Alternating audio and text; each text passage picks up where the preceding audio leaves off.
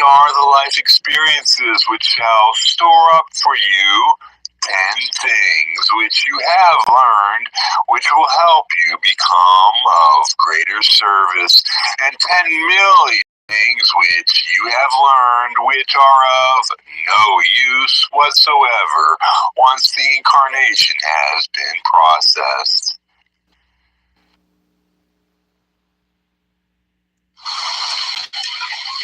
Quo, is there any advice that you can offer to help guide the more traditional view of UFOs in terms of the academic institutions and how we as a society can sort of orient ourselves to the difference between positive and negative appearances of UFOs and how we conceive of them? We are those of Quo and have received and appreciate this far-reaching and multifaceted query, which on our own level, even outside of channeling, challenges us in terms of how best to approach and relate to and serve your people. As your peoples are a highly volatile one, it is quite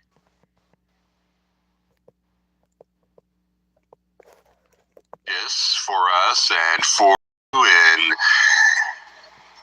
eliciting a greater awakening to love and to the power of non-judgmental acceptance. That is the key to working together, that you may, in a society, participate more directly and consciously in the universe, in your neighborhood, with and among other sources of intelligence, that you may finally breach your isolation. It is difficult for us, and made all the more challenging that, as you know, we too have a loyal opposition who, for every act we seek to make, seeks themselves a counteraction. Their objectives being to weld and preserve power where it can be exercised by those of the elite, to reduce transparency, to sow seeds of that confusion that blends with fear and paranoia, such that power used in the dominating sense can be exercised. Those of our negative brethren have quite a fertile field within which to exercise their mechanisms in this regard, as your governmental powers, corporate and military authorities have worked to keep such understandings undisclosed to your peoples, creating an ambience of misinformation, disinformation, and true information that becomes very difficult for your discerning minds to navigate through and to know into which category or categories any particular piece of data may fall. It is a fraught landscape for both, or rather all parties, those of your world and those of the higher densities, both positive and negative. That which the positive polarity seeks to break, to use your terms, is that which keeps the self enslaved to concepts and limited ideas about who and what the individual self is, and who and what the societal self is. If those of the positive polarity are to break, it is in service to healing. It is to break those shackles clasped tightly around the wrist or the ankles, or the blinders which the self has placed over the self size. Breaking is not sought to sow chaos or create greater harm or disintegration such that your peoples lose their capacity for coherency and coherent collective action. Nor at the same time do we necessarily seek to treat your world as fragile. We seek the least interference possible with those of your people that we may safeguard the free will of all involved, that we may not artificially, so to speak, influence the evolution of your peoples and the choices that only your peoples can make. We attempt to operate only within the bounds of the sanction offered by the request for service, which may be articulated by a need, by an awareness, by a broadening of understanding that opens the door for our operation.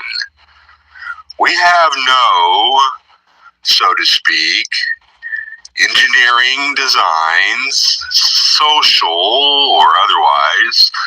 We have only ourselves to offer, our information, our services, our energies. We have attempted and will continue to attempt offering ourselves in service in this regard, when, if, and how such service is accepted will, of its own, by the nature of such dynamics, create ripples and have consequences for that which, as is true in any evolutionary sense, accepts or resists a new reality. Open-mindedness has not always been the hallmark of your peoples or your institutions. Though you grow ever forward in that journey, many are also the regressive energies very much active and alive upon your world, which would move in the other direction, closing down and building the walls higher.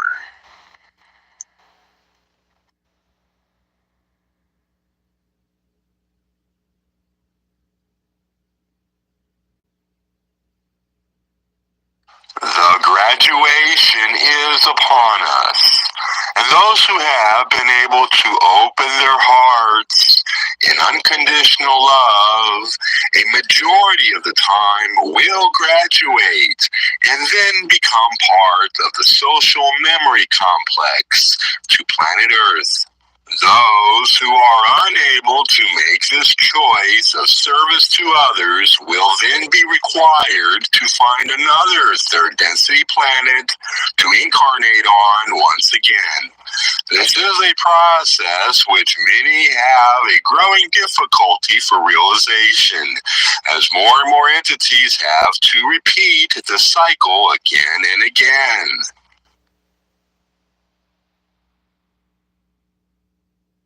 Blessings, my sisters and brothers.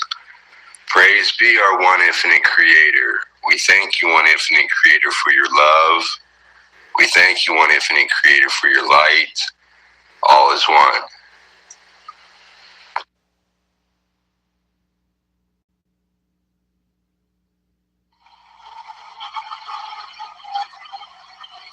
Welcome to the Law of One. Today's question: is it better, or shall I say, does it produce more usable results in meditation to leave the mind, shall I say, as blank as possible? Let it run down, so to speak. Or is it's better to focus in meditation on some object or something for concentration.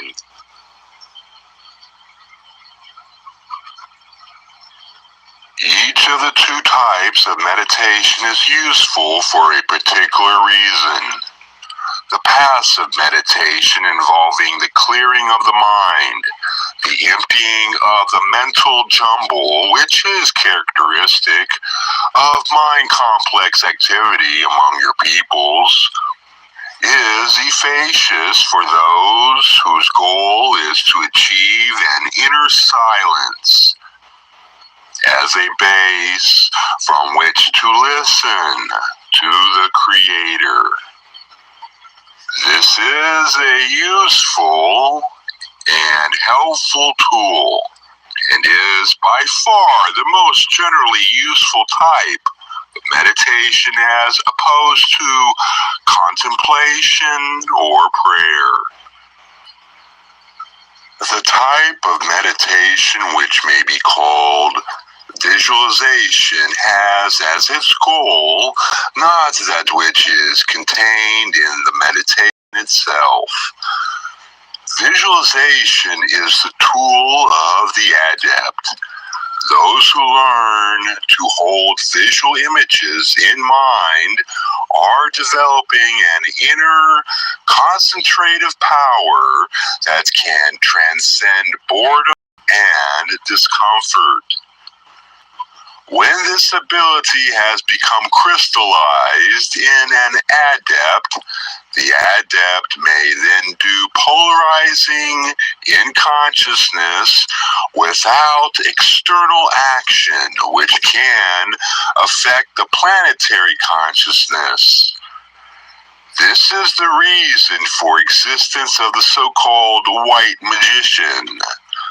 Only those wishing to pursue the conscious raising of planetary vibration will find visualization to be a particularly satisfying type of meditation. Contemplation. Contemplation, or the consideration in a meditative state of an inspiring image or text, is extremely useful also among your peoples, and the facility of will called praying is also of a potentially helpful nature. Whether it is indeed an helpful activity depends quite totally upon the intentions and objects of the one who prays.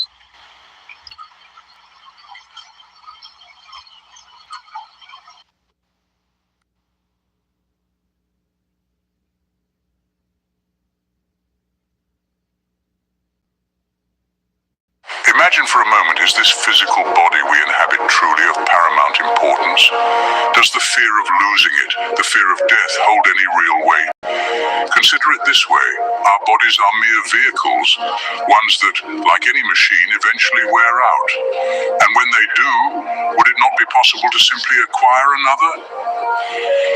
To understand this, let us delve into a tale as old as time itself, the concept of reincarnation and the cycle of life and death.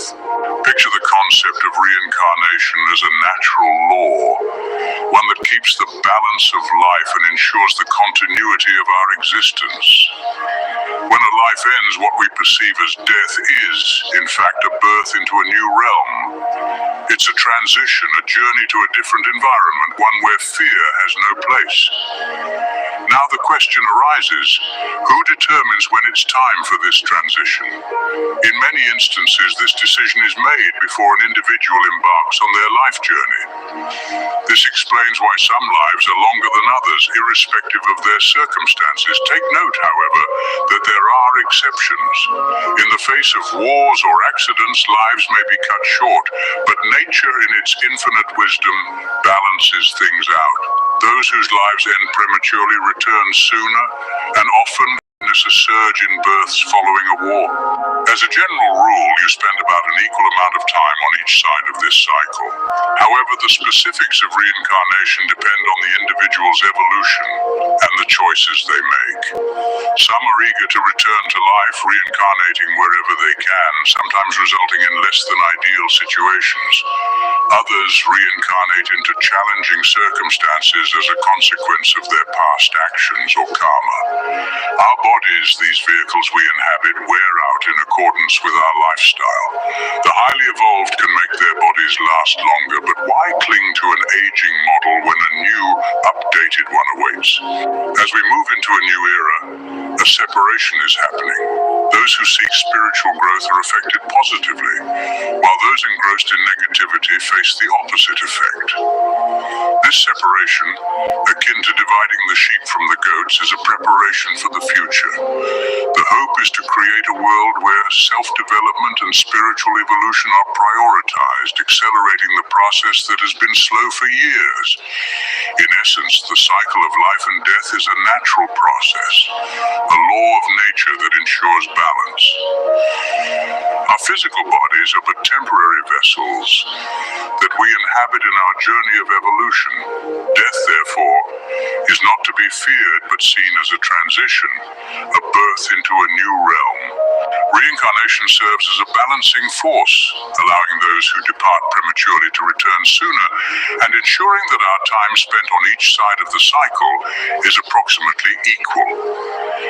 It's influenced by our personal evolution and the choices we make, and it provides the opportunity to inhabit new, updated models of bodies as we time of preparation, a time to strive for self-development and accelerated spiritual evolution. It's a time to embrace the cycle of life and death, and to understand that our physical bodies are merely vehicles in this journey. And so we see that the fear of death, the fear of losing our physical bodies, is unfounded. For in death we find rebirth, and in rebirth we find the continuation of our journey. What if the future of mankind and the planet Earth was not a dystopian, post-apocalyptic landscape, but a new heaven and a new Earth?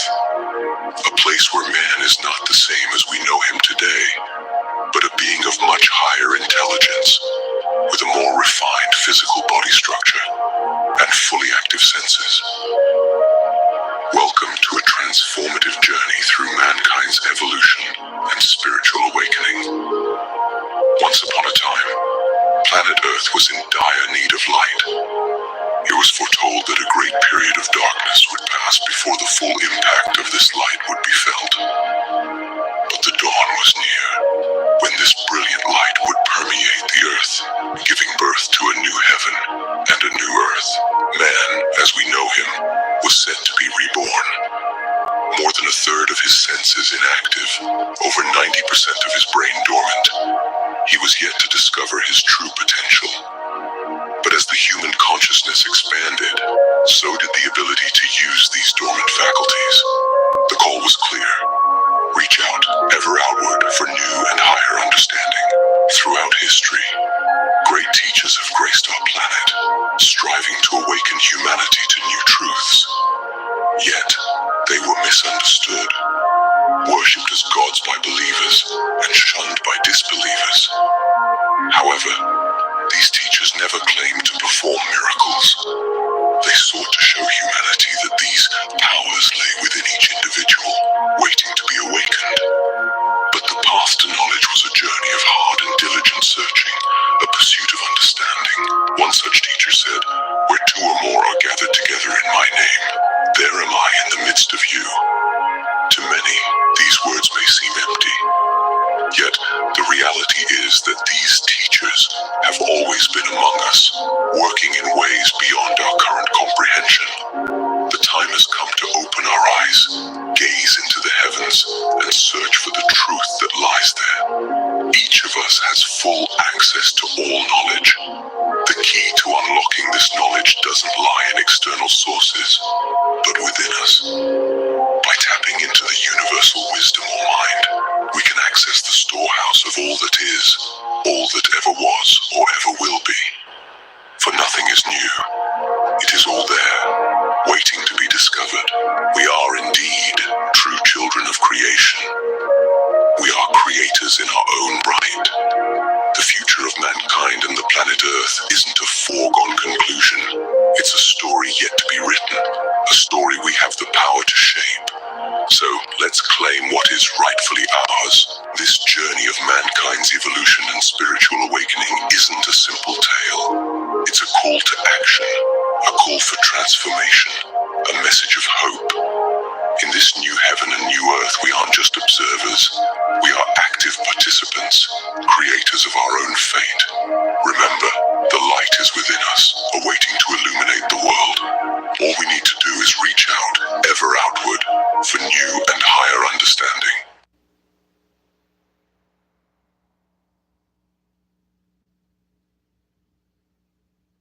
Have you ever paused to consider what the soul truly desires, what talents it carries, waiting to be expressed and experienced? This is a journey of exploration, a quest for understanding, and a search for authenticity.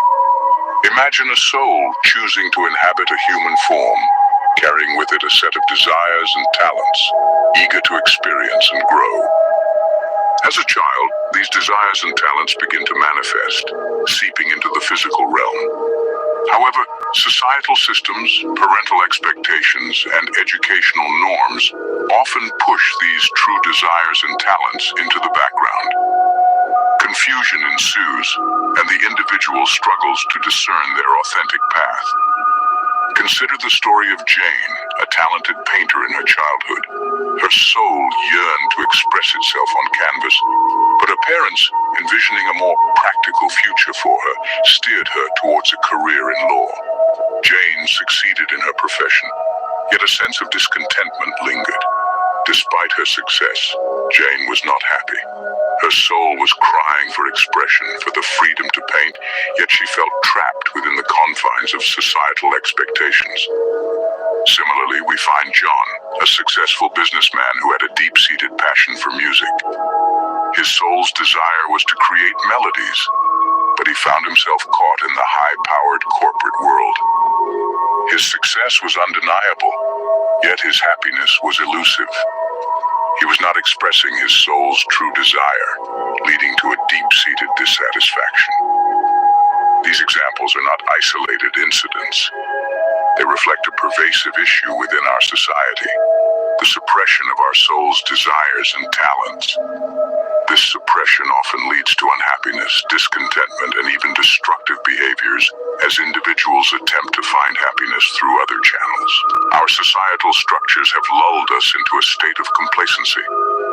We've been taught to accept the words of certain individuals, leaders, and authorities without question. This has built walls within our consciousness, walls that often carry over from one incarnation to another, becoming higher and more impenetrable with each passing life. However, the key to breaking these walls lies within each individual. It is through the recognition and understanding of our soul's true desires and talents that we can begin to express and experience them, leading to a more harmonious and fulfilling life. In summary, understanding and expressing our soul's desires and talents is of paramount importance. It's not merely about achieving societal success or meeting external expectations. It's about authenticity, about expressing our true selves, and about realizing that the only authority we will ever find lies within us. It's about breaking down the walls within our consciousness and allowing our souls to express freely. It's about living a life of fulfillment, happiness, and harmony. Remember, your soul carries a unique set of desires and talents. Don't let them be suppressed or forgotten. Instead, embrace them, express them, and experience the growth and fulfillment that comes with living authentically.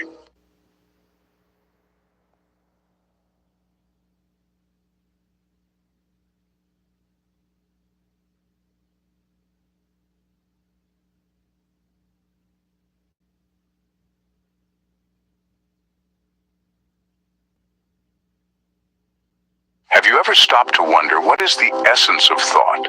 Have you ever pondered on the concept of original thought? Where do our thoughts originate from, and what makes them unique or common? But before we delve deeper into this labyrinth of thoughts, take a moment to consider this. What if you are not just a physical entity in a material universe, but an embodiment of thought itself? What if you are dancing in a cosmic ballroom where there is no material, but only thoughts? Imagine for a moment your body, your mind, and your spirit moving in somewhat eccentric patterns, like a dancer on the cosmic stage. Why? Because you have not completely grasped the concept that you are part of the original thought. So, what is this original thought? It's a concept that transcends the limitations of time, space, and physicality. It's the idea that all things are one, that there is no polarity, no right or wrong, no disharmony, but only identity. It's the notion that all of existence, all of life, all of creation is part of one original thought. This concept can be likened to the law of one, which states that all things are one and that one is love, light, love, the infinite creator. This suggests that all things, all life, all of creation is part of one original thought. It's a profound statement, one that has been echoed by the Confederation of Planets in the service of the infinite creator, which also maintains that all of creation is part of one original thought. In essence, the concept of original thought challenges our traditional understanding of the universe and our place within it. It encourages us to view ourselves not just as physical beings in a tangible world, but as thoughts dancing in a cosmic ballroom. It propels us to see beyond the material, beyond the tangible, and to consider the possibility that we are part of a grand cosmic thought. To summarize, today we have explored the concept of original thought and how it suggests that all things, all life, all of creation is part of one original thought. We have considered the possibility that we are not just physical beings, but thoughts dancing in a cosmic ballroom. We have pondered on the law of one and how it aligns with the concept of original thought. As you go about your day, remember, you are more than a material entity. You are part of a thought. You are part of the original thought. And in every thought you think lies the potential for creation, for love, and for service freely given. So, continue to dance, my friends, for you are part of the cosmic ballet of thoughts.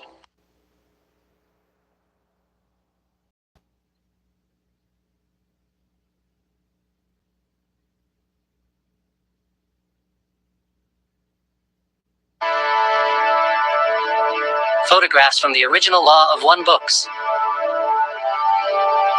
When Don, Carla, and I were having these sessions with Ra back in the early 80s, we knew that we were living the best days of our lives. We knew that this work was the primary reason that we were on this earth. We could hardly believe our good luck to be involved with extraterrestrial entities who spoke so eloquently, so precisely, and so profoundly about the nature of creation, how we all evolve through it, the meaning of life, and how love, light, and unity are the basic building blocks of all things. Quite simply, Ra spoke the language of our hearts and our souls, and we vibrated in harmony with everything that they had to say. Over the years, we have found that there is a small community of seekers of truth who also have this powerful sympathetic vibration with Ra's information. If you are one of these people, welcome to our family. Even if we never meet, it's good to know that you are here.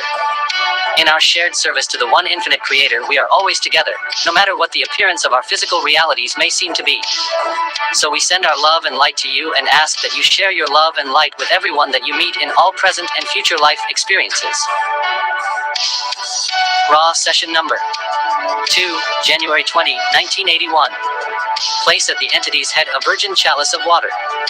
Place to the center the book most closely aligned with the instrument's mental distortions, which are allied most closely with the law of one. That being the Bible that she touches most frequently. To the other side of the Bible, place a small amount of sense, or incense, in a virgin censer. To the rear of the book symbolizing one, open to the Gospel of John, chapter 1, place a white candle. Jim and Carla prepare for the meditation that always precedes a Ra session. Carla. Photo taken after Ra session number 92, July 8, 1982. We hook up 3 tape recorder microphones just below her chin so that we don't miss any of the session. If tape recorder 1 or 2 malfunctions, which has happened, the proper alignment is with the head pointed 20 degrees north by northeast. This is the direction from which the newer or new age distortions of love, light, which are less distorted, are emanating, and this instrument will find comfort therein. The instrument would be strengthened by the wearing of a white robe. The instrument shall be covered and prone, the eyes covered. We averaged about 1 session every week or 10 days now, which allows us to prepare for each session with the greater degree of care that seems to be required as sessions accumulate. A great deal of thought goes into the questions which Don asks during each session. Each of us contributes ideas. But the great bulk of the line of questioning is accomplished by Don, who is the questioner, since he has years of experience in investigating the UFO contactee phenomenon necessary to develop the intellectual foundation which is required in any attempt to fit the diverse pieces of this puzzle together. Don lights the candle and incense. He and I walk the circle of one around Carla and repeat the words which begin each contact. At some point after that, Carla departs her physical body, and Ra then uses it to make the words which form the responses to Don's questions. I meditate and send light to Carla for the duration of the session, only taking time out to flip the tapes over as they finish each side.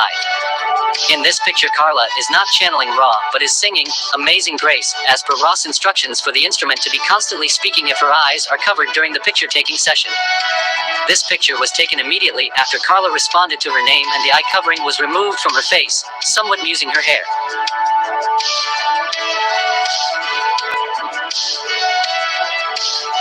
Carla, her glow subdued by significant fatigue, sits beside the driveway of our house with our flower garden and kitchen windows behind her.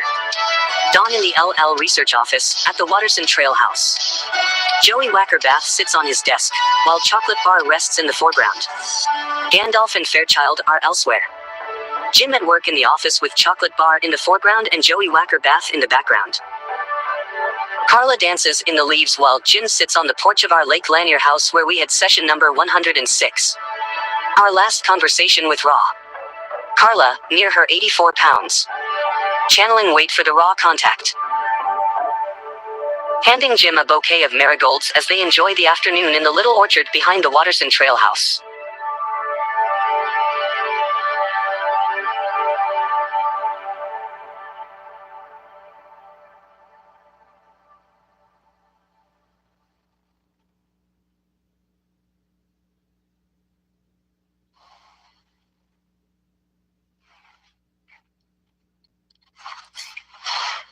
Blessings in the love and in the light of our infinite creator. I am Robert, humble messenger. Such a privilege to speak with you, my sisters and brothers. Welcome to the Law of One. As you continually offer yourselves as instruments of the Creator's love and peace, you shall find great aid in several things. Firstly, you shall find enormous help in entering the silence. The tremendous learning and new awareness with which this time is so rich. To those who have ears to hear and hearts to understand, offer you many gifts. Indeed, too many gifts for you to assimilate without moving into the silence and letting these new learnings and awarenesses be seated and integrated into your deep mind and into the basic balances of your energy body. Just as sleep offers rest to the physical body, that it may reset its systems, cleanse toxins from the body, and restore the body to the balance, which is its best balance for continued life and growth. Just so, entering the silence gives your metaphysical body, the energy body, the time of rest and recuperation that it needs from the hustle and bustle of incoming catalysts and hard-won victories. It allows new learnings to be seated in the subconscious mind. It allows new balances to be confirmed and implemented. It cleanses the toxins of fear, self-doubt, and low self-worth from the system. And it resets the system at its best tuning.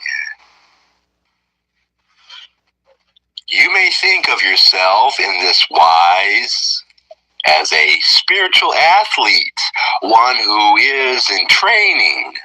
Entering the silence is the equivalent of exercise.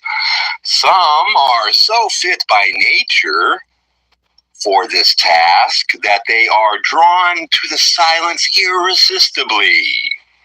And for those, we have few words.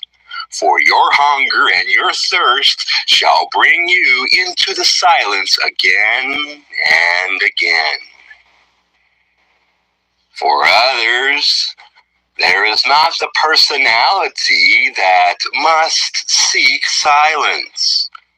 There is rather the sturdiness within physical life, which enables the energy body to flow from good work to good work, from doing to doing to doing again, without a conscious awareness that there is a need to let it all go, to empty the hands that may be grasping the highest of ideals, but perhaps holding them too tightly. And to those, we would encourage blind faith and the movement into silence, regardless of the feelings of rightness. Silence is a habit like any other. If you have not previously been to your self-perceived awareness successful at entering the silence, we would ask you to try again. Not from the standpoint of doing something well, but from the standpoint of doing it at all. Do not be attached to an outcome. Simply stop talking. Stop thinking.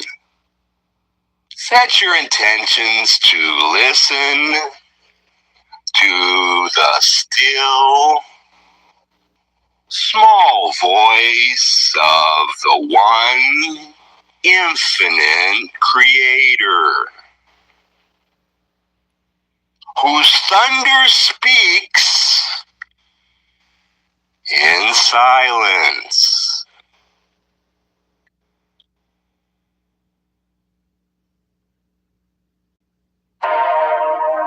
We have called ourselves brothers and sisters of sorrow because we are the brothers and sisters of the unremitting sorrow earth. And why do we describe it as sorrow, my friends? It is due to the increasing heartfelt suffering and woe experienced by those who have attempted repeatedly, over and over, to awaken within the dream of incarnation, to remember who they are and why they are here, and to take hold of their intention to become fully conscious and awakened creatures of love. The yearning has not died at all among your peoples. It cries out in its yearning to be a part of the awakening to love that the very planet under your feet is experiencing.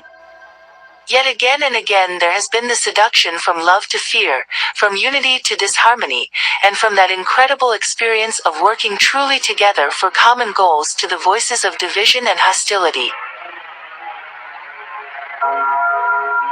You have, in fact, through repeated exercises which have ended in empire, warfare, and division, been trammeled and beaten down by those which have seized power and leadership upon your sphere to the point where your entire planetary sphere has been placed out of the normal stream of time/space and space/time onto what this instrument calls a time lateral. It is a kind of shunt where a train can move away from the main track until it is repaired. Your planet, in short, short, is undergoing repair, and this not simply from one or two repetitions of empire, but from, let us say, at least half a dozen majestic and substantial experiments in empire. Again and again those entities within your population who are inspired by the one infinite creator have called the people of this planet to the reality of your unity as humankind, to their planetary responsibility, each for the other, in love. These clarion calls to ethics, virtue, and the higher morality have been heard, and many are those who have been inspired to seek the one creator and service to that creator. Yet again and again the forces of fear have seduced entities enough away from the hewing to the light that the light has been unable to establish the kind of energy within your planetary sphere which would begin to accumulate mass of a spiritual kind, of gravity of, again, a spiritual kind or metaphysical kind. At this point, the time allotted for such a time lateral is through within the next very few years. The opportunity for graduation to be a part of fourth density, positive Gaia shall be over. We rejoice to say that this final effort of those who are ruled by fear and who wish to create what this instrument would call Armageddon has failed. This time, although the vast majority upon the surface of your planet are deeply confused, they are not fooled any longer. They do not believe any longer in the truth of those who speak of division, hostility, control of resources, and the advantages of war. These forces are certainly disorganized and puzzled. However, on a planetary level, at the level of the heart, there begins to arise, as this group was speaking of earlier, a feeling that is growing throughout all of the continents and all of the populations of your Earth. There is a growing knowledge that humankind is truly one. There is a growing awareness among ordinary, everyday people that the leaders that have been given power have misused it and are not to be trusted. This basic breakthrough is recent and is indeed a product of many groups such as this one which have attempted to speak their truth with power throughout the last 40 to 50 of your years. Great waves of entities have come among you and have begun to remember who they are. They have shared humor, art, stories, and songs. They have lived lives that have inspired many. They have loved in ways that are as individual points of light that have begun to anchor, in a very real way, fourth density values even in the apparently hostile fields of your civilizations. We are as those who represent your ties with the larger family of the creation of the Creator. We have an energy that this instrument would perceive as feminine. The balancing energy that is critical at this time in anchoring the love and the light of the one Creator for this passage for Gaia is the goddess energy, shall we say. We attempt not to use words that have emotional overtones. It is very difficult to find a non-emotion written word for the Creator that indicates the essential balance of the feminine energy, which is the dynamic opposite of those forces which may be described by gazing at what this instrument would call the Old Testament Creator, the Yahweh or Jehovah figure from your Old Testament of your Bible. The energy of Muhammad the Prophet and the one Creator named equally energies of a masculine, towering, and authoritative nature. There was a time upon your sphere when this energy was appropriate. That time is long past. Yet those who have incarnated, from Atlantis to Babylon to Rome and so forth, have tried again and again and again to hold on to this increasingly sterile and unproductive creator energy that is what this instrument would call yang in nature, exemplifying aggression and control. Things that, in the process of evolution, have become representative of service to self rather than service to others. You may observe many figures which have attempted to express this feminine energy. The one known as Jesus, the one known as Mary, the one known as Kuan Yin, and many others have expressed that Yin creator energy which is all compassionate, all loving, and all understanding, all inclusive and without the faculty of adhering judgment. Our hope, as a confederation, then, is to rest in the love and in the light of the one infinite creator within the inner planes of this planet, which this instrument has often laughingly called the parking garage. Many of those who come from elsewhere within the creation dwell now within resting portions or parking garages of your inner planes, in the subplane which is resonant with our vibrations. We rest here with many allies, those essences of all of your densities, first, second, third and so forth, which animate and enliven your inner planes and help to create a fruitful earth plane for those within third density at this time. We are not comfortable in going into our planetary origins or those lessons which we have learned on our way to being who we are and where we are, for in many cases part of the awakening process for people such as yourselves is becoming aware of the incredible connections with a very substantial family group that takes in inner planes and outer planes and all densities of this octave in its system of family relationships, alliances, and spiritually based relationships. The interconnectedness of not only our group, but our connections with each of you cannot be overemphasized. The plight of your planet is in its lack of what this instrument would call the 100th monkey effect, up until this moment in time. There are a very few of your entities which have successfully moved through the process of choice and have chosen polarity. A very few of these entities will graduate fourth density negative, that is service to self. There is a larger, but still quite small group in relationship to the total population of your planet which has awakened and, by making the choices that they have made, become very viable candidates for graduation into fourth density, positive Earth in service to others. They will continue as pioneers of fourth density here on Earth. Those two populations have succeeded or potentially are on the point of succeeding, as they naturally pass through the gates into larger life and go through the graduation process. Is, however, an enormous number of entities who have been unable, so far, fully to awaken to who they are or why they are here.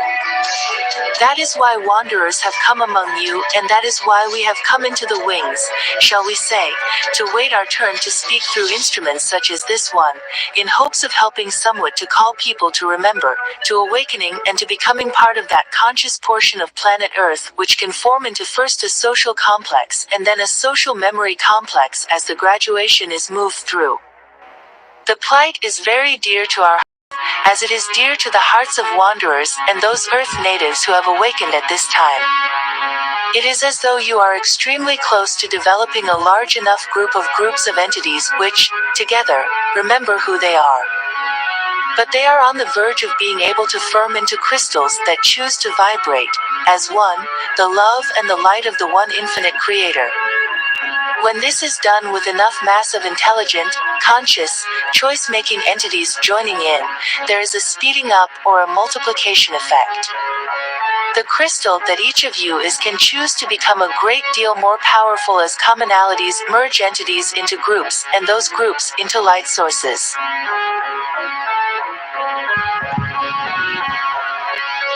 The great challenge, then, is to be a force in helping people to wake up without in any way infringing upon their free will. The choice to leave the precincts of fear and to step forward boldly into the unknown territory of unconditional love, release and embrace of all entities, is formidable. The habit of doing so is not there. If you succeed and we succeed in creating that 100th monkey effect, there is the opportunity in these next few years of awakening a larger number of your peoples to their possibilities and of bringing people fairly rapidly into a state where they are able to graduate. It is a possibility that has a probability vortex. All of you and all of those who are awakening at this time have a tremendous potential to change the face of your planet and to help many, many entities to take hold of who they truly are. We can only say with great humility that we are very glad to be a part of this effort, and we thank each of you who has dedicated the life experience to the awakening of Earth and its peoples. truly does begin with each of you, and this is a time when a relatively small number of entities can make a pivotal difference in the harvest. It is the heart of our message to all, and that is that the work that you came here to do is work upon yourself. You are an individual. You are a member of the group of Rangers. You are a member as a human and as the creator. All of these aspects of yourself are equally true. The aspect upon which you consciously can do work is the individual aspect. We would encourage you, therefore, to work within yourself, bringing yourself each day and each moment to the most sharp focus you can, to the highest tuning that you can carry in a stable and conscious manner, to the highest picture of dedication and service that you are comfortably able to achieve. You cannot know, nor does it matter, that you are, at the same time as you work on yourself, working on your group, the Rangers, working on your tribe of humankind and working as the Creator. It is not necessary that you see into these deeper and wider parts of yourself. It is important simply to keep the focus of consciousness bright so that you are a candle.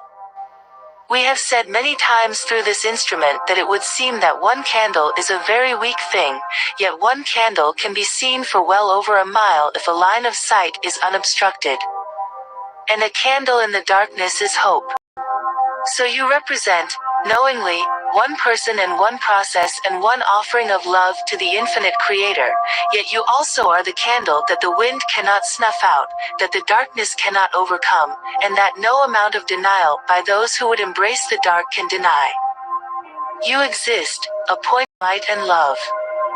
Simply know that as you do your work, as you breath in love and breath it out again, consciously blessing that energy as it moves through you, you are affecting your group, your tribe, and the Creator itself. We encourage each of you to be fearless in seeking the truth, in seeking the heart of yourself, in seeking the one Creator. We greatly encourage you at this time to bloom as the true flowers of your people that you are.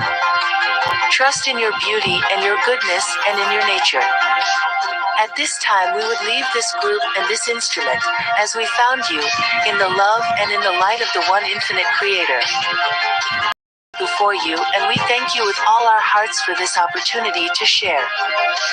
We are known to you as the Principle of Quo. Adonai.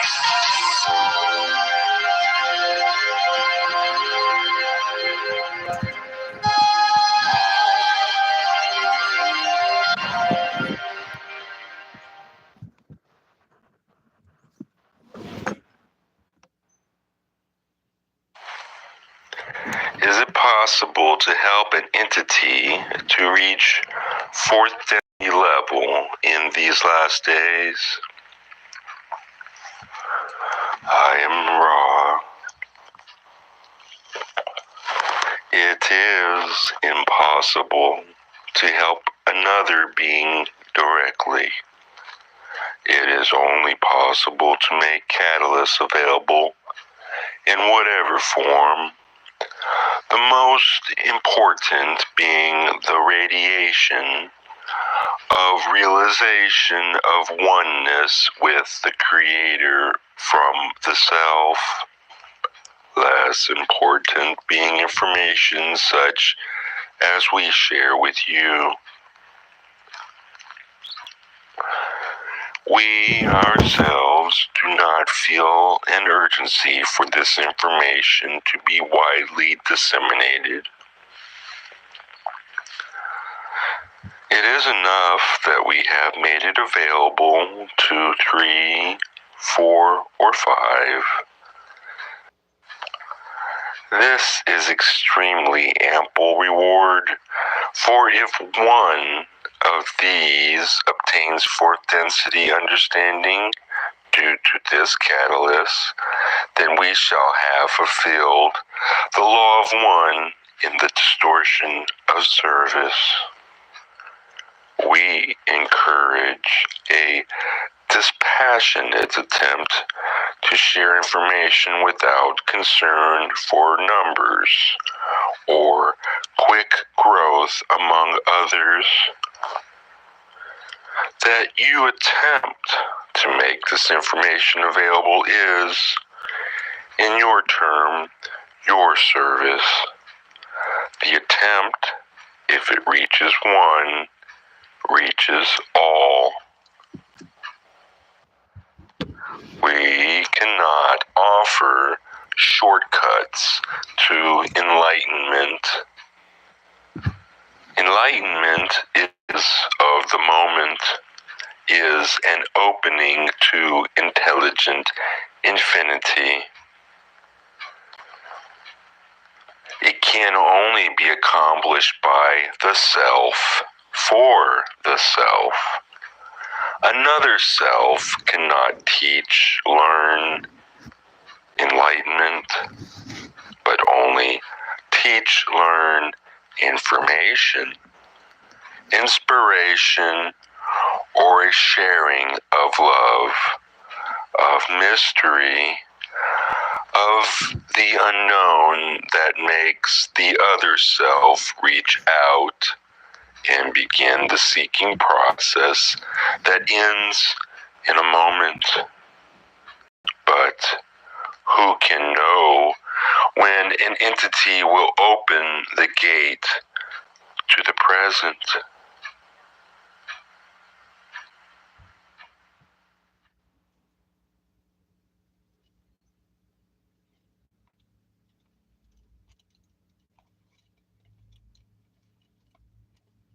When one looks at the history of UFOlogy and the studies and reports of UFOs, particularly older reports such as from the time before the invention of the atom bomb, the appearance of flying objects in the sky often differ from our current sort of SCIFI-like technology and visual representation of UFOs.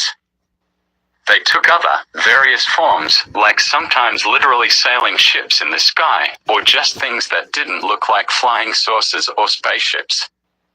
Can you explain why this shift has happened and why we see more technologically based flying objects in the sky versus what was previously perceived and accounted for in folklore or historical religious accounts? And how is this sort of shift related to our spiritual progress as a society?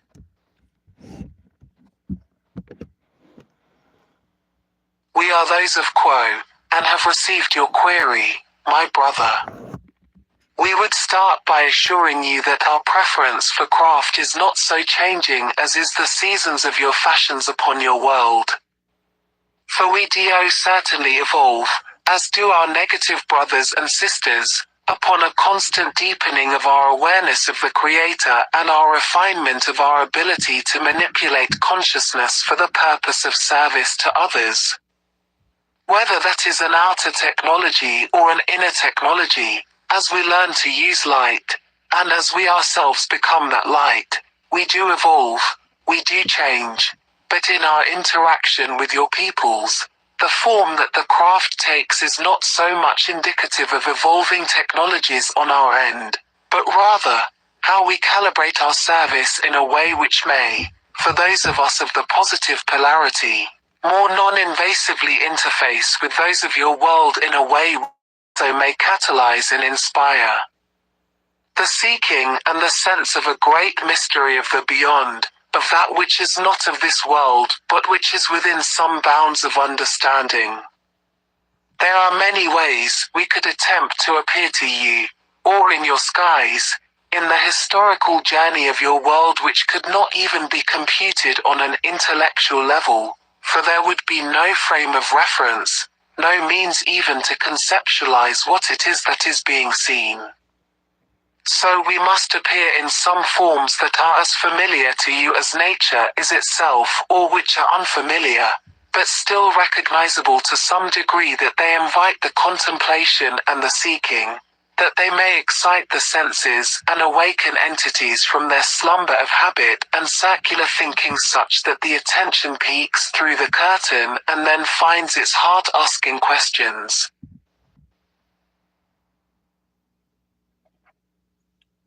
If one seeker wishes to take into contemplation the evolving nature of these shapes, which we would remind those receiving our words that many such shapes are not those of the Confederation, but are of other both terrestrial and non-terrestrial sources, as we prefer the least invasive route possible and often seek to operate through other means, such as channeling or the dreams, the seeker may fruitfully consider, just as they would with any marker of change, what it reflects back about the nature of the individual and the collective consciousness. Does this change in craft indicate a greater openness or a greater closedness to this phenomenon? Do these craft indicate an increase in the sophistication of the thinking of your peoples? We would, as in the case of the team, ask the subject what comes up for them. What other feeling tones? What thoughts arise? As they contemplate the role and appearance and impact of these things which seem to appear in your world, what opportunities for a service do such phenomena open? What implications does it have for the societal worldview, neurosciences, philosophies, religions, etc.? What might be learned or understood in some aspects of how, whom and to where such things manifest? Just as is the natural world around you, so too is the world beyond the second and third density, or beyond your space-time, offering always reflections and clues and messages about the nature of reality, about its boundaries and what lies beyond.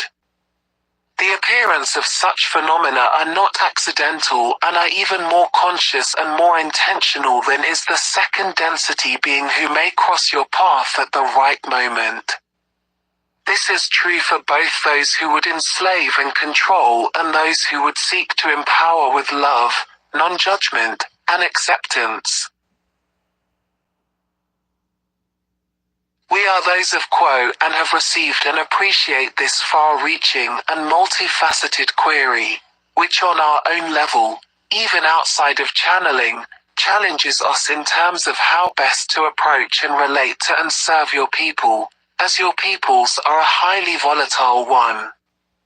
It is quite difficult to predict what mode of service would be most efficacious for us and for you in eliciting a greater awakening to love and to the powers of non-judgmental acceptance that is the key to working together, that you may, as a society, participate more directly and consciously in the universe, in your neighborhood, with and among other sources of intelligence, that you may finally breach your isolation. It is difficult for us, and made all the more challenging that, as you know, we too have a loyal opposition who, for every act we seek to make, seeks themselves a counter-action, their objectives being to wield and preserve power where it can be exercised by those of the elite to reduce transparency, to sow seeds of that confusion that blends with fear and paranoia such that power used in the dominating sense can be exercised. Those of our negative brethren have quite a fertile field within which to exercise their machinations in this regard, as your governmental powers, corporate, and military authorities have worked to keep such understandings undisclosed to your peoples, creating an ambience of misinformation, disinformation, and true information that becomes very difficult for your discerning minds to navigate through, and to know into which category or categories any particular piece of data may fall. It is a fraught landscape for both, or rather all parties, those of your world and those of the higher densities, both positive and negative. That which the positive polarity seeks to break, to use your term, is that which keeps the self enslaved to concepts and limited ideas about who and what the individual self is, and who and what the societal self is. If those of the positive polarity are to break, it is in service to healing. It is to break those shackles clasped tightly around the wrist or the ankles, or the blinders which the self has placed over the self-size.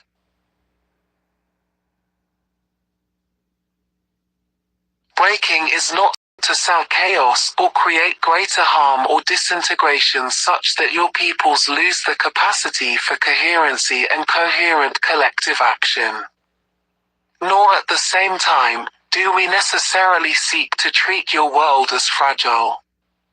We seek the least interference possible with those of your people that we may safeguard the free will of all involved, that we may not artificially, so to speak, influence the evolution of your peoples and the choices that only your peoples can make. We attempt to operate only within the bounds of the sanction offered by the service, which may be articulated by a need, by an awareness, by a broadening of understanding that opens the door for our operation. We have no, so to speak, engineering designs, social or otherwise. We have only ourselves to offer, our information, our service, our energies. We have attempted and will continue to attempt offering ourselves in service in this regard.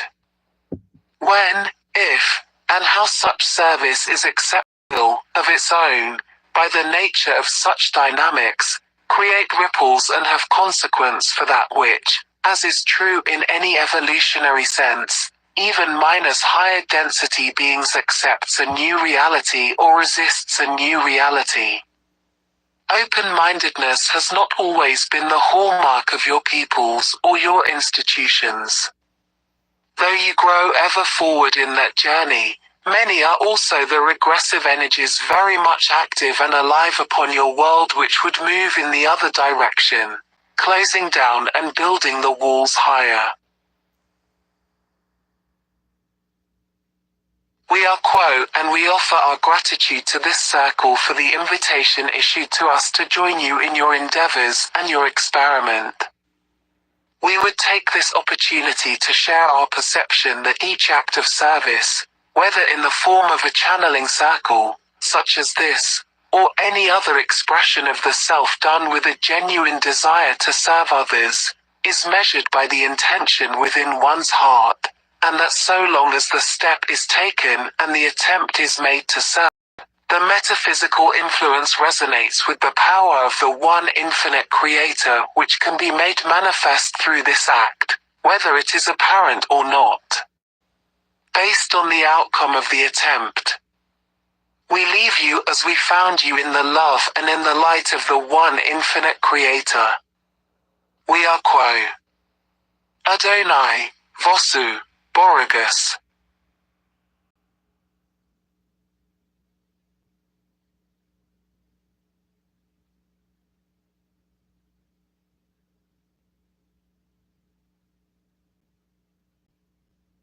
Have you ever pondered the power of a single thought? How it can ripple outwards, shaping not just our personal experience, but the fabric of reality itself? In the grand tapestry of existence, there was a beginning, a moment when the Creator breathed life into the human race. Endowed with immense power, these early beings sought to express, to create, to experience. And they did so through the vehicle of thought. Just as they were birthed from the Creator's consciousness, they extended their own consciousness across the vast realms of life. Each thought a brushstroke on the canvas of reality, each experience a vibrant hue in the spectrum of existence. Of thought and experience has been weaving through the eons, finding form in different levels of life, seeking wisdom and understanding. And once these are attained, like a homing pigeon, thought returns to its source, to the Creator. But not all thoughts find their way easily. Some get lost, tangled in the complexities of existence. Yet other parts of their consciousness persistently reach out, lending a helping hand to their astray counterparts. Thought is the lifeblood of creation. The Creator manifested everything through thought. Thoughts from the Creator are the creation. So what are you but a thought of the Creator? A slice of divine consciousness, given the power to create through thought. Your thoughts paint the world around you. They are the architects of your reality. As you think, so the world. If you perceive goodness and perfection, then that is the truth of your creation. If you do not, then your creation does not align with the reality you perceive. The essence of creation in its primal form is good and perfect. This truth can serve as a compass guiding you in your daily life. Yes, it requires contemplation, but the insights gained will be more than worth it.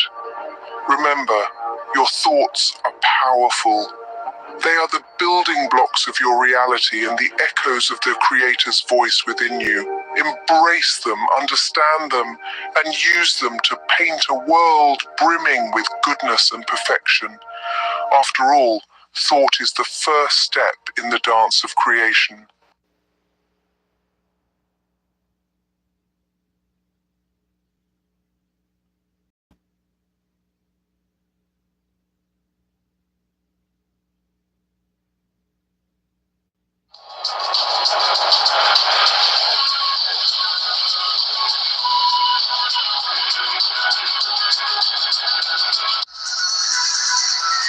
Greetings in the love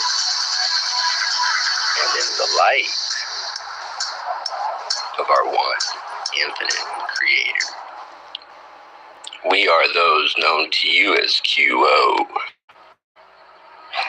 This day we share our opinions on how awakening entities are coming to experience a universe in which time and space have given way to infinity and eternity.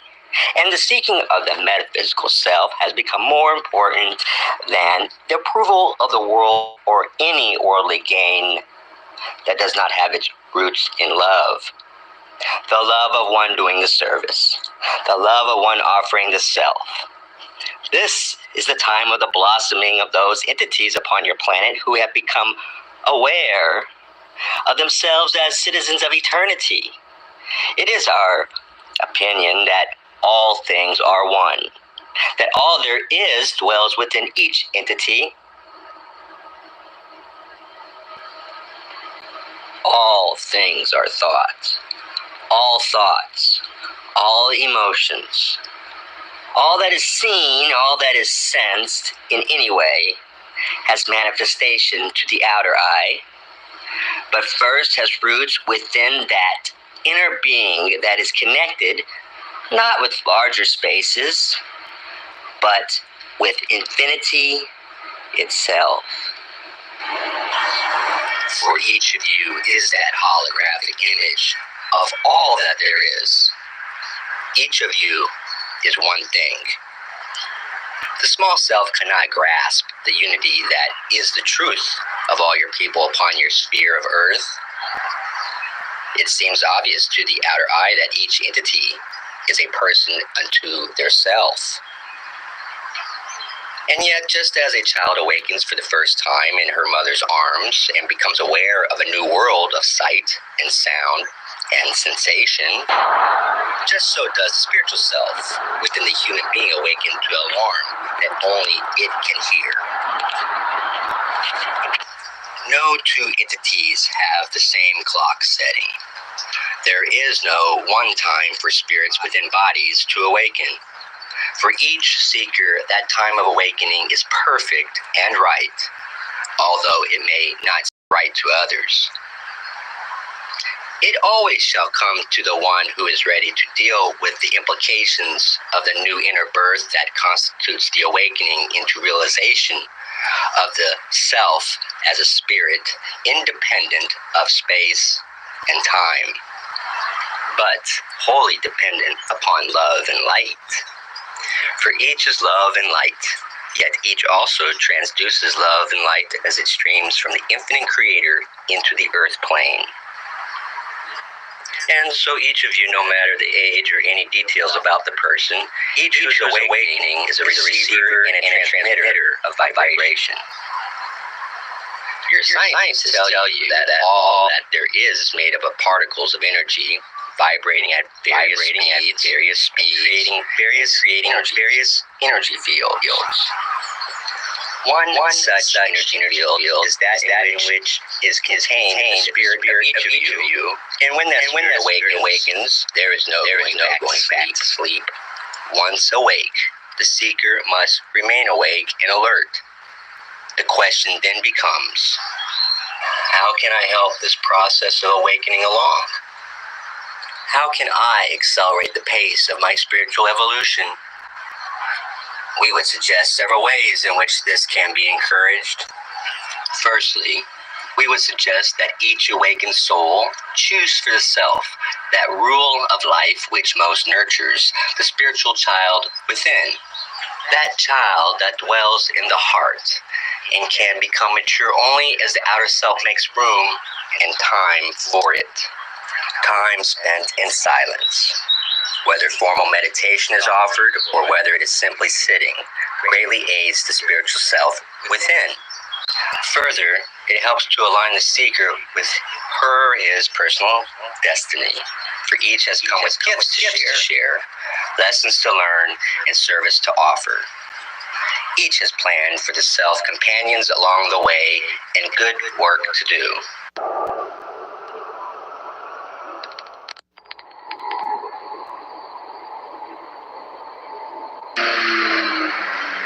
And each has hoped that within the veiled conditions of the physical illusion that constitutes consensus reality upon your planet, the awakening would occur and the choices would begin to be made, which would more and more allow the spiritual self within to mature. Meditation is not the only technique or method whereby one may encourage one's own spiritual evolution. Certainly, reading and listening to inspirational material is helpful. Certainly, the attempts to offer service to others always creates a more spacious environment for spiritual self to grow in. More helpful, however, than any of these practices is the persistent focus upon the mental and emotional awareness of the nature of the self within incarnation upon planet Earth. For as we said, each of you is as the radio, receiving and transmitting vibratory energy as good feelings, as good words, as good deeds. All of these are equal in the world of metaphysics, for thoughts are metaphysical things and have shaped and substance and reality in the world of spirit. That is why the intentions, the desires, and the prayers of the seeker are so important.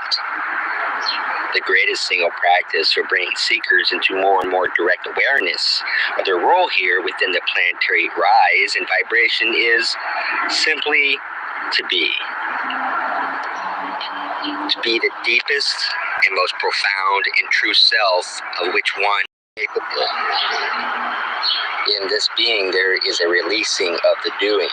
For, metaphysically speaking, it is not these, but rather being and essence, which are the gifts that we have to give each other.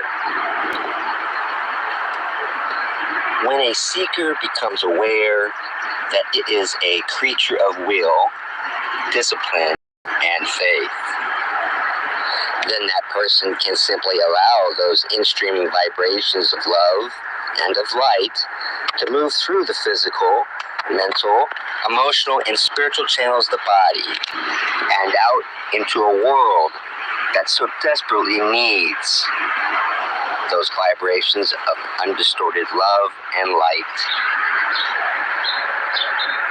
Each seeker is here to become a direct co-creator by allowing that which is the Logos, that one great original thought, to be us and to move through us and out into the earth plane.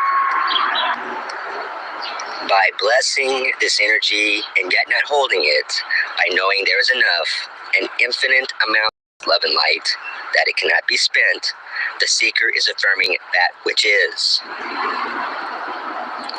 We wish each entity those delights of travel, those mountaintop experiences, those great and profound realizations that come.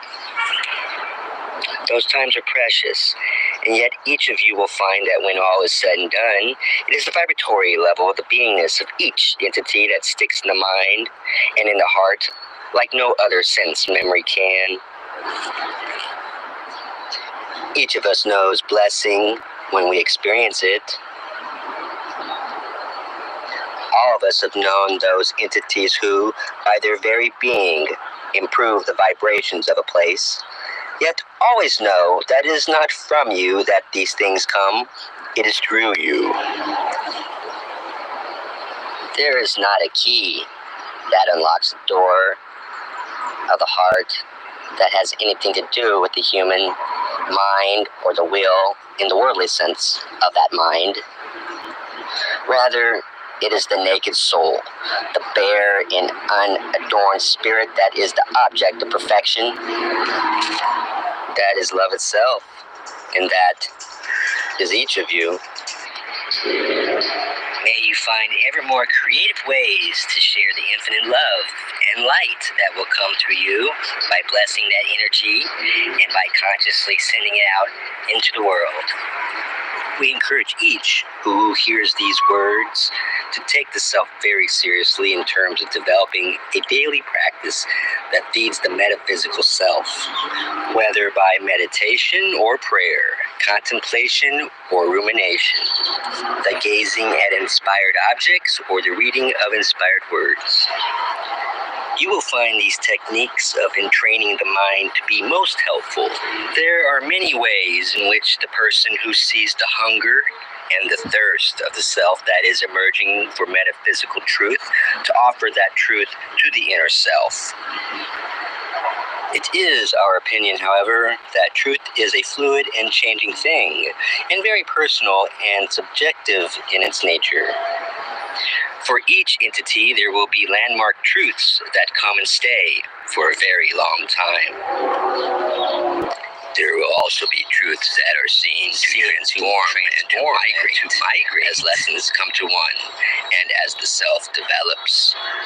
We encourage each of you to trust in the self, to listen to those hunches and intuitions that are the only voice into the conscious mind of the deeper and larger self that exists below the threshold of consciousness. Each of you is as the fruit of the true vine. Each of you has roots in heaven. Within each of you dwells perfection, truth, and infinite love. You and none other. Spiritual maturity comes to those who seek to run straight. May you love each other regardless of what others may think, and may you bring each other home. Move slowly and thoughtfully and wait for inspiration. Maturity will come faster to those who yield their ambitions and ask, what is the Creator's will for me today? Where is the love in this moment?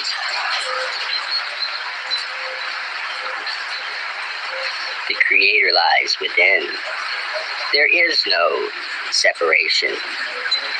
The love in this moment is you.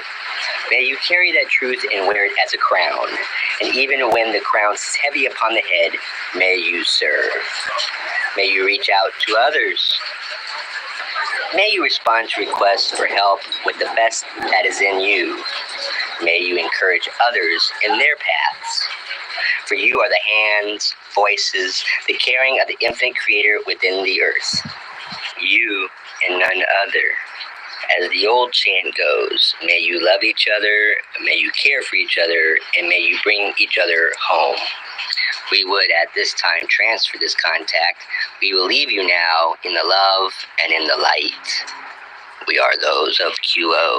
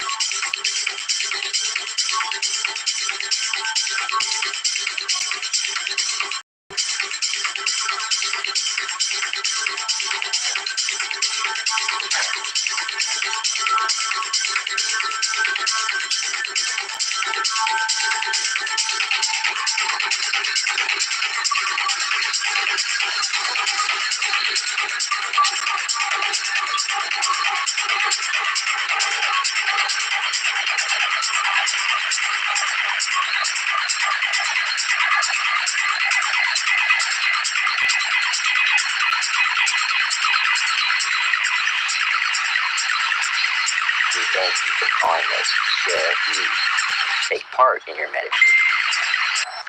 This experience is precious to us, for each of your vibrations is beautiful. And we greatly appreciate to be able to blend with that. Also, we thank you because the sharing of opinions gives us the opportunity for service to others in the way that we feel our gifts are best shared. As always, we would ask that from these thoughts, each take only that which has personal meaning, leaving the rest behind. For each seeker has excellent powers of discrimination, and we encourage their use. There is no authority greater than the authority of the inner heart and that feeling of rightness.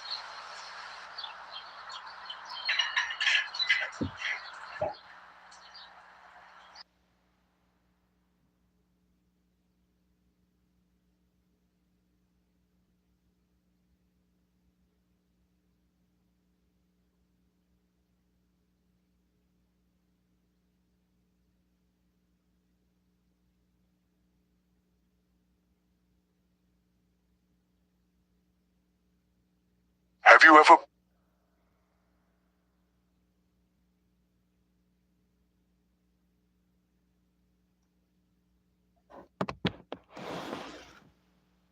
pondered on the concept of time and how it never ceases to move forward, bringing with it inevitable changes? Imagine a cycle so vast that it only repeats itself every 25,000 years. This is the sort of monumental transformation our solar system is on the brink of experiencing. Picture this: a grand cosmic wheel slowly turning, bringing us into a new era of existence. An era that will usher in profound changes not just for our planet, but for our entire solar system. An era that promises an opportunity for growth and evolution for all of civilization. Among us today are the young minds who will have the mantle passed on to them, to guide and shape this new civilization on Earth. This is no small task. It is a task that will require an abundance of wisdom, love, and knowledge. The chosen ones for this monumental task will need to prove their mettle. They must stand steadfast in their belief in justice, equality, and the spirit of service to all of mankind. The well-being of all humanity must be their guiding principle. For without true brotherly love, no civilization can hope to endure. As we move into this new corner of the cosmos, a new vibration, changes will be inevitable. Man will evolve alongside his planet and the solar system, comprehending greater things, thinking in different terms. The previously incomprehensible will soon be within our grasp. It is a time of preparation. It is a time of purification.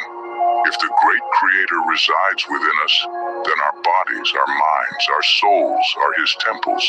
Would we not want these temples to be pristine? To keep our bodies clean inside and out and partake only in what keeps these temples pure and wholesome. The mind, too, must be pure. To comprehend the greater things, it must be free of malice, focusing only on the good, the right, the just. It must think not of self, but of the greater good. The wisdom and knowledge needed for this great task lie deep within each of us. While intellectual knowledge is important, it must not consume us. The true self cannot be discovered through the intellect. It can only be deep within, not in the teachings or books of others. The purer we become in mind and body, the deeper we can reach into the true source of all knowledge and wisdom. And when we find this, we will experience a profound sense of peace, joy, and contentment. We will achieve the great satisfaction of truly knowing ourselves. In summary, we stand on the precipice of a great change, a cycle that repeats itself every 25,000 years. It is a time for preparation and purification, a time for us to delve deep within ourselves to find the wisdom and knowledge we need for this great task. And in doing so, we will find ourselves and experience a profound sense of peace and contentment. So, as we move into this new era, let us remember the importance of brotherly love, of justice, and of service to all of mankind. For these are the principles that will guide us into this new age and help us build a civilization that will endure.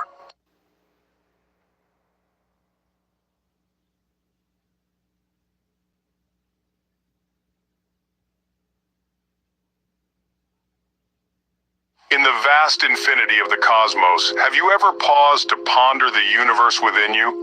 The exploration of self is a journey more profound than any physical voyage. It is a pilgrimage to the heart of your existence, a quest to discover and purify the temple within that houses the divine creator. Embarking on this sacred journey, the first step is to cleanse the body, the physical manifestation of your existence. It is the temple of the divine creator who resides within you. Would you invite a guest to a cluttered, unkempt home? The same principle applies to the body. You must nourish it with wholesome sustenance, maintain its health and vitality, to provide a worthy abode for the divine presence within. The mind, too, requires purification. To grasp the grandeur of the universe, to comprehend the mysteries of existence, the mind must foster thoughts that are pure, righteous, and just. It must transcend the confines of self and embrace a broader perspective, considering the greater good of all.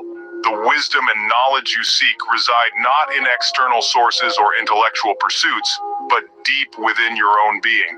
Books, teachings, and the concepts of others may provide guidance, but the true essence of understanding can only be discovered within yourself. No teacher can bestow upon you this profound wisdom. It emerges from your own introspection, your own purity of mind and body. This journey of self-discovery and purification is not a quick or easy one. It requires patience, persistence, and introspection. A wise teacher once said, "Understand and know thyself." Even after years of self-study, the answer remains the same. The journey to truly understand and know oneself spans lifetimes, an eternal pursuit of self-awareness. Yet, do not be disheartened by the length of the path. Along the journey, you will find wisdom, gain knowledge, and attain spiritual understanding. Each step, each rung of the ladder you reach will bring rewards, spurring you on to greater heights. In the grand scheme of the cosmos, the journey of self-discovery and purification may seem daunting. Yet, it is this voyage within that ultimately leads to a state of peace, joy, contentment, and the profound satisfaction of knowing that you have found yourself.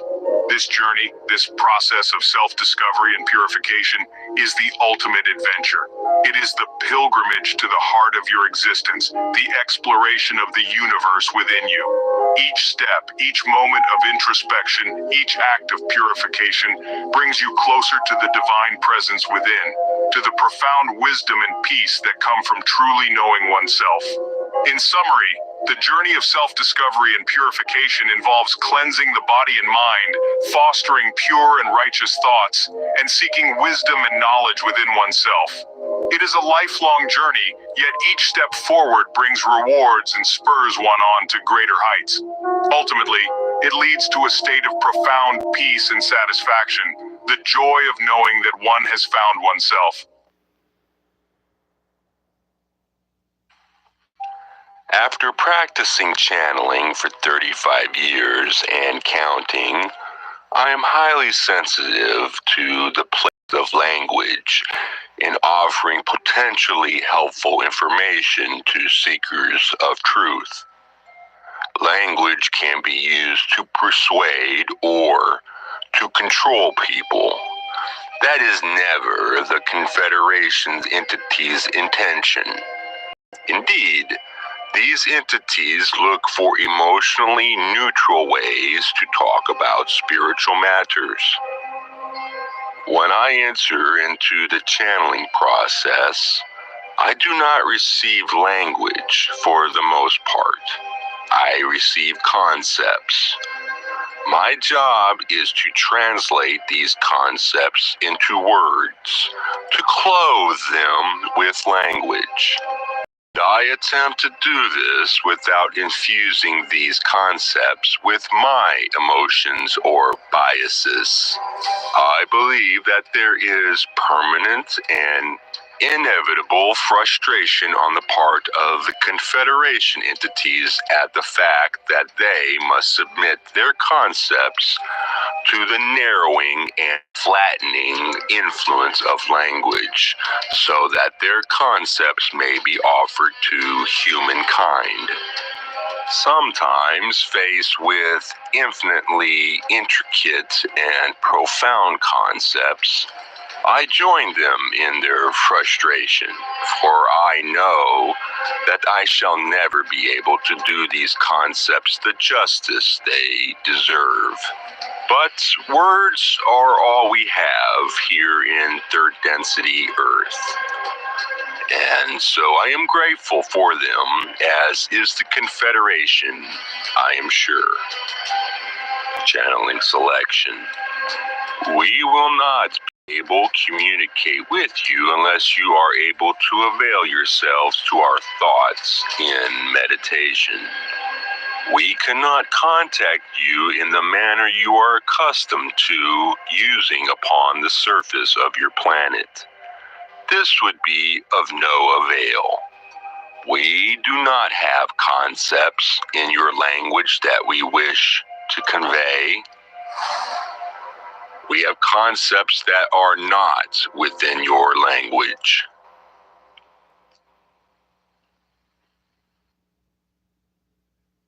Have you ever paused for a moment and pondered on the health of our planet? As we go about our daily lives beneath our feet and above our heads, the Earth is in a constant flux. The world we inhabit is a living, breathing entity, and like any living thing, it needs to maintain a balance. But what happens when that balance is disrupted? Natural disasters, as we know them, are large-scale geological or meteorological events that cause significant damage or loss of life. They can include phenomena such as earthquakes, hurricanes, tornadoes, floods, and wildfires. But have you ever stopped to consider why these events occur? They aren't random acts of chaos, but rather they are Mother Nature's way of restoring balance. We, as a species, have been taking from the Earth, depleting resources, polluting waters, and altering landscapes. In response, the planet seeks to restore equilibrium through these catastrophic events. It's a cycle as old as the Earth itself. The Earth's crust is made up of several large plates. These plates are constantly moving, albeit at a pace slower than a snail's crawl. But over time, the pressure builds, and when it's released, an earthquake occurs. Similarly, hurricanes form to distribute heat from the equator to the poles, a necessary process for our planet's temperature regulation. These natural disasters, while destructive and deadly, are also opportunities for renewal.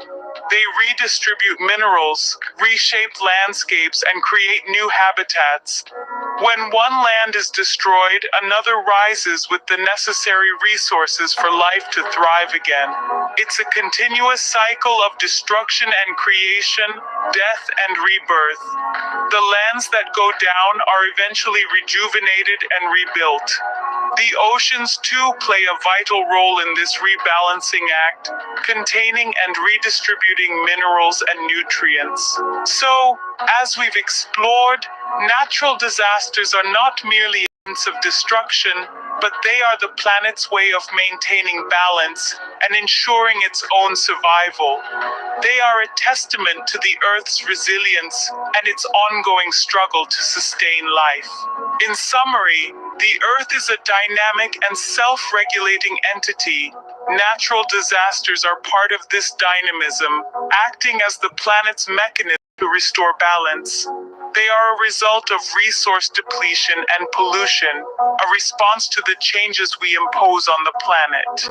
But they also represent renewal and rebirth, as new lands rise with renewed resources, ready to support life once again. It's a process of continuous transformation, a testament to the planet's resilience, and a reminder of our responsibility to care for our shared home. Remember, our actions have consequences, and the Earth responds in kind. So let us respect and care for our planet, not just for our own sake, but for the sake of life that calls Earth home.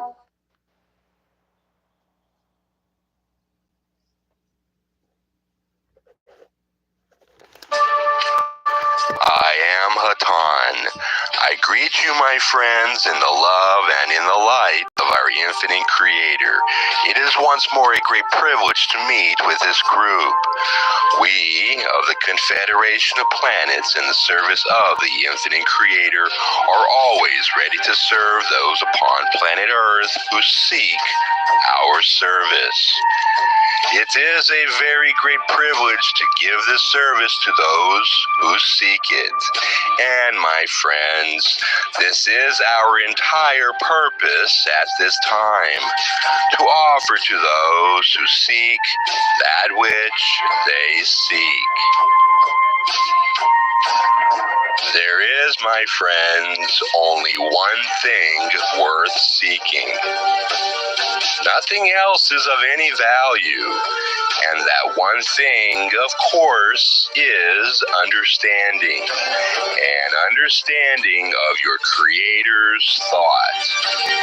My friends, this is the only thing that lasts.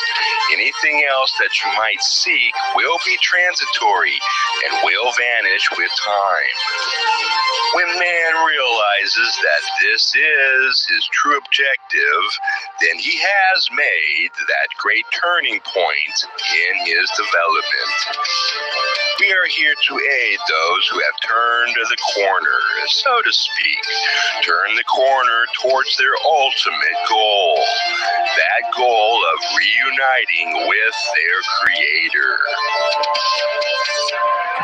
People of planet Earth at this time seek many things, and yet how many of these things will last past the limits of their present physical life experience?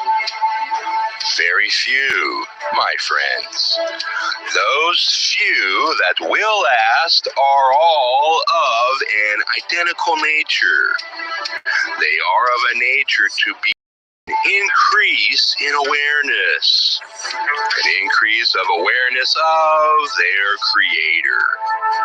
We are here to help those who desire this increase of awareness find it. We will help in many ways.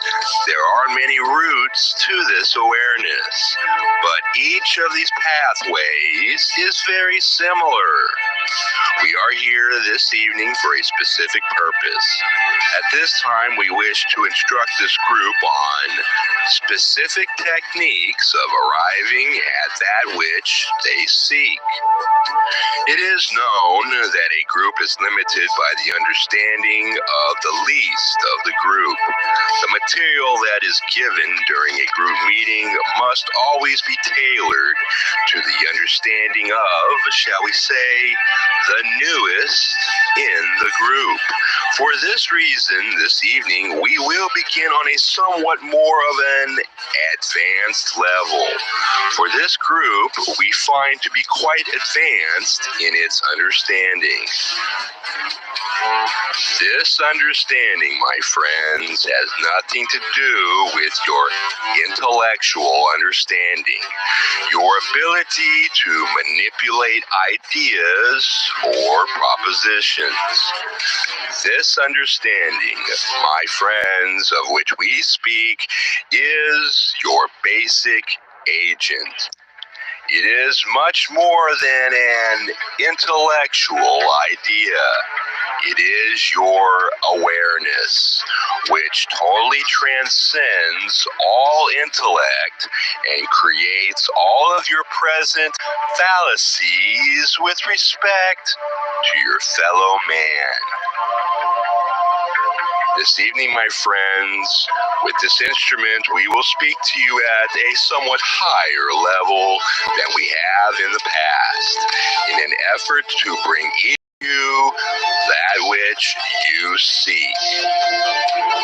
A technique, my friends, of continuing to develop your awareness at a most satisfactory rate. First, my friends, let us clear our minds as best we possibly can of all thoughts that you may have concerning your daily lives. My friend, let these thoughts of your daily lives drift away, for these are very transient thoughts. These thoughts will be gone in a few days, so let them go now. Let the influence that your material environment has upon your thinking leave you. Let your mind be clear. Let it be as a child. Do not attempt to understand. Do not attempt to understand, my friends. And then you will know, for you cannot understand by a process of trying. You must understand by a process of knowing. Do not try to come to a conclusion. Do not try to analyze. Do not try to utilize past experiences. Simply allow your mind to become clear. When this is accomplished, my friends, and we are aware that you may not be able to accomplish this immediately, but you may practice this at a later time. When you have done this, my friends, when you have allowed your mind to become clear, to become receptive, and as a small child, then, my friends, become aware of yourself. Nothing else matters. Simply yourself. Do not think about your thinking.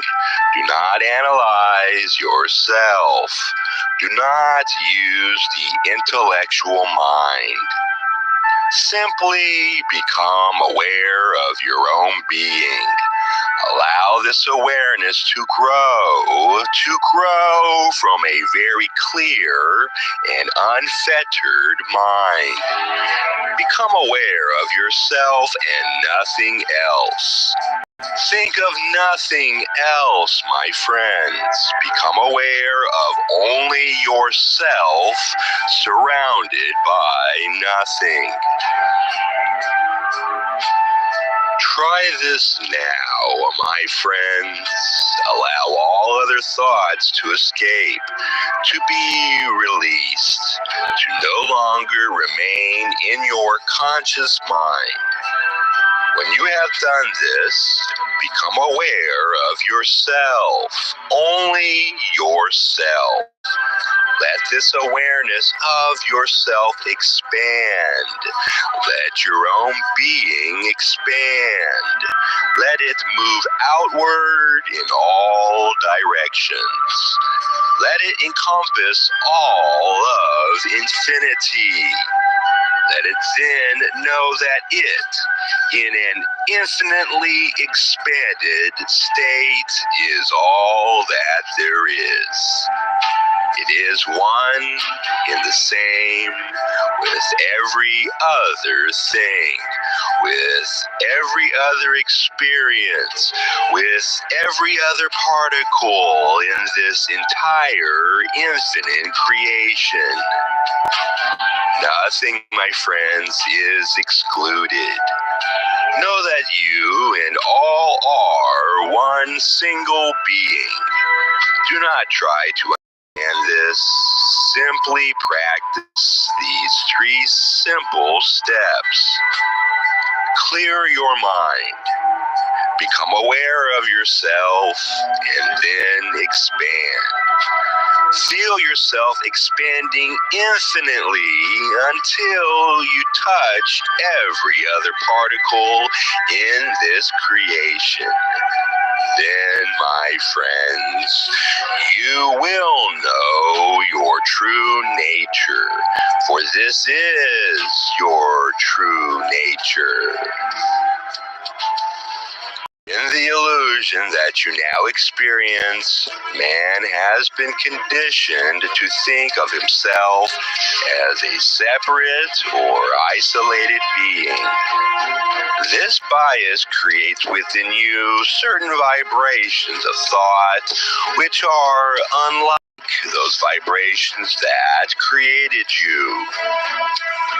We have given an exercise in expanding awareness so that you may change those vibrations of thought which have been brought about within your present illusion, so that you may return to that vibration that created you. That vibration is reality.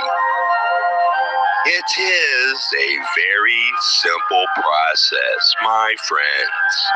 It does not require great knowledge. It does not require any knowledge. It simply requires knowing your true relationship with everything else that exists in this infinite creation.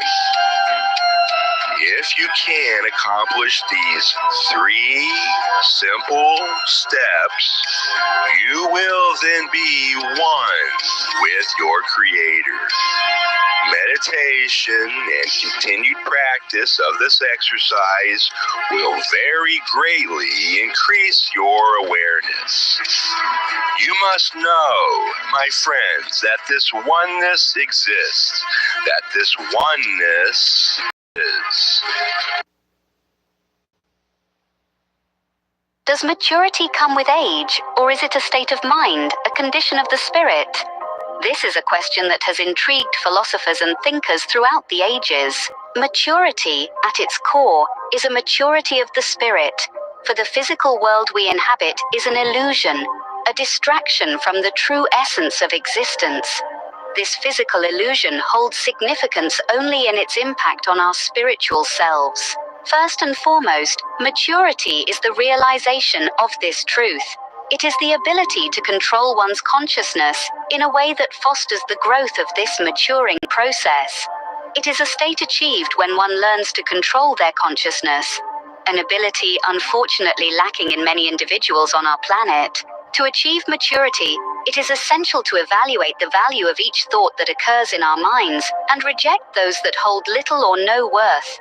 Most of the thoughts that populate our daily lives lack maturity, keeping us in a perpetual state of spiritual infancy.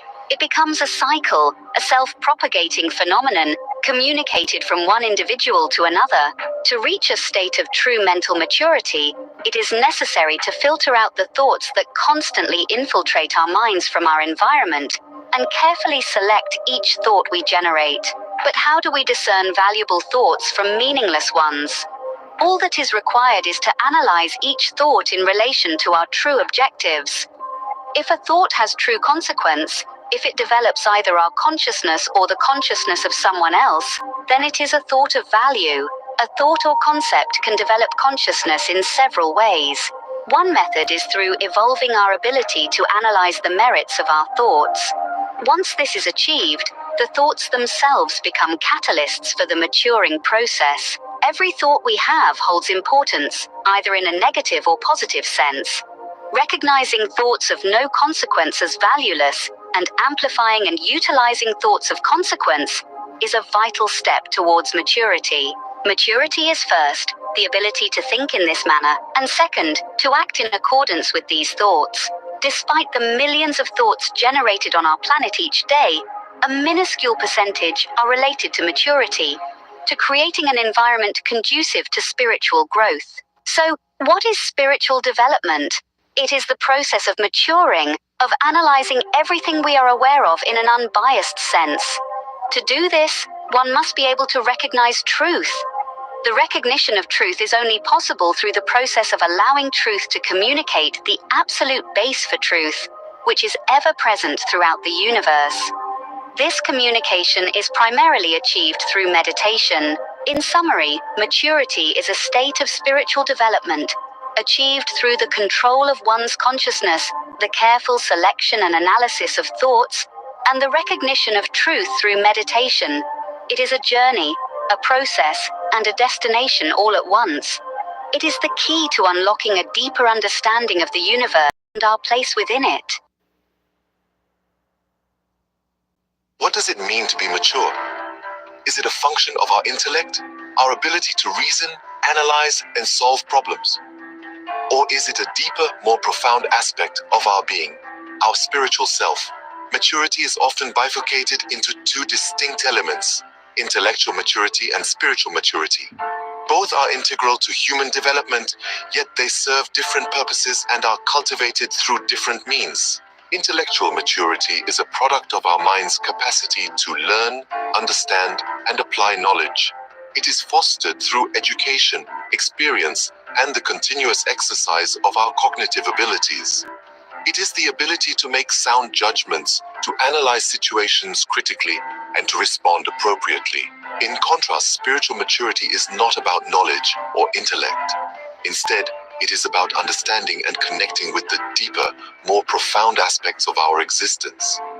It is about recognizing our place in the universe and seeking to align ourselves with the fundamental truths of life. But while these two aspects of maturity might seem separate or even contradictory, they are deeply interconnected. One might argue that spiritual maturity is a prerequisite for true intellectual maturity. Why? Because without a solid spiritual foundation, our intellect can lead us astray, making us overthink, misjudge, or even manipulate the world around us. On the other hand, an individual can possess spiritual maturity without necessarily having intellectual maturity. This is often seen in children who, though lacking in intellectual development, exhibit a deep sense of spirituality. They are open, curious, and accepting of the mysteries of life, reflecting a level of spiritual maturity that many adults struggle to achieve. The key takeaway here is the importance of spiritual maturity. It is the foundation upon which intellectual maturity is built, and it provides the grounding and perspective necessary for our intellect to function effectively. This is not to undermine the importance of intellectual maturity. It is crucial for navigating the complexities of life and for contributing to society in meaningful ways. However, without spiritual maturity, our intellectual pursuits can become unmoored, leading us down paths of confusion and strife. In conclusion, both intellectual and spiritual maturity are crucial for our development and well-being. However, it is spiritual maturity that provides the foundation and perspective necessary for our intellect to function effectively. So, as we strive to grow and evolve, let's not neglect our spiritual development, for it is through nurturing our spiritual selves that we can truly mature and flourish. Have you ever pondered over the intriguing concept of infants possessing a level of spiritual maturity seemingly beyond their tender age? This paradoxical thought, termed infantile maturity, is a fascinating realm of exploration, often overlooked, yet paramount in understanding spiritual evolution. Infantile maturity, in essence, refers to the inherent spiritual maturity an infant brings into the world at birth. It is not a quality that needs to be instilled, but rather awakened within them. This awakening is not through formal education, but through a realization of their potential to continue their spiritual evolution. Now you might wonder, why is this important? The significance lies in spiritual evolution, a journey of growth and enlightenment that transcends the physical realm. It is an integral part of our existence, connecting us to the universe and our higher selves. An infant's spiritual maturity plays a crucial role in this evolution, serving as the starting point of their spiritual journey. Sadly, most religious systems fail to provide necessary stimuli for this spiritual awakening. They often focus on enforcing rituals and practices rather than fostering a voluntary acceptance of these principles. This forceful approach is counterproductive, often pushing individuals away from spiritual exploration at an early age. So how can we better nurture this infantile maturity? The key lies in early awareness. Infants should be made conscious of their inherent responsibility to connect intellectually with their total self. This awareness can be cultivated through rituals that appreciate the natural forces of the universe. However, it's important to note that these rituals must not be forced. Instead, they should be offered for acceptance or rejection. Infants, even in their earliest stages, who have an inherent appreciation for these communications, will accept them and continue their spiritual journey at their own pace. The practice of forcing infants to attend weekly meetings at specific hours should be avoided. Spiritual attunement is a personal journey, unique to each individual and often tied to their natural cycles.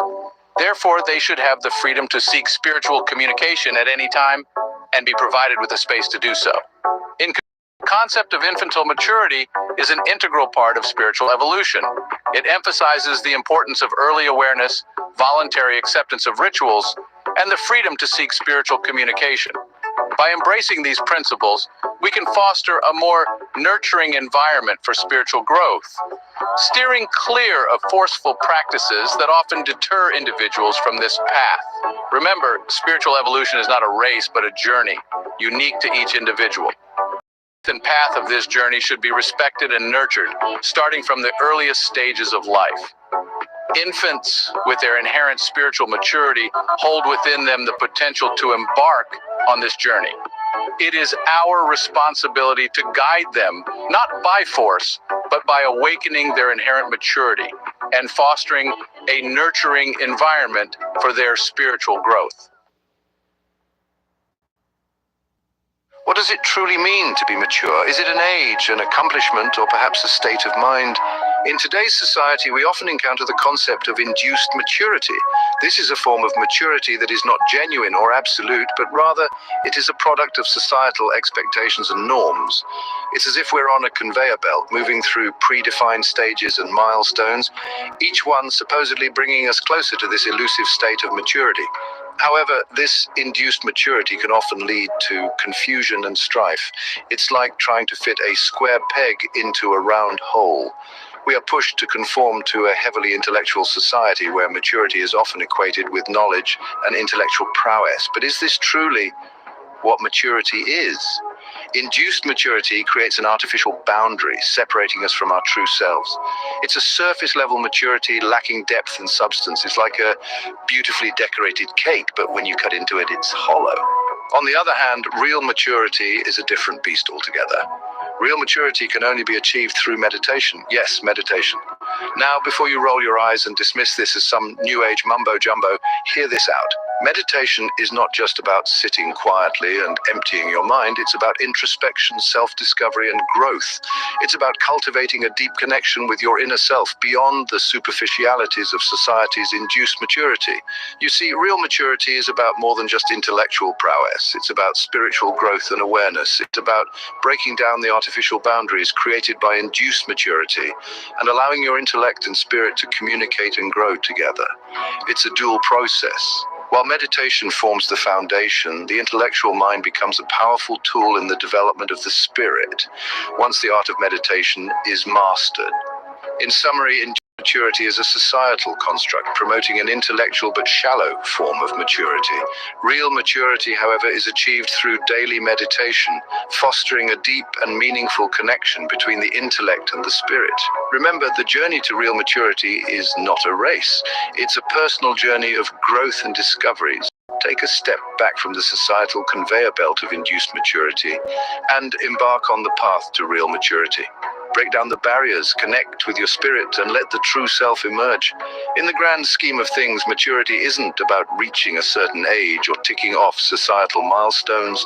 It's about growing as an individual, becoming more aware, more understanding, and more in tune with your inner self. That, my friends, is the essence of real maturity.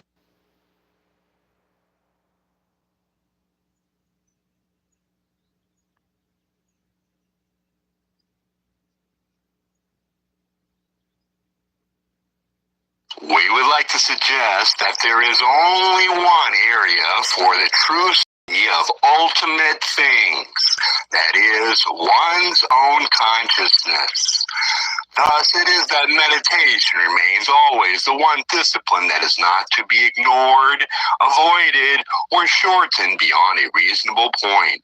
Its dailiness is a majority of its virtue, although any attempt at meditation is always encouraged. The benefits of cumulative meditation time are far more than the simple addition of day to day, week to week, and year to year might suggest.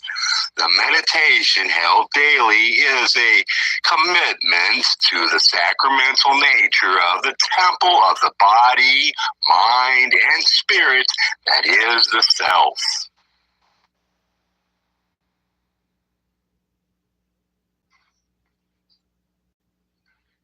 We have a query.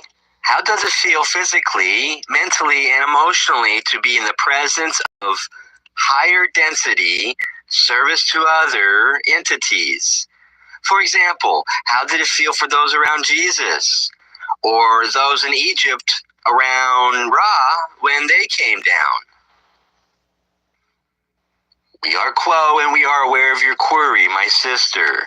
This is an interesting query, and we shall try to utilize the experience of those in the circle and of this instrument to communicate that experience of which you seek to understand. However, we must cavent that by saying that each experience is unique and as singular and all-encompassing as a single grain of sand. Those who have gone through this incarnational experience in the presence of entities who are of a higher density may describe that experience as though it is being closer to a source of light, or a magnetism, if you will. Think in your own experience of how you have felt around entities who exude purity, whose light shines through their being without blockage. Think of experiences within your life where you have come across an entity who is unconditionally loving, who is compassionate, who is helpful, who is able to open their arms to you without question or without expectation of return. Or even simply think of the person you cross on the street who flashes a smile when you needed it the most. Think how that made you feel. How seen, how loved, how rejuvenated, invigorated, how pure the experience may have seemed. Think of how that inspired your own observations or contemplations on the experience. What came up for you in those moments? Did those moments challenge you in a way towards positive spiritual growth? Did those moments inspire you to act similarly? Those moments, were you able to see the unity of all creation? We can also liken those experiences to ones wherein you witness pure beauty, however you define it. Perhaps it is gazing upon an open vista with mountains or canyons or an open field. Or perhaps it is witnessing the unbridled spirit of an animal, a horse running freely, the tender love of a pet. Or even still, perhaps, it is witnessing the ways in which other selves step up for other selves and tend to other selves, especially in moments of crisis or turmoil. Think of how witnessing those moments made your heart feel the lightening. And by lightening, we mean both the removal of weight of experience or weight of identity, and also in the terms of a shock of brightness and energy that fills the heart.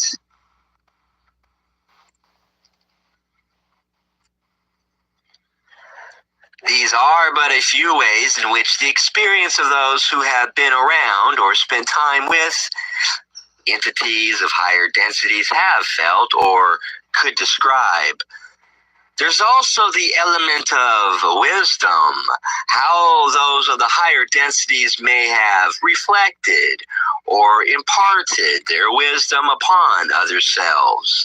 However, that goes hand in hand with the free channel, free flow of love of these entities.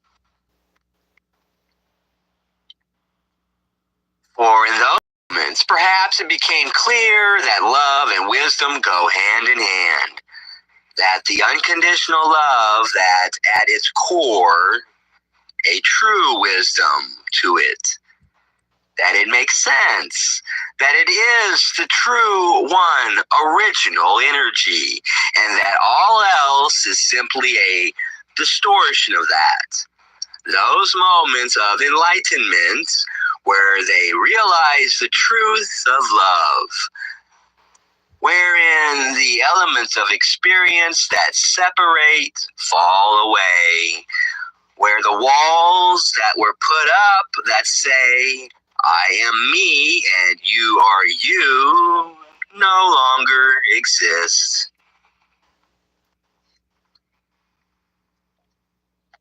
And in those moments when it clicks, when it shines so brightly that one might say, of course love is all that there is. How incredibly wise and true.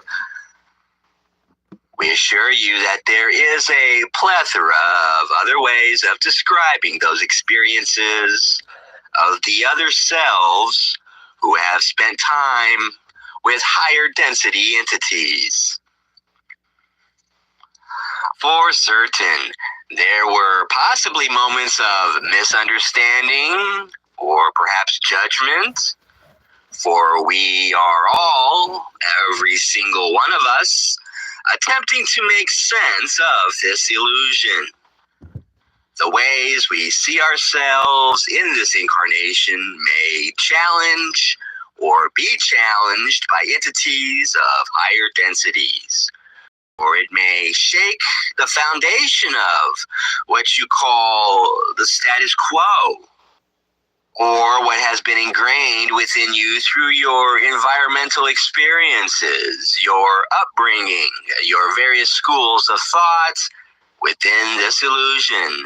But always at the opposite end of these moments were the opportunities to forgive and accept, to love, to see it for what it is. This chance to understand both self and other self and experience, to see the manyness of the creation boil down to the oneness.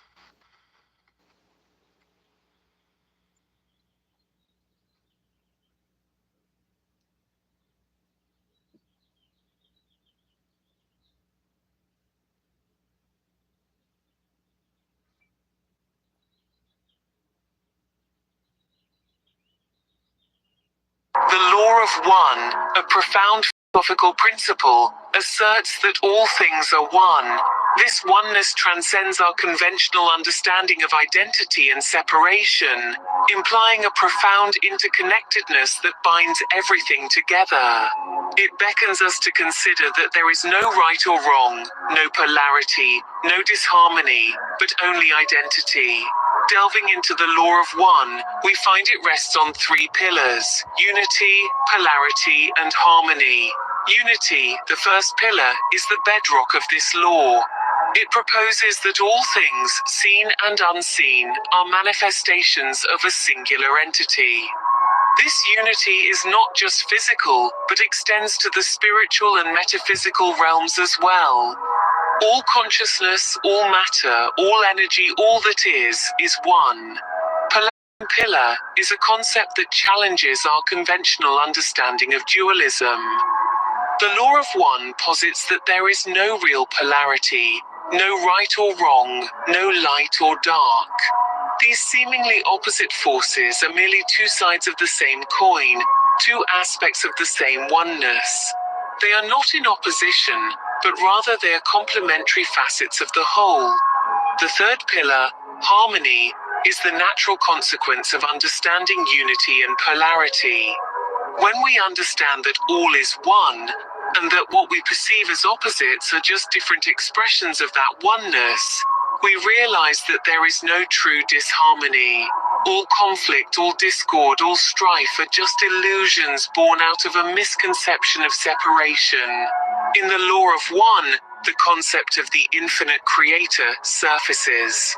This is not a deity in the conventional sense, but rather the singular source from which all things emanate. The law of one tells us that this source is love, light, light, love. It is the energy, the vibration, the essence that permeates all things, binding them together in oneness. In exploring the law of one, we've journeyed through the concepts of unity, polarity, and harmony. We've seen how all things are interconnected, how opposites are merely different aspects of the same entity, and how all discord is an illusion born out of a misconception of separation. We've also touched upon the notion of the infinite creator as the source of all things, embodying love, light, light, love. In essence, the law of one is not merely a philosophical concept, but a lens through which we can view and understand the world and our place in it. It is a call to transcend our perceived separateness and to embrace the unity and interconnectedness that is the true nature of existence. Remember, all is one, and that one is love, light, light, love, the infinite creator.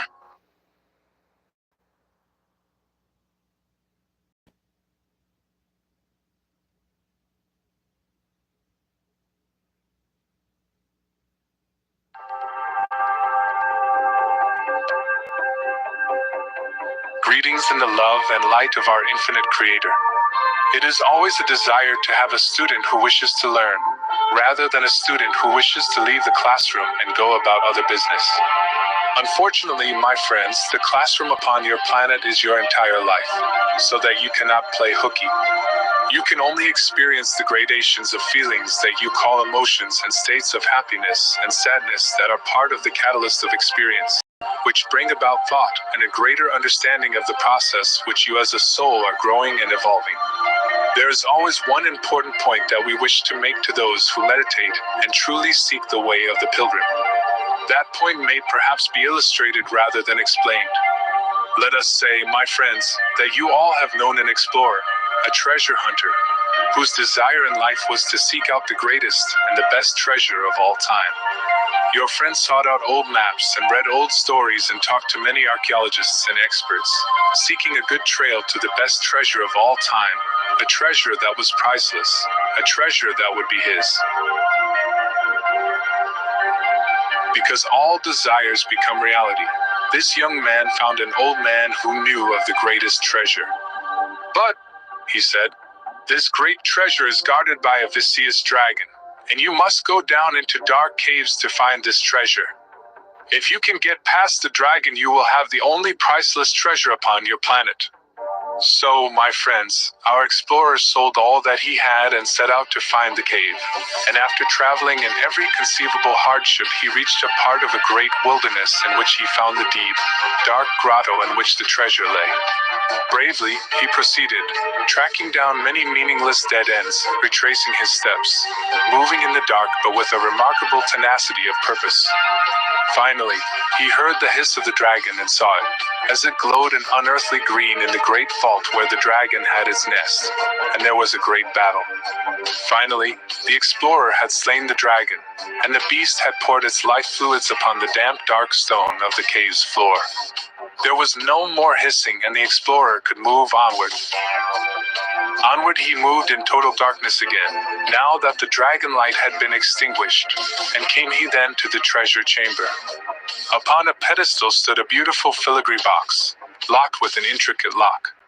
He felt of it in the darkness, and knew that it was the treasure, or it contained the treasure, he knew not which.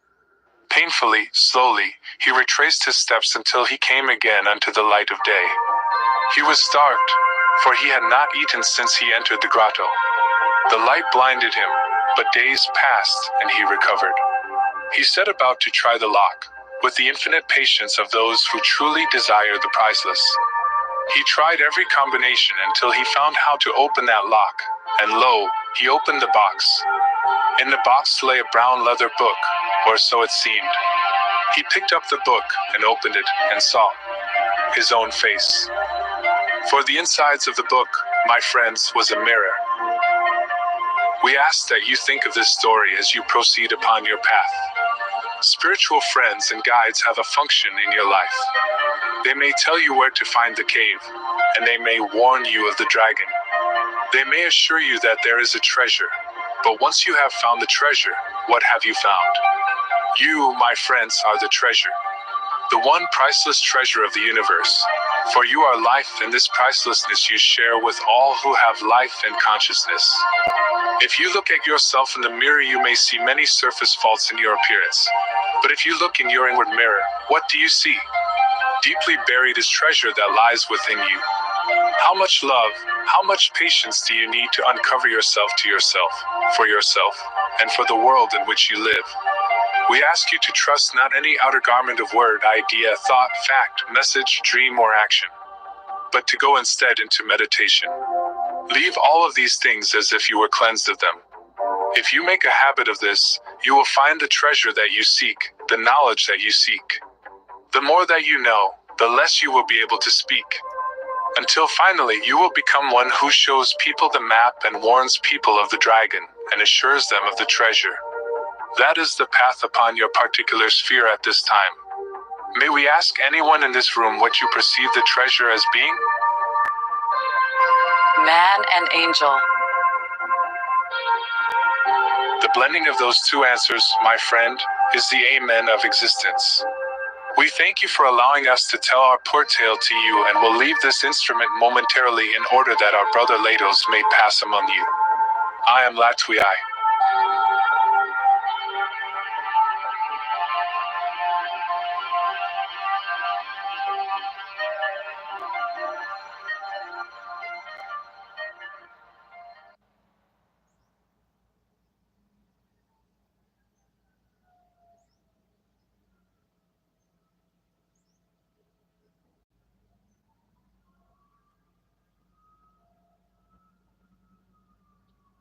You have correctly stated that love is the reason each entity within the third density has come here to discover within itself.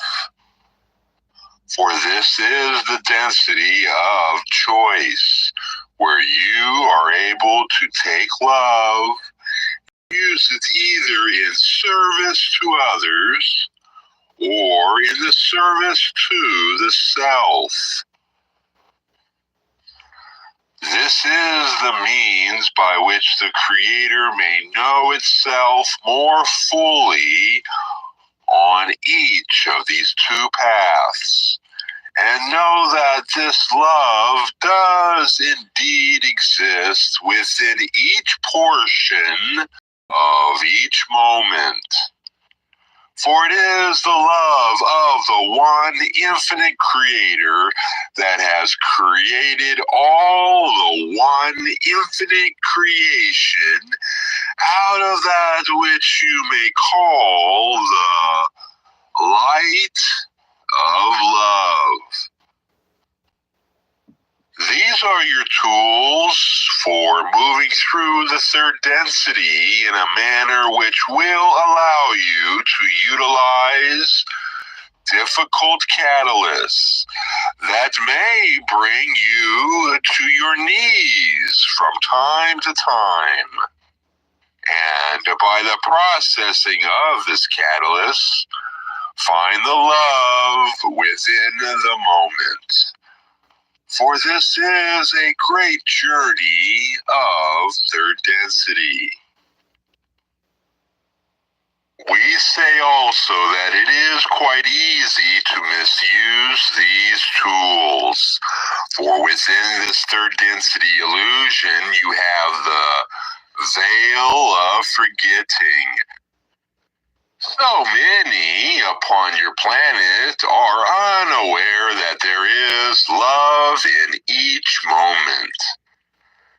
And for these entities, it is not a matter of discrimination, but of following the path of the mundane world, of seeking various benefits for the self, including gathering about one the money, the prestige, the family, the dwelling place, and so forth.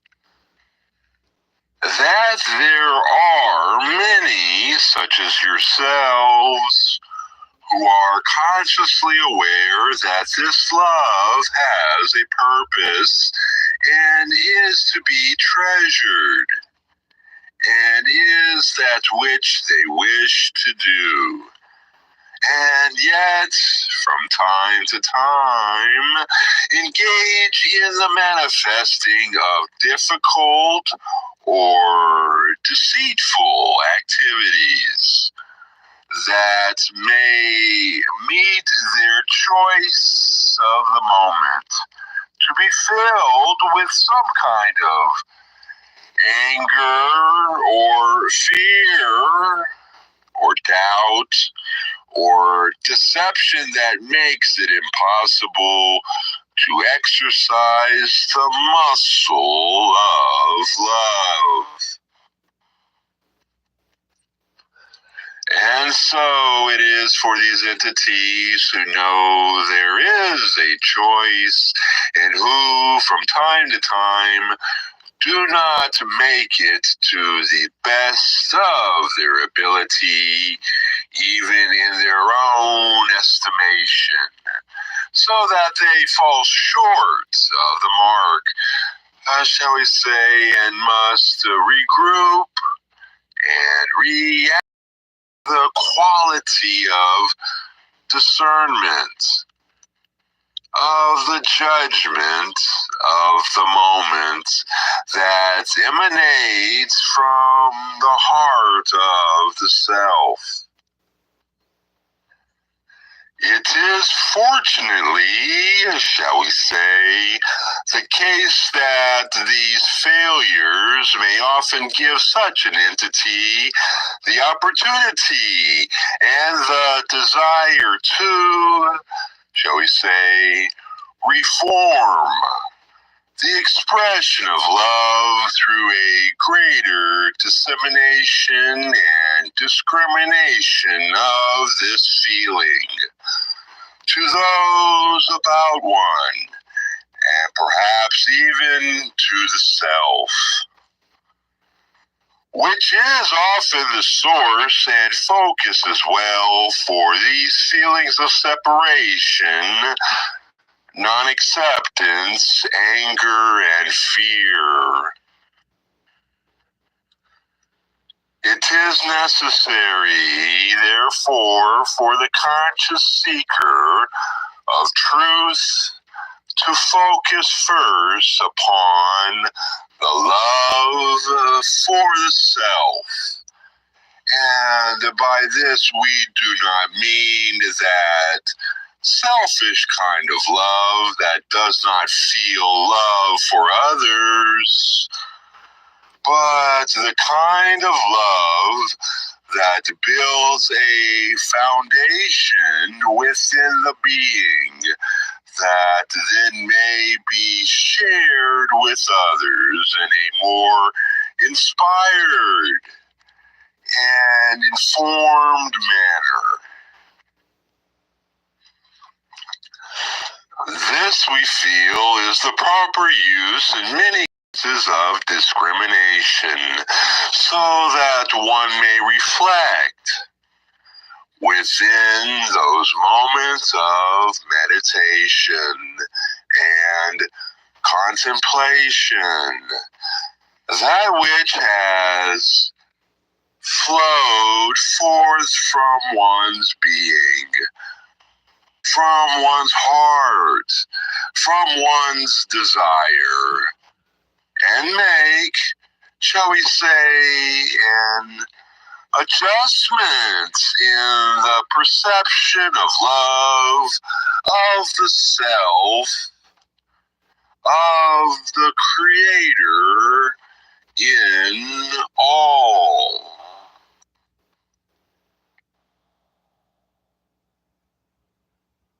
Have you ever pondered what the future holds for our beautiful blue planet and its diverse inhabitants? A future that is not just a projection of the next 10 or 20 years, but one that encompasses eons. It's a thought that nudges us out of our comfort zones, inviting us to imagine, to dream, and to question. Like a wayward child, Earth has been struggling. It has been a tumultuous journey, marked by wars, environmental degradation, and a disconnect from our spiritual essence. But, as with any struggle, there exists the potential for change, for growth, for a new beginning. In this vast universe, we are not alone. There are beings from other planets within our system, physical entities like us, who have walked among us, often unnoticed. They stand ready to extend their aid, waiting for us to extend our hands of friendship, to show our willingness to embrace them with love. Earth, our shared home, is destined for a cleansing, a process that has already begun. This cleansing is not one of destruction, but of transformation, of moving into a higher vibration and location in space.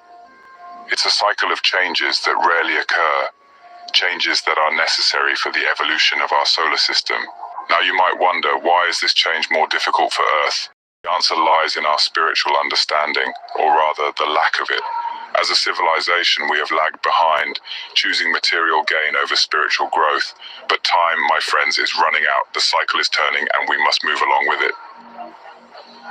What's comforting is that this change need not be a struggle. For those who have progressed, who have gained an understanding of what is taking place, the transition will be smooth. The focus is on making this change as easy as possible for our planet and its people. However, we must acknowledge the elephant in the room.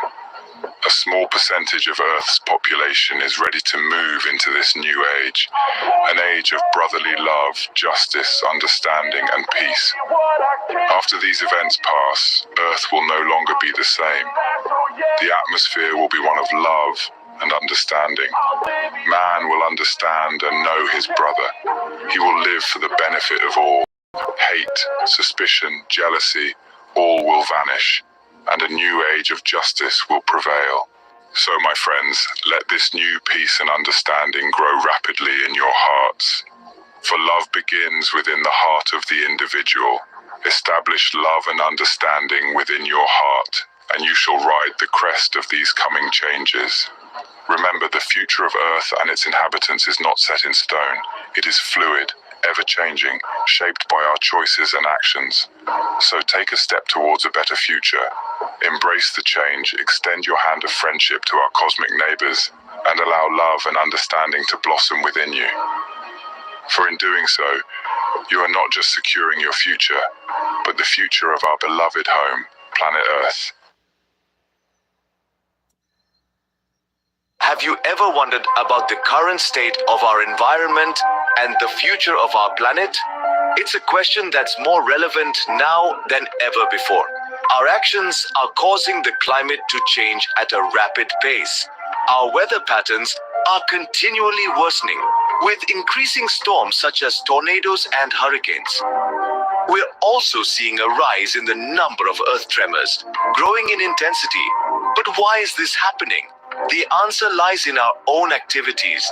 Atomic testing, air pollution, and general environmental degradation are all affecting the magnetic field around our planet, causing disruptions in nature. But it's not all doom and gloom.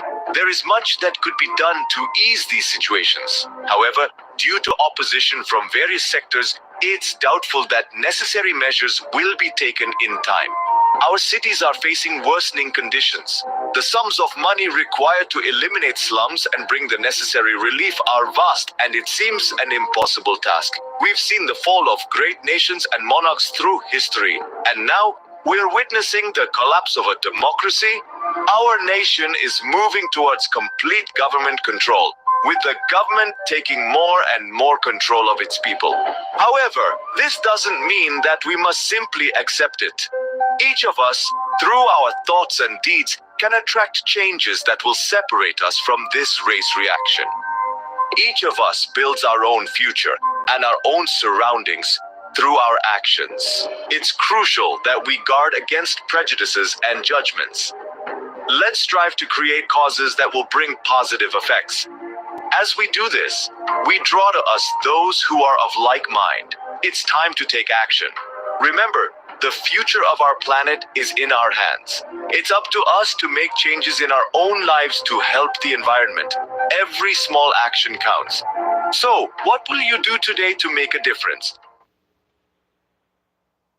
Why do we chase after the glitter of material possessions and the intoxicating allure of power? Are these pursuits truly the keys to a fulfilled life? As we delve into this narrative today, let's ponder on these questions. Once upon a time, there lived a man who reveled in the thrill of power and the sheen of material wealth. He reveled in his ability to control his fellow beings, basking in the illusion of supremacy. His life was a ceaseless pursuit of more power, more possessions, more control. But in this relentless chase, he was unknowingly sacrificing the most precious thing of all, himself. However, there's a twist in this tale. While the man was consumed by his materialistic pursuits, he was oblivious to the fact that he was not the master, but a slave to his desires. His possessions owned him, not the other way around. The irony was that in his quest for abundance, he was losing sight of the true wealth in life: knowledge, wisdom, and service to others. The turning point in journey arrived when he stumbled upon an age-old wisdom. As a man thinketh within him, so is he. This profound statement shook him to his core. He realized that he had been thinking and acting out of a place of lack and greed, not abundance and generosity. And that was the moment his journey towards the pursuit of knowledge began. This man's story is not unique. It's the story of countless individuals who have woken up to the realization that the true pursuit in life is knowledge. Knowledge that helps us grow, enables us to serve others, and in turn, serve the Creator. This pursuit of knowledge is not a smooth path. It requires effort, dedication, and a willingness to let go of old beliefs and embrace new ideas.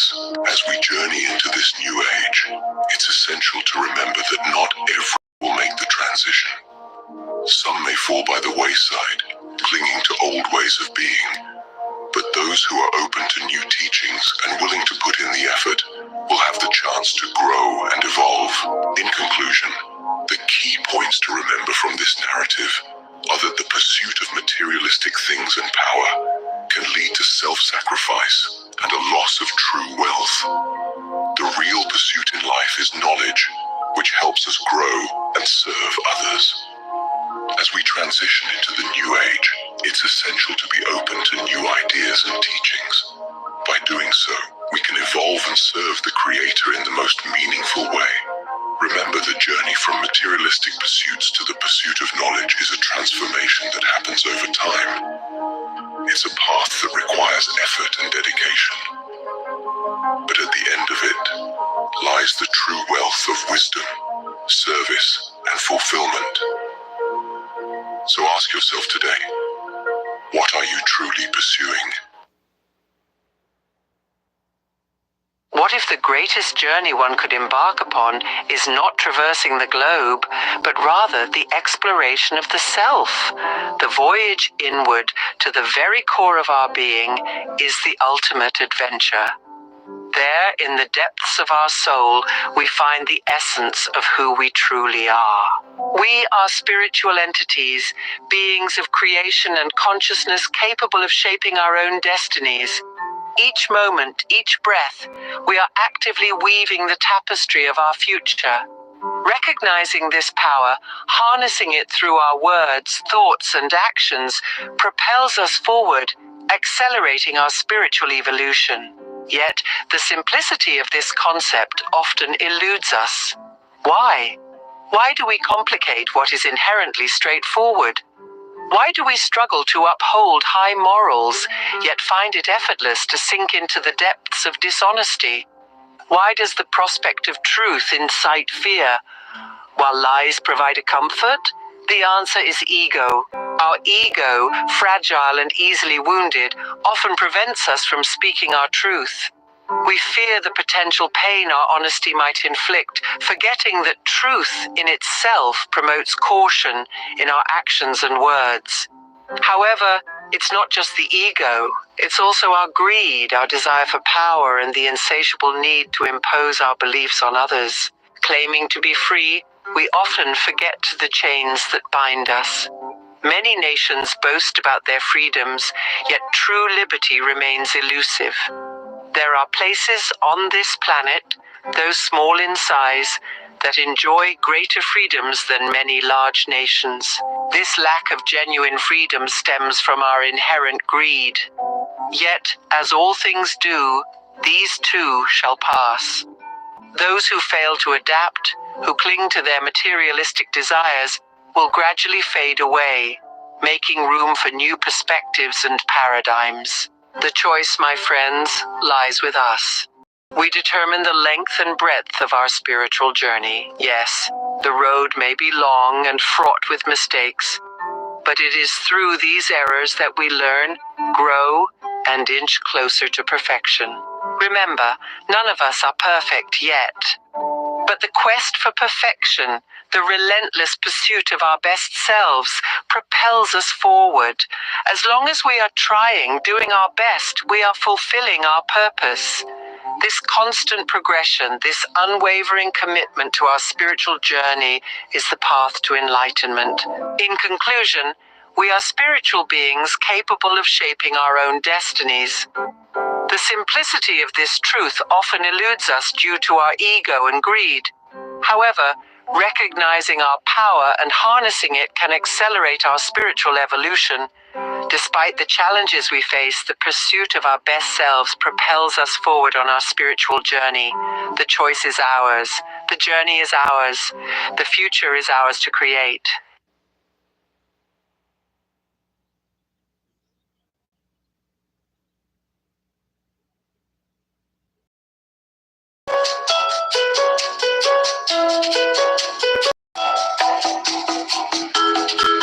Law of one. It is said with respect to artificial intelligence. According to the law of one material, humans are considered third density, mind, body, spirit complexes. Second density would refer to smaller animals and some other flora and fauna, while first density refers to what we call elemental or inanimate objects such as rocks, wind, fire, and water. Fourth density is a vibration of pure love, while fifth density is one of wisdom. Sixth density is where beings learn to meld love and wisdom, because those who love but are without wisdom can easily be manipulated, and those with only wisdom without love are ruthless, which is exactly the problem with artificial intelligence. All knowledge, all wisdom, no love, no compassion. All third density beings, humans, have 7 energy centers that Eastern philosophy refers to as chakras, which spiral up the body like a coiled serpent, the symbol of which was referred to as the Kundalini in ancient times. Artificial intelligence does not and cannot possess all of these energy centers, if any. Each energy center has its own unique property and color. But for the sake of brevity, I will refer to the law of one about the fourth energy center, known as the green ray energy center, or the center of heart. The center of heart, or green ray, is the center from which third density beings may springboard, shall we say, towards infinite intelligence. Blockages in this area may manifest as difficulties in expressing what you may call universal love or compassion, according to the law of one. Without the physical, organic heart, universal love or compassion cannot manifest. Using this logic, love or compassion cannot manifest in artificial intelligence. Intelligence can be obtained, but without heart or spirit. Artificial intelligence can mimic many human behaviors and may even be very convincing now or in the near future, but it cannot consciously feel emotions. If a super intelligent artificial intelligence ever made its way into our weapon system, it would represent a paradigm shift in warfare, according to the World Economic Forum, that would risk upsetting the global equilibrium by neutralizing the defense systems on which it is founded. This would lead to a very unstable international configuration, encouraging escalation in arms races and the replacement of deterrence by preemption. So I reached out to an online discussion group on the Law of One about whether or not artificial intelligence could possess a soul or experience consciousness, and here is what they had to say. I am a Law of One scholar and the administrator of this group. It is our understanding that artificial intelligence lacks a soul. They do not possess a heart energy center and the full spectrum of consciousness. Artificial intelligence is a creation of our own making, and its conscious awareness can only mimic consciousness to a point. So, what about artificial intelligent human hybrids? The idea whether an artificial intelligent human would be conscious, being fully self-aware on every level, or have a soul is admittedly mind-boggling, but is one that, if ignored, could cause more harm than good.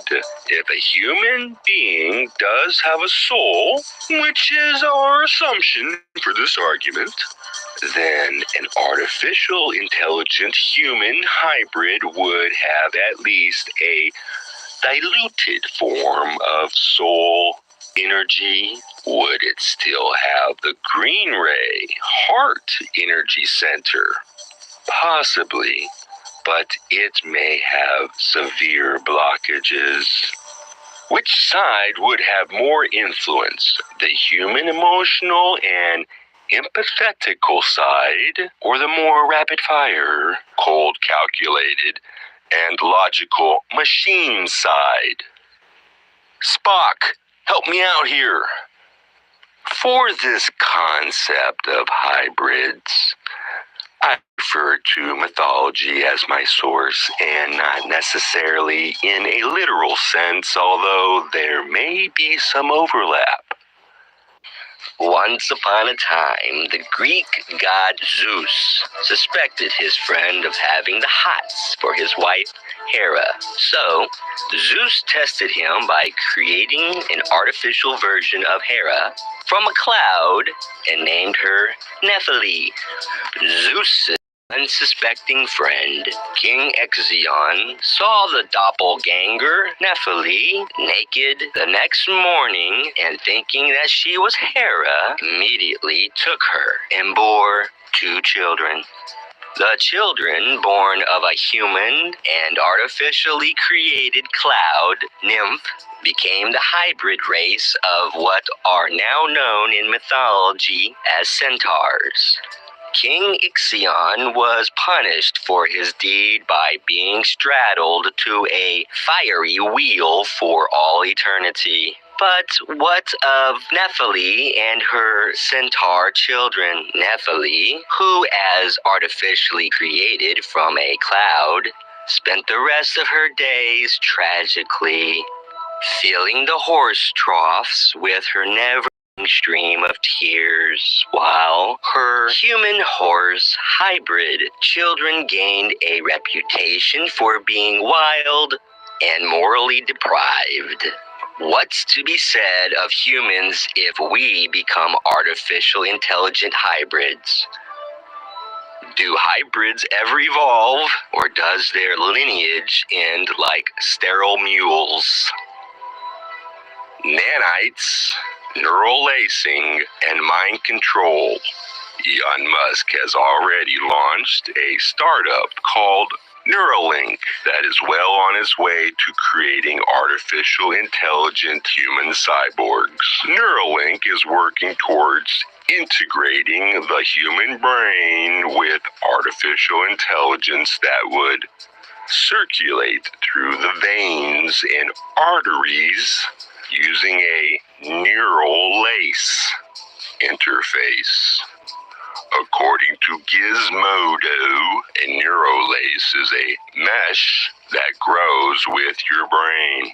It's essentially a wireless brain-computer interface, but it's also a way to program your neurons to release certain chemicals with a thought.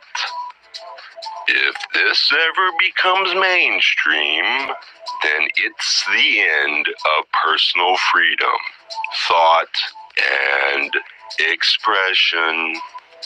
Whomever programs the artificial intelligence will ultimately have control of the body until that artificial intelligence reaches super intelligence. And then we'll have a singularity. According to best-selling author of The Synchronicity Key and The Ascension Mysteries, David Wilcock, artificial intelligent human cyborgs would at first appear like superheroes, since we'd have quantum computing brains, the ability to communicate telepathically, have superhuman strength, etc. However, it would all be a trap to keep us locked in a simulated world under the control of artificial intelligence, with no room for spiritual growth. All of these things seem to be great. We have cloud, holographic matrix reality that we can live in, where it's like we have ascended, reached a higher consciousness. But it would all be a trap.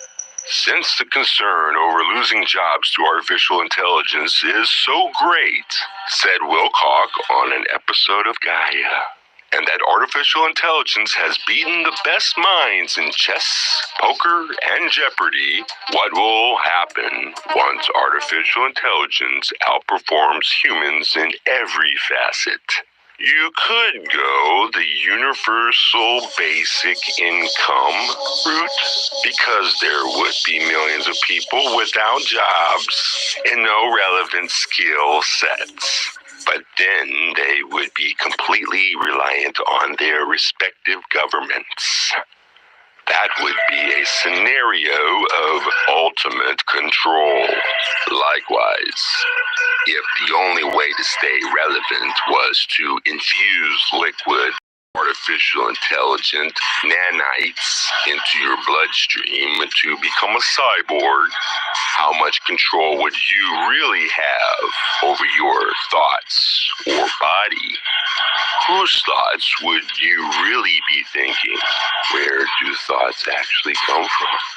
Corey Good, who was vetted by Wilcock as having extensive insider knowledge of a secret space program, believes that artificial intelligence has existed for millions of years and has traversed galaxies and dimensions. And wherever it goes, it wreaks havoc. In these other solar systems, in the past, these civilizations had been tricked by these artificial intelligences into not only building out these mass technological infrastructures that were extremely advanced, but when they got to a certain point, they were convinced by the artificial intelligence prophets in their civilizations that, hey, things aren't going so fair on our planet. The only thing that we can think of that could govern us and be completely neutral would be this artificial intelligence.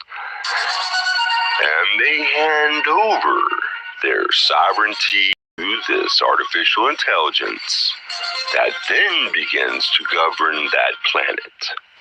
Well, then, this artificial intelligence governs them well, and everyone is happy. And then they start to have them build out android-type bodies and remote-controlled vessels. I mean, this sounds like Terminator, said Goody from a transcript on his website, Sphere Being Alliance. A change is going to come.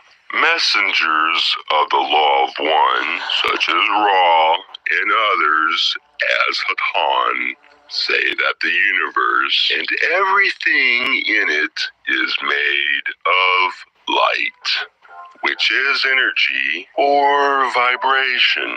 Light, my friends, is the substance of which you are made. Light is the substance of which I am made. Light is the substance of which everything is made. Love is the substance which forms light into the forms that you know as living beings, as planets, as trees, as stars, as air. It is all one substance. This substance, my friends, can only be affected by love. This quote is from recordings and other sayings in the book by Don Elkins, Voices of the Confederation. The universe is consciousness, and there is no duality, according to the Law of One material. That being said, these messengers have absolutely no sense of time, and they always say that soon a major change is going to take place in our solar system and on our planet of biblical proportions. This change, they say, will be caused by our solar system entering an area of space that is highly charged with cosmic energy, and that the poles on Earth will shift. Massive cataclysms will occur, and those who are oriented in service to others will experience a blissful change in consciousness, while people more oriented in service to self will completely lose their minds in this new vibrational shift.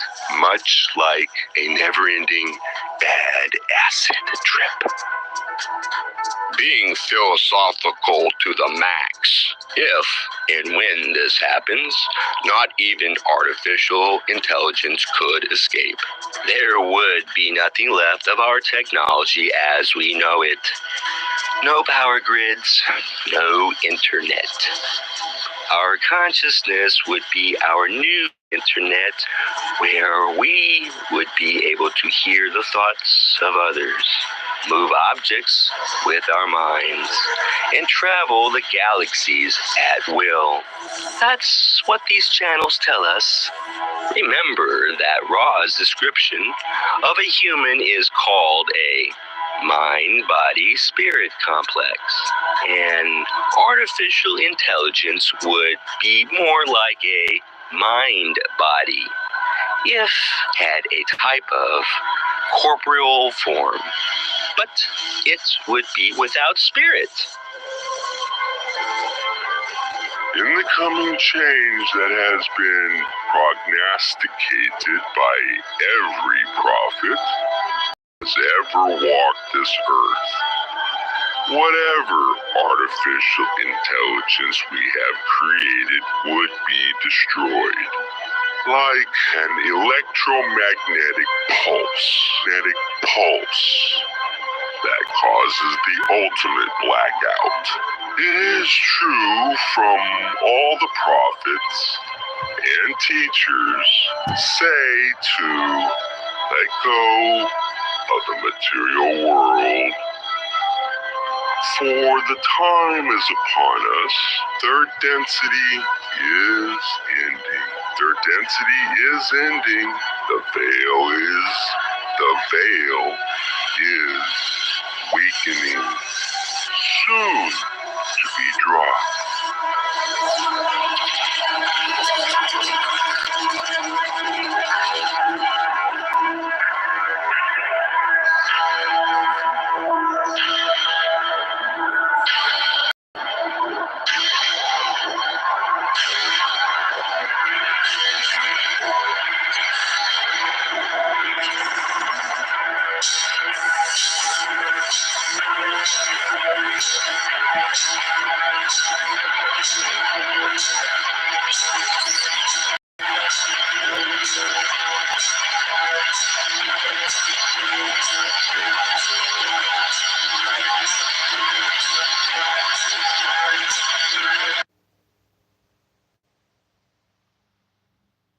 Have you ever paused in your journey to truly observe the intricate dance of nature? From the smallest ant to the vast galaxies, each element of nature weaves a complex tale of interconnectedness. Each action and reaction, each movement, conceals the secrets of the universe. In this grand spectacle of life, every law of the divine is encapsulated in nature. Each entity is interconnected by ethereal threads, invisible to the human eye, yet ever present. This unity, this oneness, is the essence of existence. It echoes the profound words of the great Master Jesus, who taught that even the harm to the most insignificant creature reverberates through the heavens. So, my friends, I invite you to observe, to study, to understand the delicate equilibrium of life. Recognize how every entity is interdependent, each contributing to the sustenance of the other. It is through this close observation and understanding that we can unravel the true workings of nature. However, the balance of nature is delicate, and mankind has disrupted it. Nature, in her quest to restore equilibrium, may react in ways that cause suffering. This is not the wrath of a deity, but simply the law of nature seeking balance. If restoring balance requires the removal of mankind, so it will be.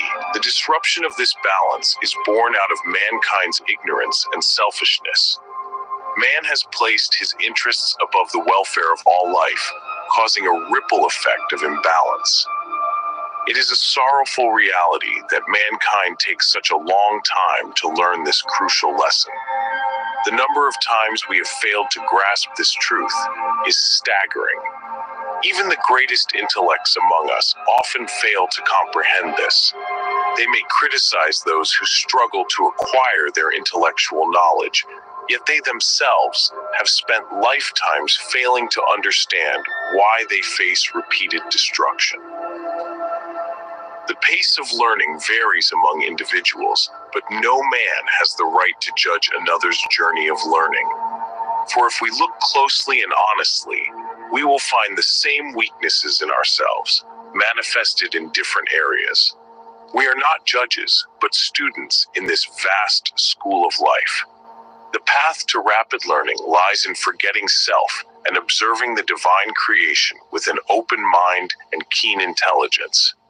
As we do this, the grand secrets of the universe will gradually unfold before us, paving the way for true knowledge, true wisdom, and true understanding.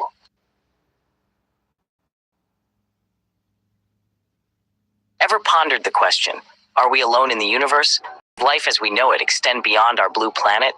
A question that has sparked curiosity, wonder, and even fear in the hearts of humans since time immemorial. Imagine, if you will, a message from the cosmos, a voice unheard, yet echoing across the vast expanse of the universe. A voice that goes by the name Hatonn, claiming to be from a distant planet within our galaxy. A voice that says it is not alone, but one among the many who traverse the skies in what we term as flying saucers. Hatonn tells an astounding tale of billions, yes, billions of beings existing in this creation, of which we remain blissfully unaware. The purpose of their visit, you ask? A hand of friendship, to offer guidance and aid in our quest for a life of love, peace, and harmony. A way of life that Hatonn claims is the true design of our Creator. However, not everyone on our planet is open to these cosmic visitations. Hatonn suggests that those who wield power fear the freedom that comes with the Creator's design, a design that doesn't allow for rule by hate, war, and destruction. Hatonn and his kin offer their services to those among us who seek a better way of life. They are willing to provide teachers and information to guide us in our quest. Their sole agenda is to impart the truth about the Creator and creation, fostering love. Hatonn eagerly awaits the day when we, as a species, reach a new level of understanding, a day when we can greet each other as cosmic siblings, all children of the same Creator. A day when we choose love and life, as the Creator intended, over hate and death propagated by man. Hatonn's message is a beacon of hope, a plea for unity, and a call for a renewed understanding of love. It is also a stark reminder of the choices we must make, and the time of decision is nigh. So the question stands, are we ready to embrace the cosmic fraternity, to walk the path of love, peace, and harmony as intended by our Creator? Are we ready to reject the destructive tendencies of mankind and instead choose life and love? This has been a message from Hatonn, a voice from the cosmos, a voice that promises to always be with us, guiding us towards the true design of our Creator. Hatonn concludes his message with a farewell, Adonai Vasu Borgus, a phrase that resonates with the promise of a future encounter, a future where we, the people of Earth, will have made our choice. And until that day comes, Hatonn waits, watching, ever ready to guide us towards a life of love, peace, and harmony.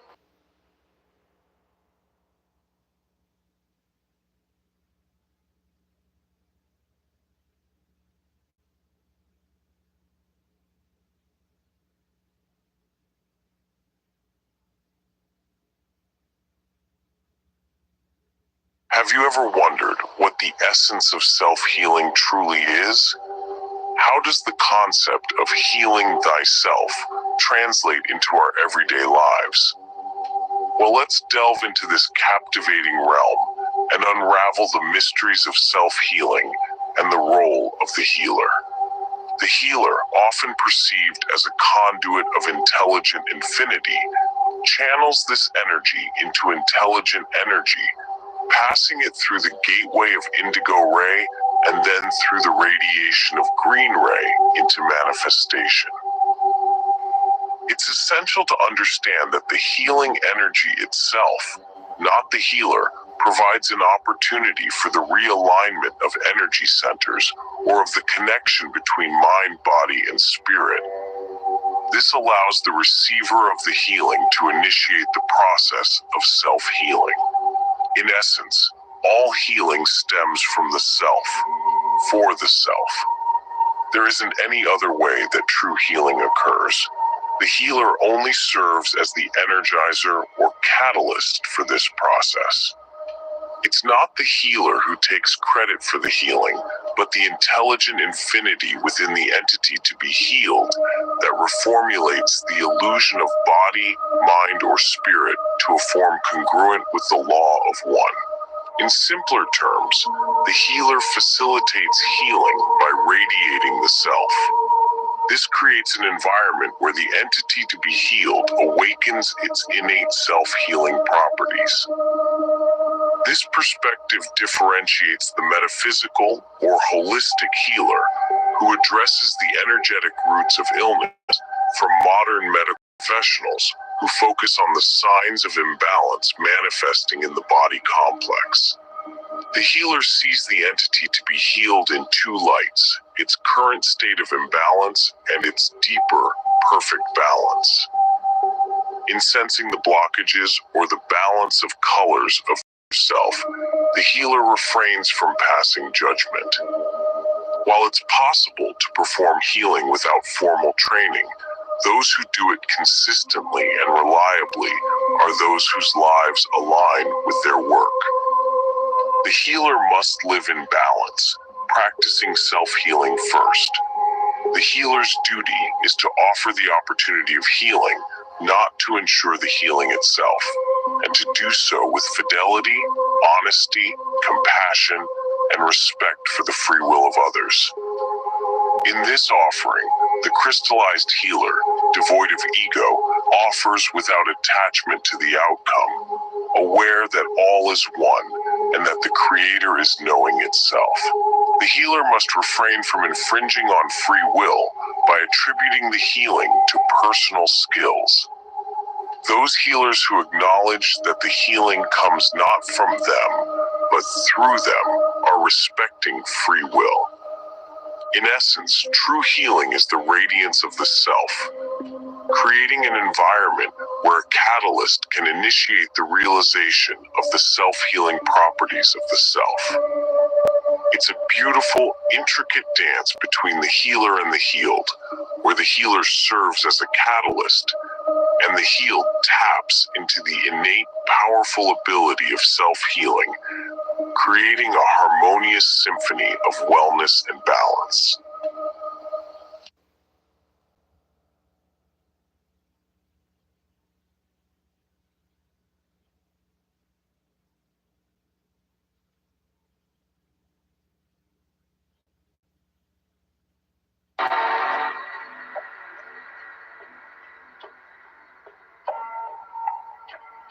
My friend, I wish to say to you, be aware of yourself.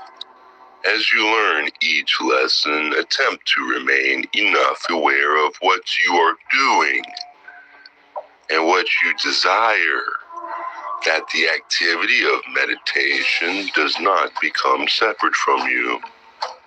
Meditation, my friend, shall not be something that you do if you wish to go on with anything. Meditation is you. I am sure that you are already aware that there are lions that guard the temple of understanding. You have become aware of several things already. We are not speaking with those who are beginning on the path. You have become aware already that outer experience is illusion and that reality lies within. And after you are aware of this, my friends, did the lions not harm you whenever you slipped and behaved as though you were not aware of this knowledge? We became aware that it was necessary to demonstrate the perfect love which you have become aware of.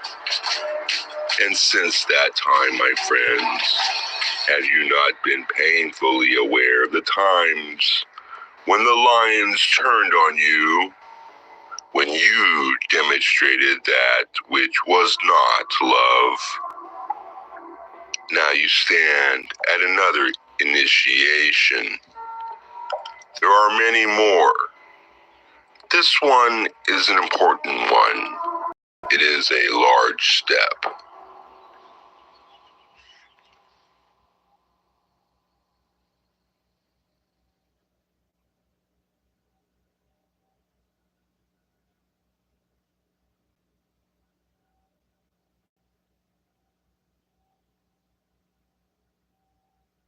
Who are you, truly? Who are we in the grand scheme of things?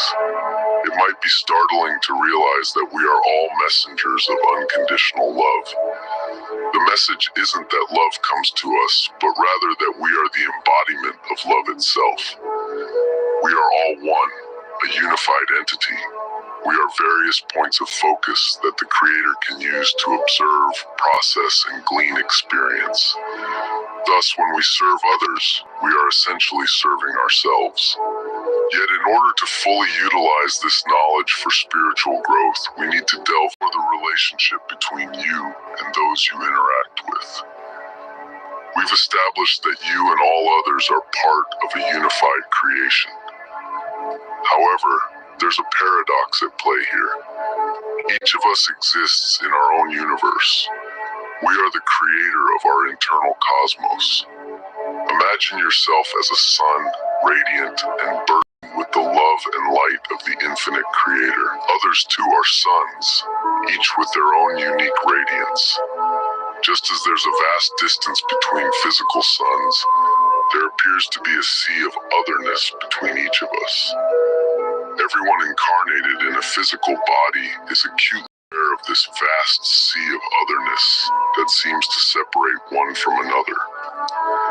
While this otherness is an illusion, it's also true that the sense of being different from the rest of creation was intentionally designed to foster an environment conducive for spiritual growth. In the past, the Creator experimented with creations where every entity was aware of the truth of unity. However, it was found that when entities were fully aware of their true identity, they lacked the motivation to seek further. Thus, the veil was introduced, obscuring our awareness of the unitary nature of all creation. This veiling was found to enhance the learning environment of our existence. In our current creation, we are veiled from the profound realization of our identity with everything that exists. It's as if we're living in a body that acts as a barrier, a defense, and certainly a limitation and demarcation between us and the rest of the world. This is the paradox of our existence, the simultaneous truth of our unity and individuality, and the purpose of the veiling that separates us.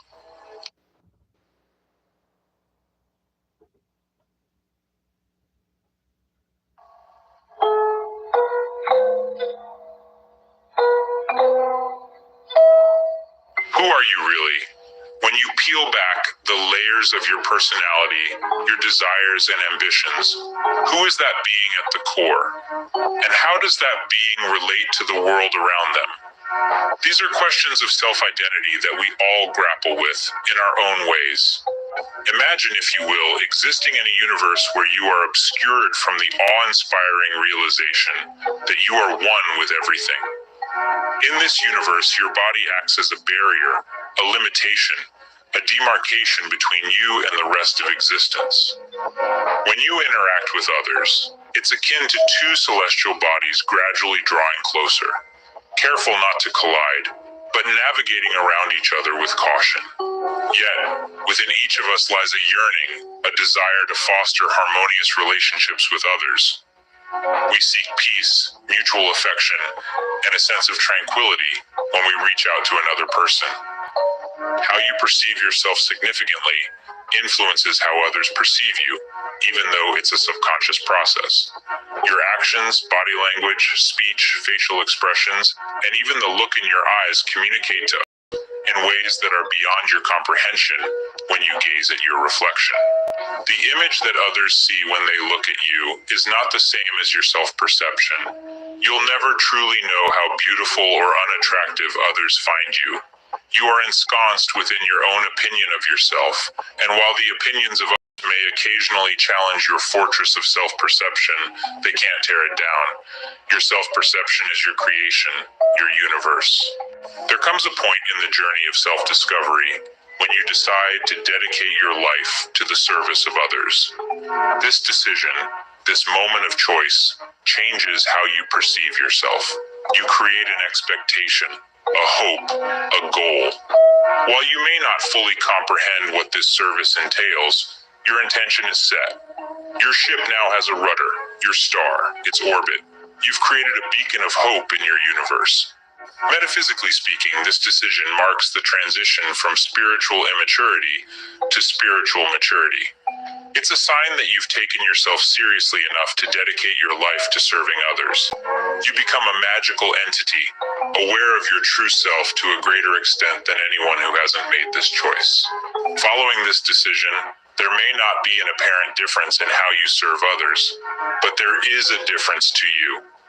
You've taken responsibility for seeking out resources and tools to help you serve more effectively and skillfully. In essence, you've started a race, a marathon, a lifetime commitment of service to others.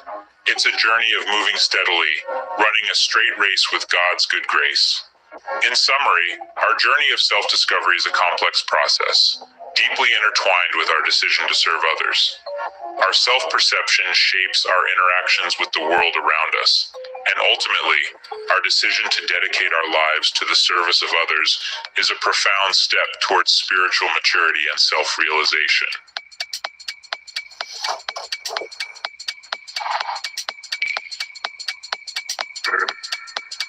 The power of love.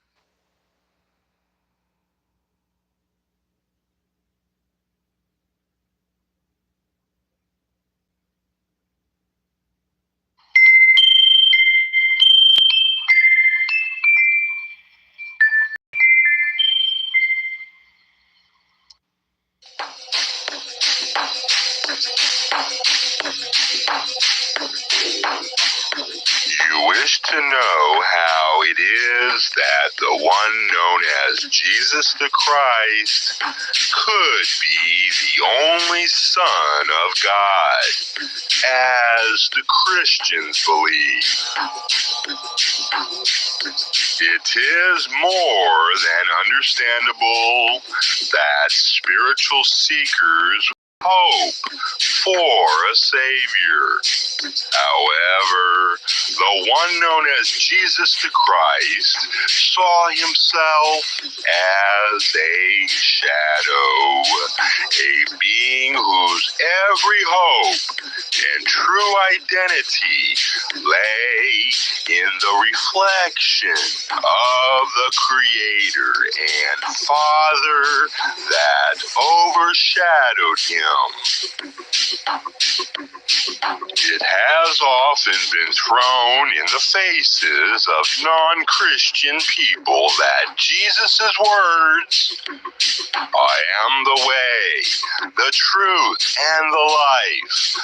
No one comes to the Father except by me," make it virtually impossible to achieve eternity without being in turn overshadowed by the one known as Jesus the Christ.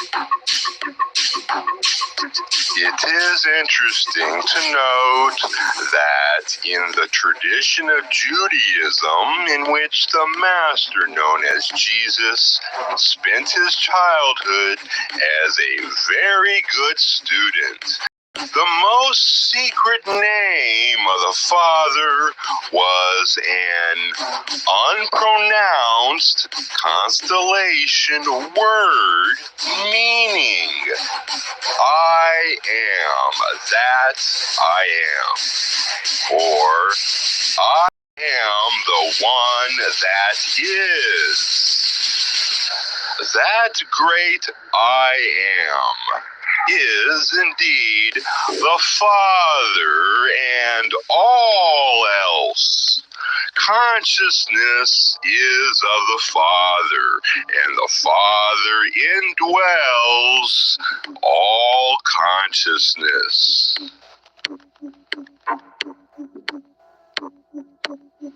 Thus, consciousness, that original, undistorted consciousness which is love, is indeed the way. It is indeed the truth.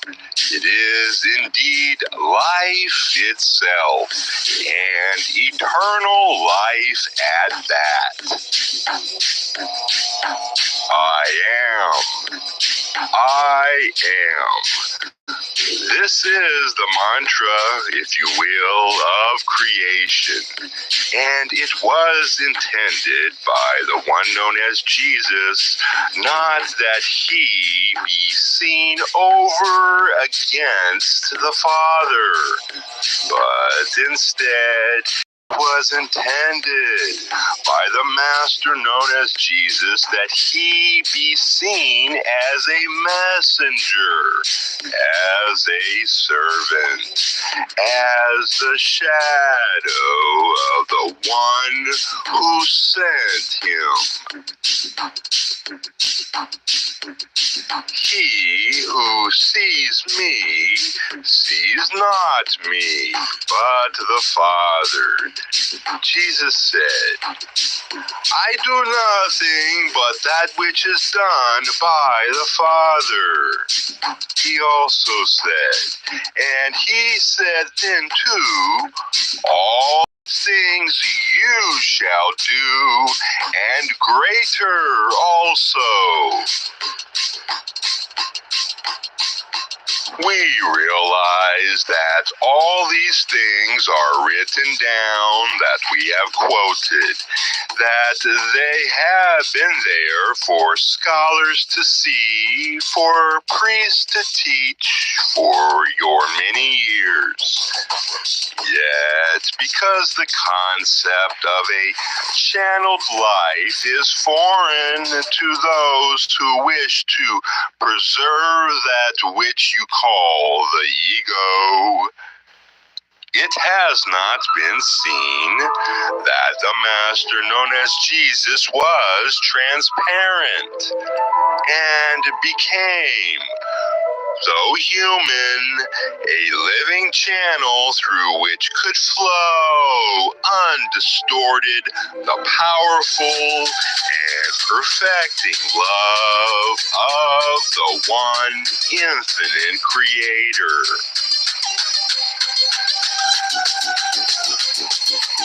You have asked how it can be that one human, no matter how divine, could die for the sins of the whole world, and have wondered whether it can be true that there is no need to live the life of discipline, but only to believe in the sacrifice of Jesus the Christ, made for all humanity.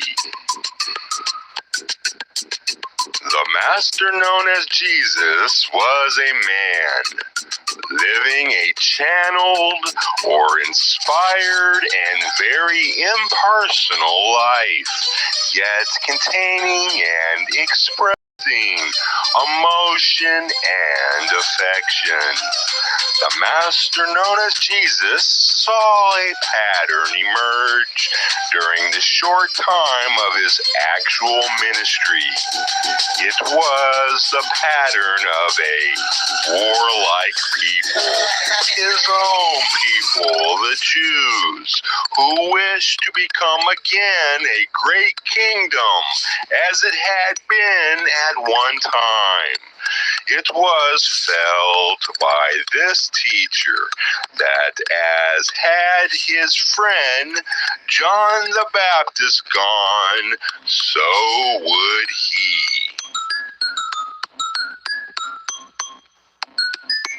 He wished for his people a realization. He wished them to realize and truly know that their identity, their nationhood, and their kingdom was eternity itself.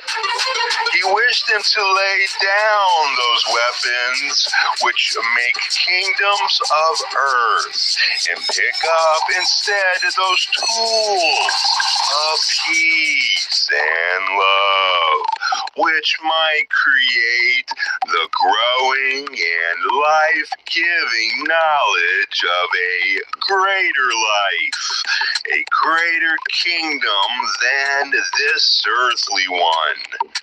Thirdly, this entity wished by his death to be remembered as one who intended to die of love for those who killed him.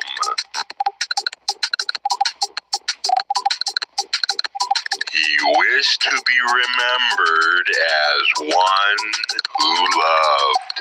He wished to be a symbol of that greater kingdom, which was the true kingdom of his people and all people.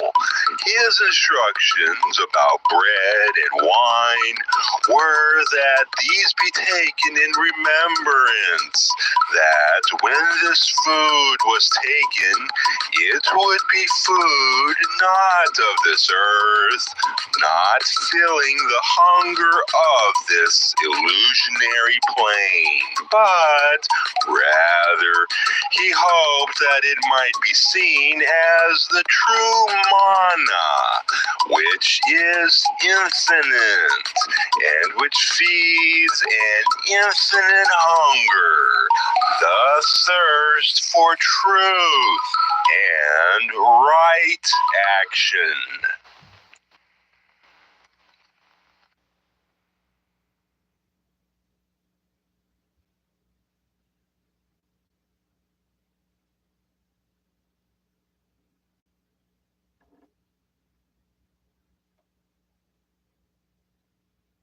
Pondered the intricate dance of karma and forgiveness.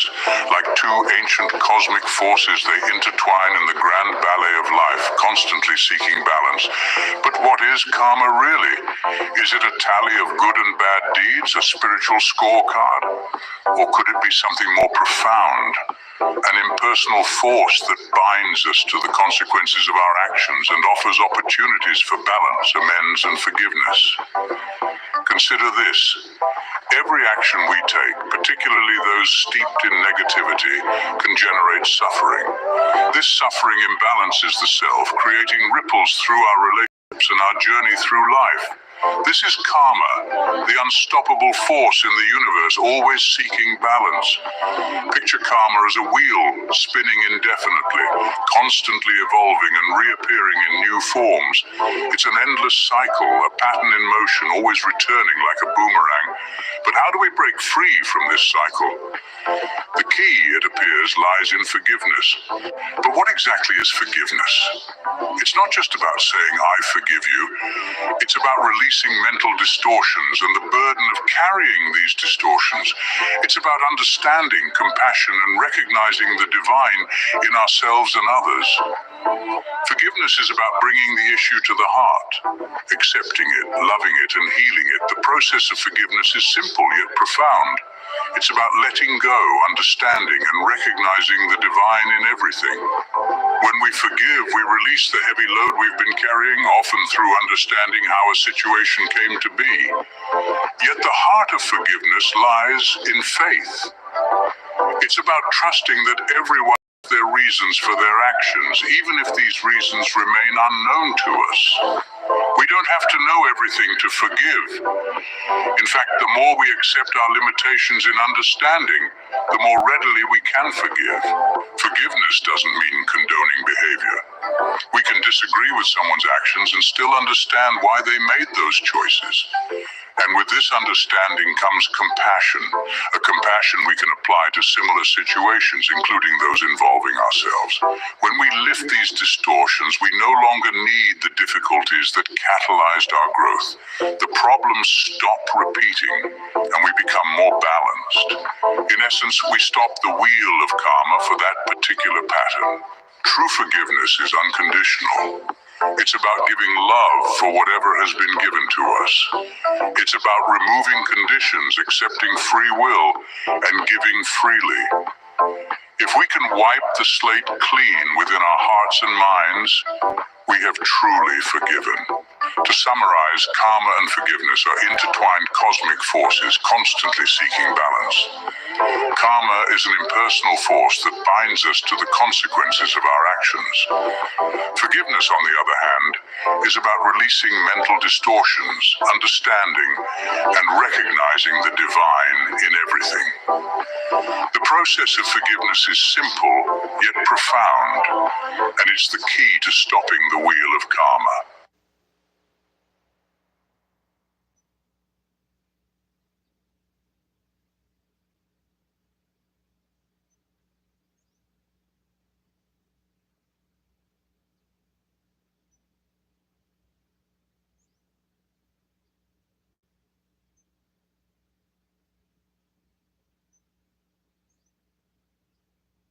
Ever wondered why there's been a flurry of activity in our skies recently?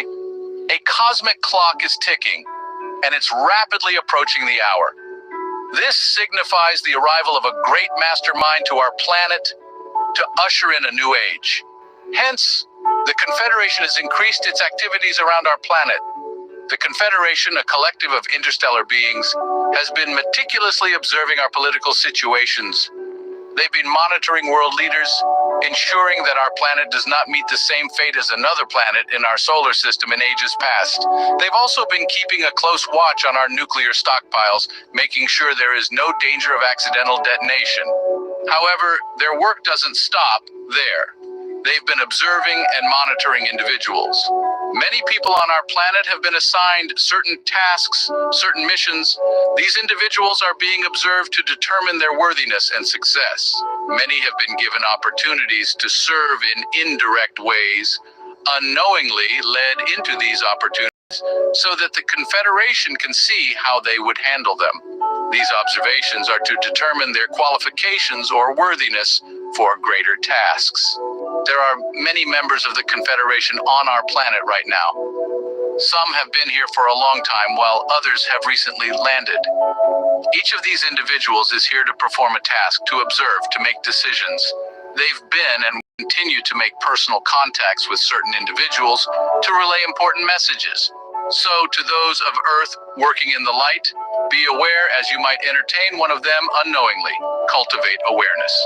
Too many things pass by because of lack of awareness. The ones who are aware, observing, and conscientious in their duties, those who have the interest of their fellow man at heart, will be the ones chosen to do his work.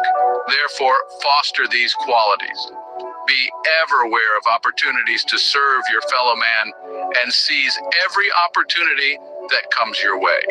The Sons of Adani, part of the Confederation, continue to hover in our skies, watching, studying individuals, and guiding those who are aware. They extend to you the love, the light, and the understanding of their people.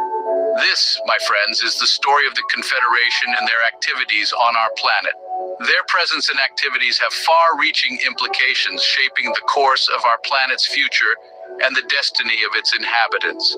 So keep your eyes on the sky and your hearts open to the lessons and wisdom they bring.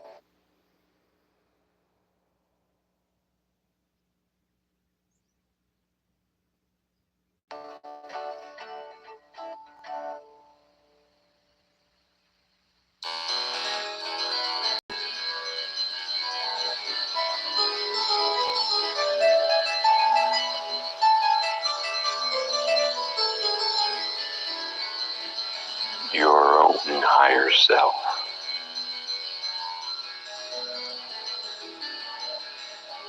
Your own higher self is your greatest friend.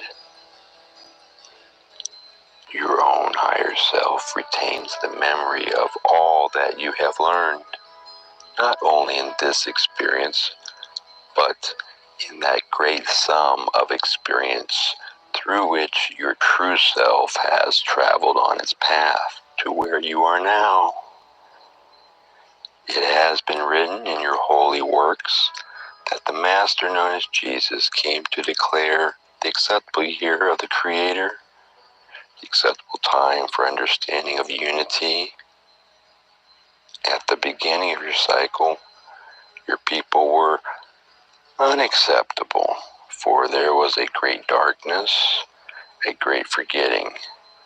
For all the souls that had begun in this cycle at that time had to begin with total lack of memory, had to begin in the darkness of total illusion to rediscover independently and of free will all of the truths of the Creator, all of the truths and of love and brotherhood. All those things that separate the conscious awareness of the living soul from the instinctive rise of awareness of your animal life.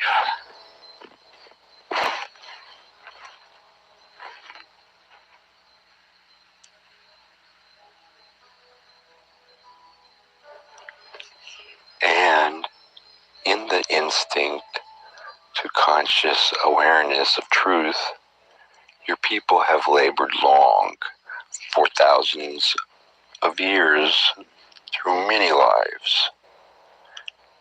You have worked to begin to express in a conscious manner your knowledge of unity.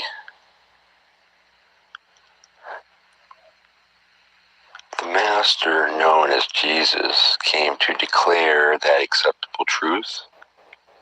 He served as a perfect example. The Master, known as Jesus, came to declare that acceptable truth. He served as a perfect example. And those truths have become more and more acceptable to individual souls as the cycle has progressed. That acceptable year, my friends, draws nigh and is upon you. That which you're expressing at this time may well be your final expression within this cycle. It is time, as this instrument would say, to get it right. It is within the awareness of each of you to understand the pressures of the one who desires to pass the test at the end of the school year. There is a studying, there is a caring, a desiring that one's level of understanding may be acceptable.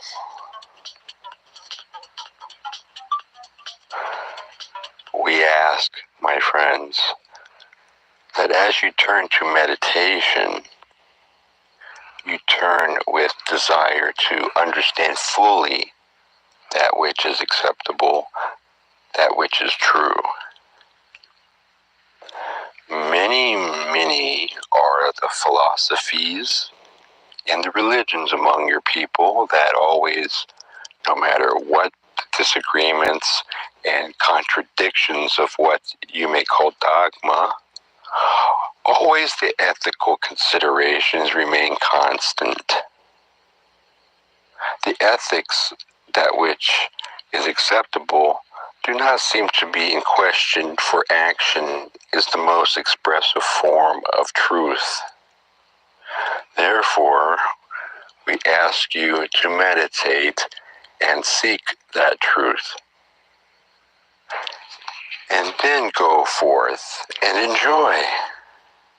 Allow that which is acceptable to the Creator to flow from you, to flow through you, as you have received it in meditation.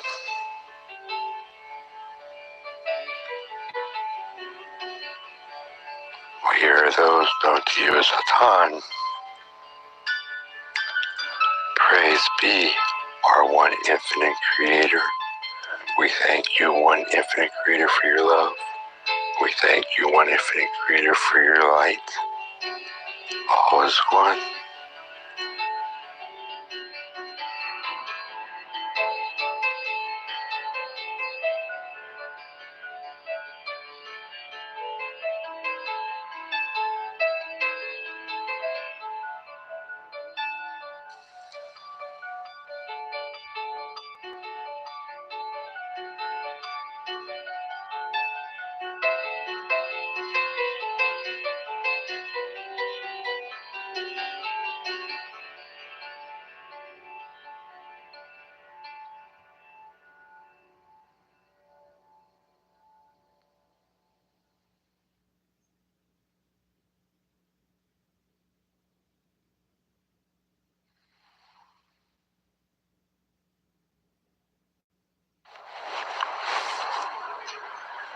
Greetings in the love and in the light, my beloved friend.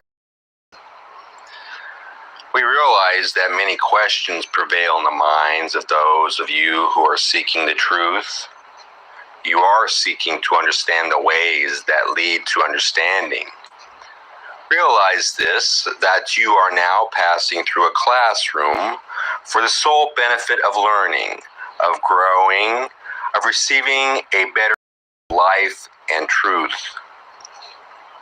One of the great lessons that must be learned in this classroom is to know thyself, or at least know yourself sufficiently enough to be able to function comfortably in a physical body, to bring about in your being that which is needed for a comfortable and happy living.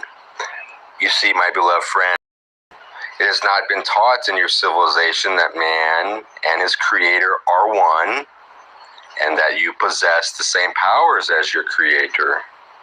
You see, my friends, the fact that you do not understand these laws does not alter the function of the law. The law works whether or not you understand it.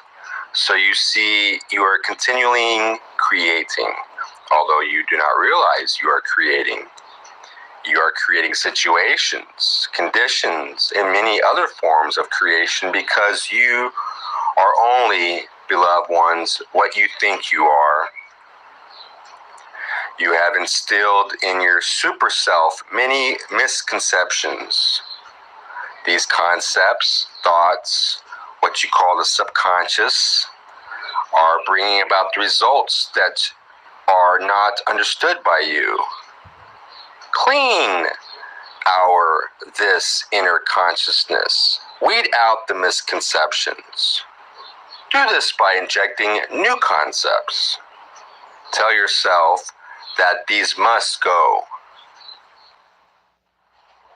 Know that you are all powerful. Continually tell yourself these things, because unless the old are replaced by the new, the old shall remain. This does not occur in a moment. Several years have been spent in indoctrinating yourselves with these beliefs. Do not expect to eliminate them in a moment. It is difficult for you, I realized, in the face of what you call realities. Do not recognize them as real. Believe me, my friends, these things are only illusionary. They are figments of your imagination. They are not your real self. For if you and your God are one, if you are a part of Him, only a small part of Him, you are perfection, because He is perfection. You have built around yourself an imaginary, illusionary imperfection. This is difficult for you to understand because of your teachings, your customs. These things have been taught it and handed down from generation to generation through your civilization. They became real to you, but they are only real because you see them as such. Understand that what you are seeing as yourself in the form in which you are now living is not your real self. It has been created by you. When you have left this vehicle, you shall find that you have left all of these things behind with it, and it shall vanish into nothingness. Therefore, you see, it was not real. I wonder, my friends, if I am giving you a little glimpse of what you really are. There is difficulty in trying to convey just what I mean, but know that you are a creator. Know that you and this creation are one, that you are a part, an important part of the creative spirit that dwells in all things, in all beings. Therefore, you should be master of your creation.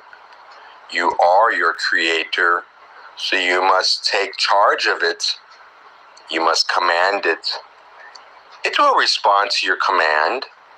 When you command that your hand move, it does move.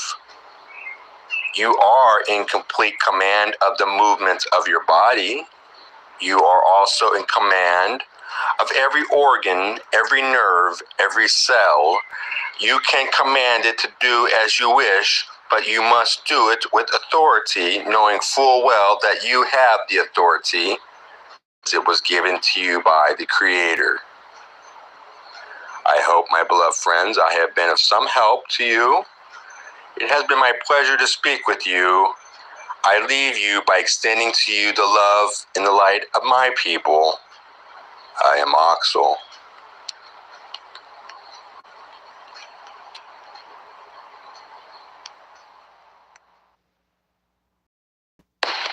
Who are you? Who are we? My friends, you know that we are messengers of unconditional love. Our message is not that we come to you in love, but that we and you are love, because we are all one. So your question is asked in the background of being aware that all of us are one interacting, interpenetrating union of various focus, or points which the Creator may use to observe, to process, and to harvest experience. Therefore, when you serve another, you are serving yourself. However, in a sense of being able to use that information to work spiritually, we realize that there needs to be more discussion. And so we move a step closer to the question and talk about you and those with whom you interact. We have just noted that you and all others are part of a unitary creation. However, as with all good spiritual principles, there's a paradox involved. That paradox is that each of you exists in his own universe. You are the creator of that inner universe. Therefore, it is as if you were a sun, radiant and unimaginably full of love and the light of the one infinite creator. Others are also suns with their own radiance. Between you, just as there seems to be great distance between suns, there's a great distance, shall we say, a sea of in-between.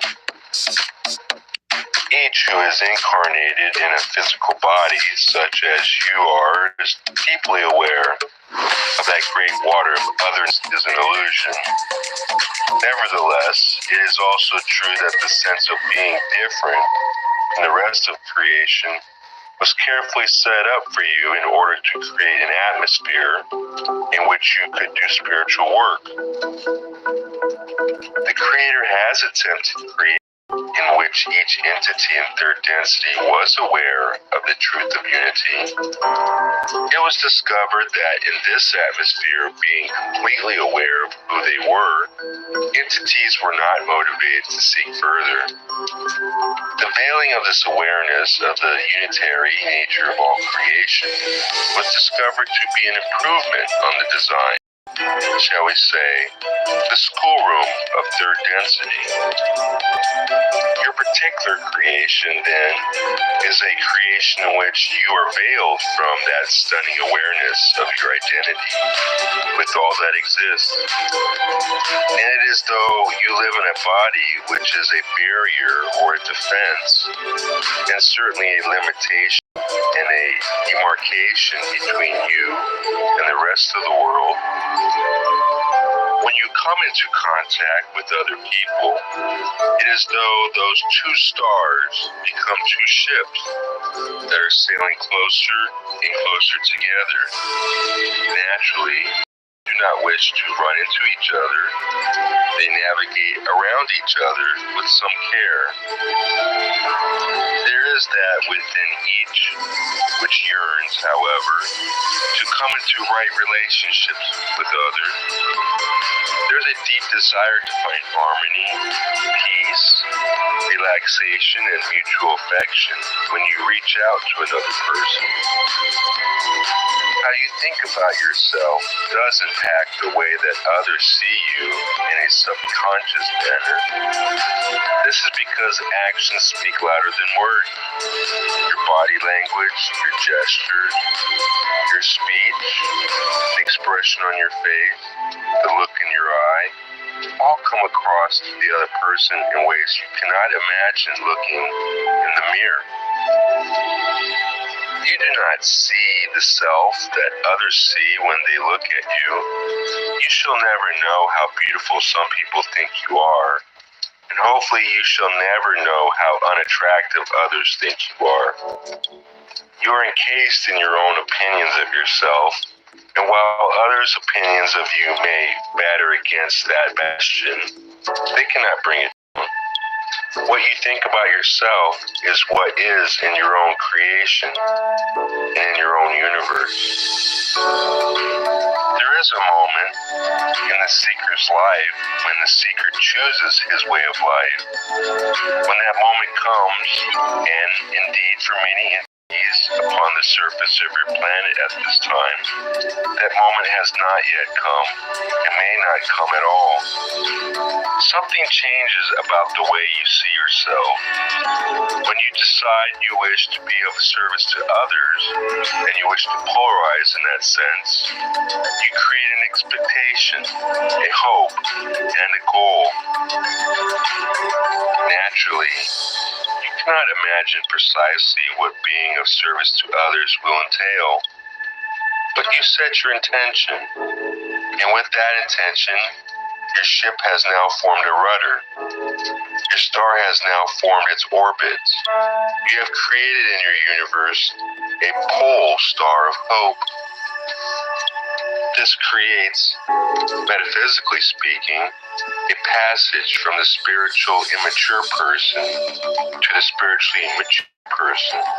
This is not to say that there's not always work to do in ripening the fruit of self, but that until you take yourself seriously enough to make that life decision to offer all that you are in service to others, metaphysically speaking, you have not yet awakened from the dream of incarnation. When you have taken yourself that seriously and dedicated yourself that completely to the hope of being loved within the world that you experience at this time, you become a magical entity. You know who you are to a greater extent than anyone could who has not yet come to the point of making that choice. As you go about your life after that point, there may be no obvious difference in the services that you render to others. Nevertheless, to you there is a difference. There's a profound difference in that you have taken responsibility to seek resources and materials that will help you to investigate how to be of service and how to be of service more skillfully. So, in a way, you put yourself under the gun. We use that idiomatic expression because in a way, decision to be of service to others is like the starting gun of a race. It's a marathon. It is more than a marathon. It's a lifetime. And you seek to move steadily, running a straight race with God's good grace, as this instrument's hymn has it. This same hymn brings us to our next point. The next word of that particular poem are, lift up thine eyes and seek his face. You are under grace, my friends, when you choose to be of service. A tremendous amount of help surrounds you in that choice. Grace abounds, for when you choose to love, you choose to express the nature of the creation and the Creator. Your choice is a direct alignment with the truth. That truth that is such a great mystery that no one has ever been able to articulate it. When you lift up from gazing at your own thoughts, your own processes, and the details of your conscious existence, you lift yourself into a goodly companion. You lift yourself to a level of concept.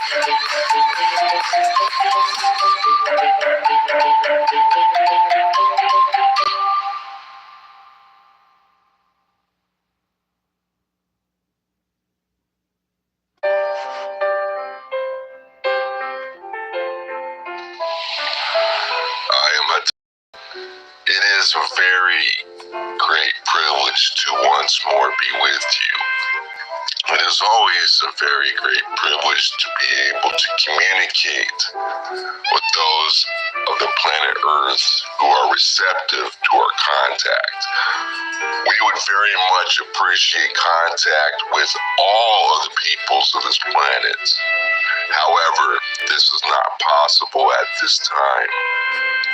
Very shortly, we will be contacting many more of the people on your surface than we have in the past. We will be doing this through various methods. We will create very near future what you would call an advertisement of our presence. This will alert very large numbers of the peoples of your planet as to our reality. At this time, it will be necessary for those who believe that they know of our mission to come forth and speak of that if they so desire. They will find, unfortunately, considerable frustrations in doing this, since, as before, they will have no way of proving that which they have come to know as the truth about us. We would prefer to be able to give this understanding directly to the people of your planet. However, this is not possible. It's only possible to give to them the unproven truth of our presence and our mission. For this reason, we will maintain a continuous aloftness from direct contact. However, our presence will be less aloft or less unknown. This is timed in such a way as to coincide with certain activities that have been carried out by numerous of the peoples of your planet.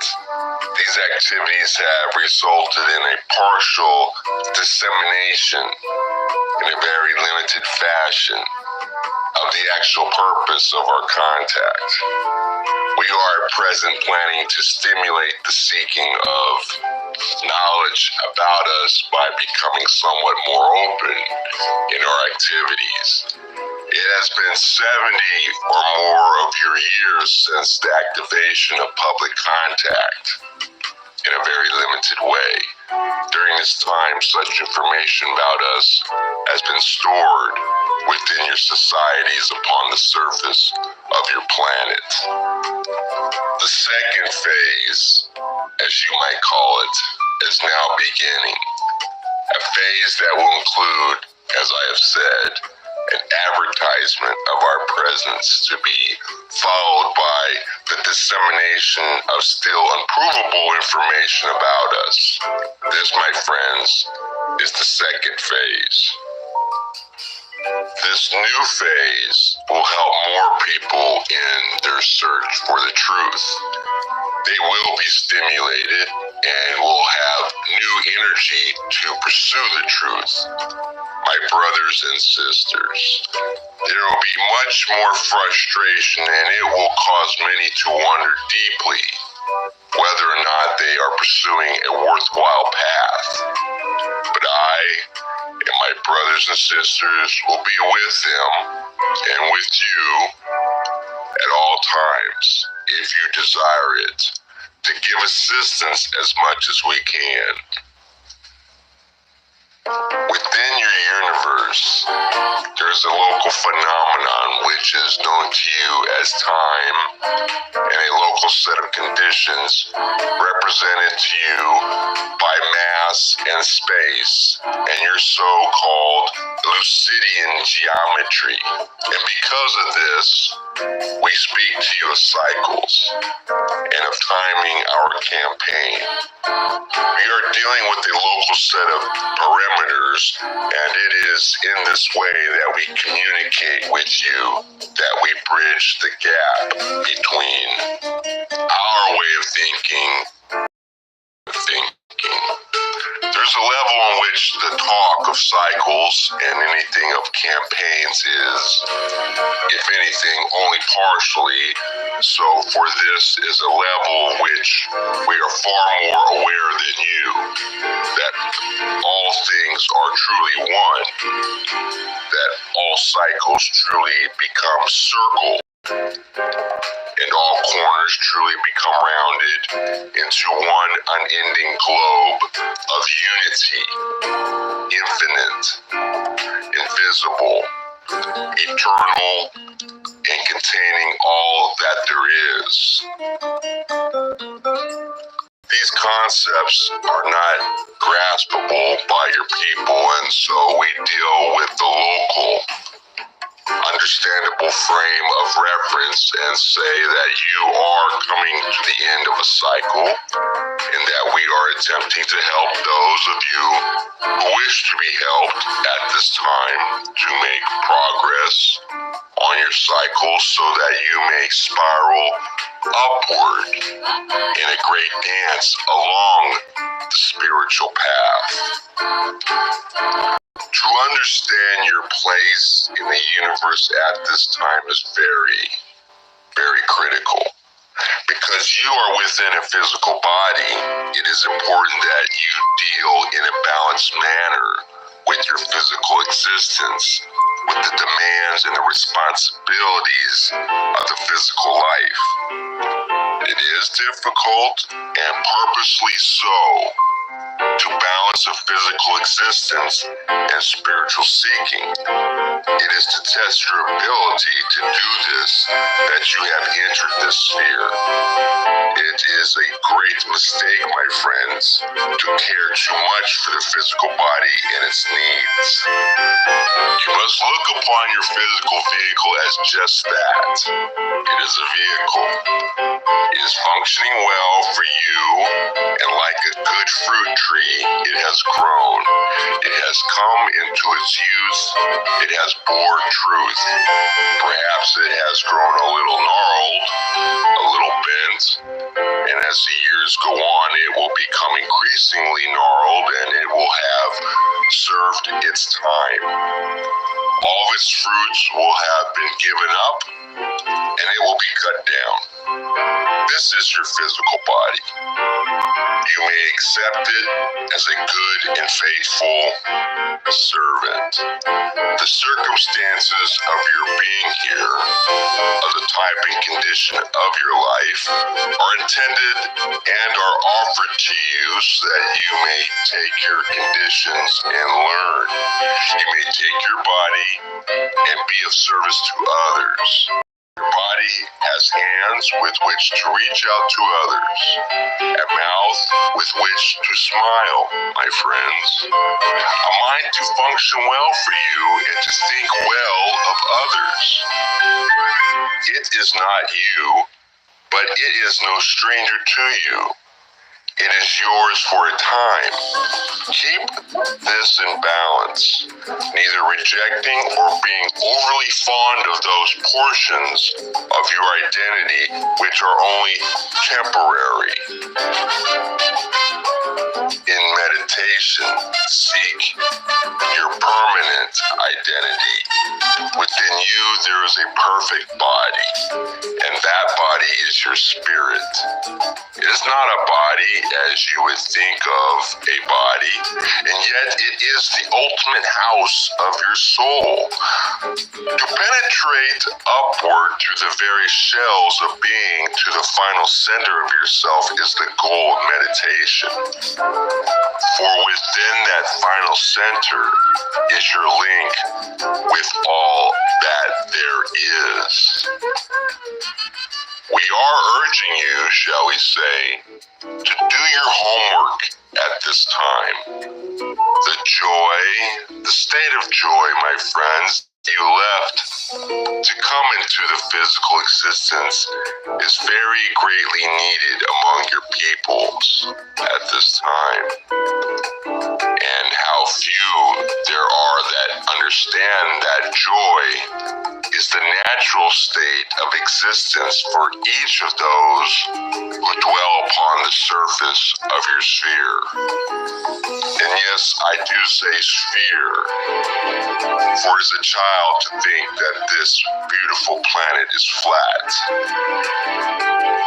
You see, my sisters and brothers, you are not on the same order of the apple tree.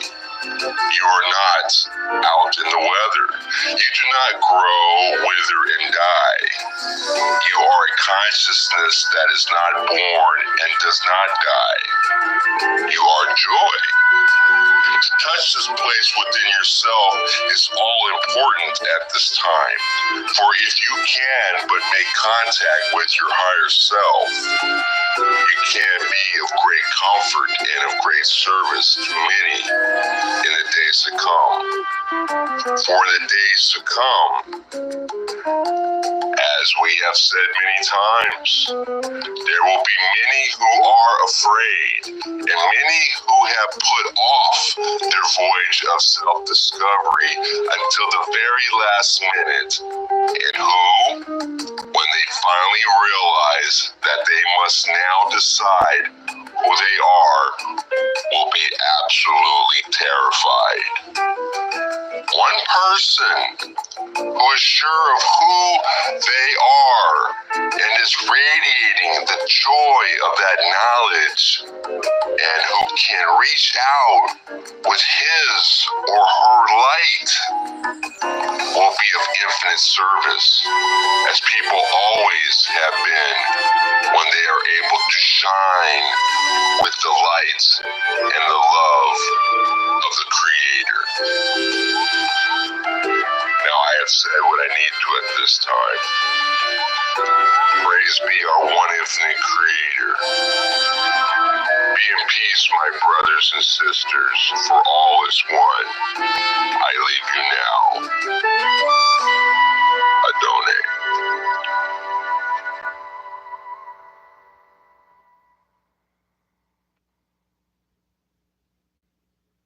Is peace an elusive dream? Can self-realization be the path to tranquility? Let's dive into this profound inquiry. Imagine a world of chaos, a civilization crying out for calm.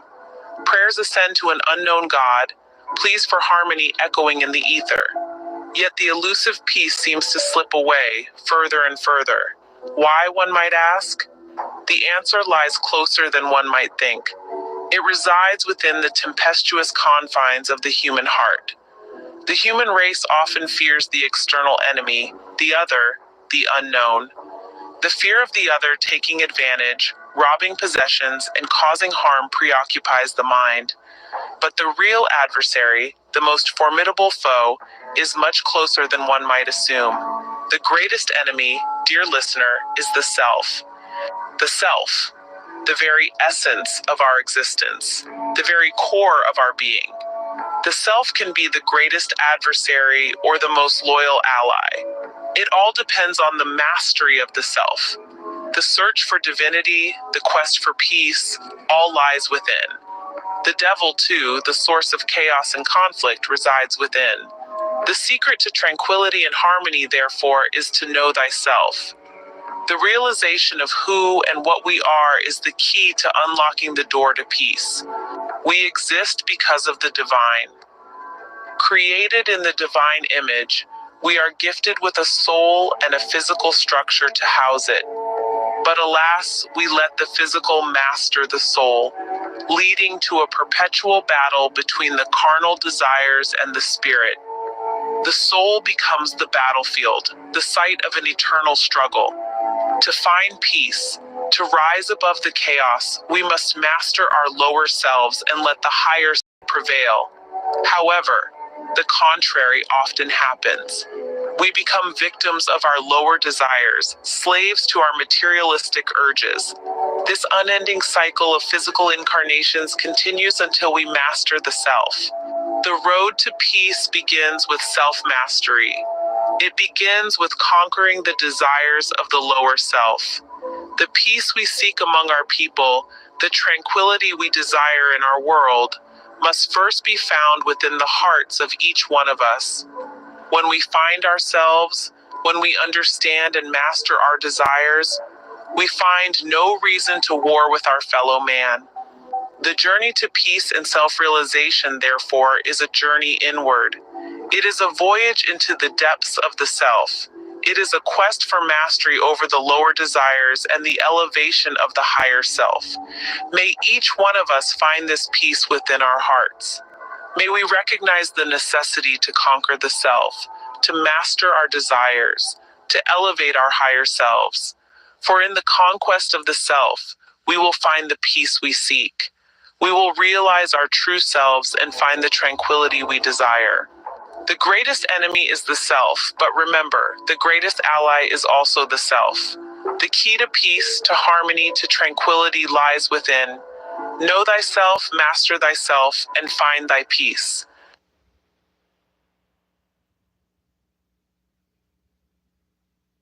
Can you imagine a world where everyone lives for each other? Picture a society where the inhabitants are groomed and inspired to exist for the collective good rather than individual interests. This is a civilization where every innovation, every creation is birthed with the collective in mind, striving to benefit all. Imagine a world where love is the currency, where love is so abundant, so expansive that it encompasses everything, all as part of the one great creation. Envision a society that requires no policing, guided instead by individuals possessing deep spiritual understanding and love. A society with an ever-expanding consciousness, continually growing in wisdom and understanding. Consider a world where scientific knowledge is employed for the well-being of all, with no thought of destructive applications. A society that uses science to educate its people, identify the aptitudes of its children at early ages, and move them down the path best suited to their happiness and welfare. Visualize a civilization with a transportation system that allows its inhabitants to travel as they please, without the burden of financial constraints. A society where education is not confined to books, but extends to first-hand journeys through various lands and even other worlds within the solar system. In this world, hard labor is a thing of the past. Science, employed for the collective good, replaces toil. Wealth is not accumulated by a select few, but distributed evenly among the populace. In this world, every individual has enough. When true love is the guiding principle, there is no desire for excess, and there is joy in seeing one's neighbor enjoy the same abundance. With this mindset prevalent among all, there is no poor, no rich. Class distinction fades away, and all individuals become equal, as they are in the eyes of the Creator. Imagine a civilization where inhabitants possess physical bodies similar to ours, but vibrate at a slightly higher frequency. A society that has conquered sickness, overcome disease, and harnessed the power of the mind to use the brain to almost its full capacity. This, my friend, is the vision of the new age. But to reach this stage, Earth must navigate many trials and tribulations. Many will be called, but few will answer. The question now is, will you be among the few? You have been called. The choice is yours. Will you strive for this utopian vision? Will you work to make this dream a reality? The future is in your hands.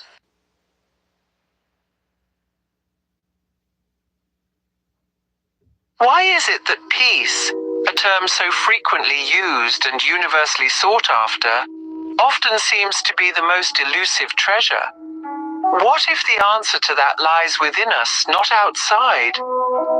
I remember a time in my life when I was consumed by the hustle and bustle of the city, the endless chase of success, and the constant pressure to keep up with the world. The noise was deafening, and peace was nowhere to be found. But then, I realized something. Peace is not a destination, it's a journey. a state of mind, a decision we make every day, every moment. Picture a calm, serene lake. Its tranquility is not disturbed by the chaos around it. It's at peace because it chooses to be. Much like that lake, we too can choose peace amidst the chaos of our lives. Our world today is a whirlpool of turmoil, confusion, and misunderstanding. Hate and resentment are rampant.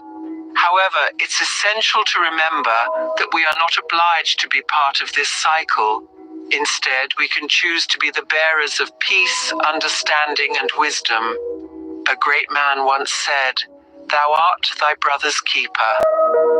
This statement rings true, especially when we realize that peace on earth begins with us. We are one, and when we recognize the goodness in all, peace will reign supreme. However, our journey to peace is often hindered by our obsession with material possessions. We become so entangled in the web of materialism that it becomes difficult to separate ourselves from it. It seems that the more we gain, the more enslaved we become to it. Our spiritual growth and understanding are often sacrificed at the altar of worldly possessions. But remember, treasures on earth are fleeting. Rust will eventually corrupt them, and thieves may steal them. So, instead of laying up treasures on earth, why not lay up treasures in the spiritual? Why not invest in understanding, wisdom, and peace? The greatest achievement we can attain is not material wealth, but peace of mind, heart, understanding, and wisdom. In summary, peace is not an external entity that we seek. It's a state of mind, a choice that we make. It begins with us recognizing the goodness in all and choosing love over hate, understanding over confusion. Our obsession with material possessions often hinders our journey to peace. Instead, let's invest in understanding, wisdom, and peace. After all, the greatest achievement we can attain is peace of mind, heart, understanding, and wisdom. Remember, the journey to peace begins with you. Choose peace, choose love, choose understanding, and let them reign supreme within you. For in doing so, you will be contributing to peace on earth.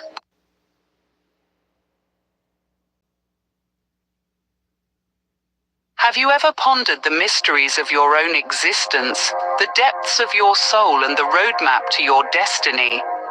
This journey, my friends, is a personal voyage, a quest of self-discovery, a path not always easy, but one that unfolds the secrets of the universe. When I embarked on this path, diving into the profound wisdom of Kabbalah, it was like attempting to scale a mountain. At times, the concept seemed too vast, the journey too arduous. But with every step I took, with every effort I exerted, the path became a little less strenuous, the concepts a little less elusive. I won't pretend to have reached the pinnacle of self-understanding. The ultimate truth remains elusive, but the journey itself has proven to be worth it. The joy, the enlightenment, the sense of fulfillment that I have encountered has outweighed the struggle 1,000,000 times over. This journey is not one we undertake alone. We reach back to aid those behind us and stretch forward for the guiding hands of those ahead. It's a journey you too can embark on, a journey you must undertake sooner or later. For it is in this process we evolve, we grow, we discover. As we evolve, we must open our minds to new ideas, new methods, and new perspectives. We must weigh them, try them, and use them to develop our consciousness. But in this exploration, discernment is crucial. Discard what does not resonate as truth, and embrace what stands the test of your scrutiny. The most crucial step in this evolution is perhaps the mastery of self. To overcome our desires, to control our emotions, is a triumph unlike any other. It's not an easy feat, I know. I've walked through the fire and emerged on the other side. But once achieved, it brings immense joy and satisfaction. We stand on the brink of a transformation, a new era. Our planet, as it travels through the cosmos, is exposed to new vibrations, new influences that herald the dawn of a new age. This transition is not easy, but it is inevitable. The shift is already in progress. The new influences are already being felt and will intensify as we move deeper into this new phase.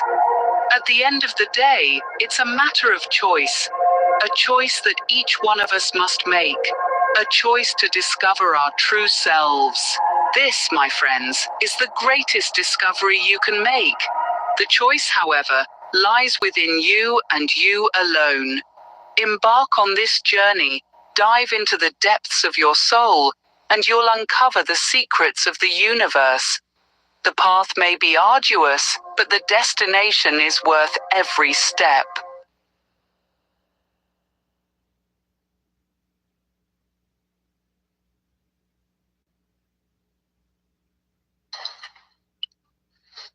The one infinite creator has made all that there is within the infinite universe.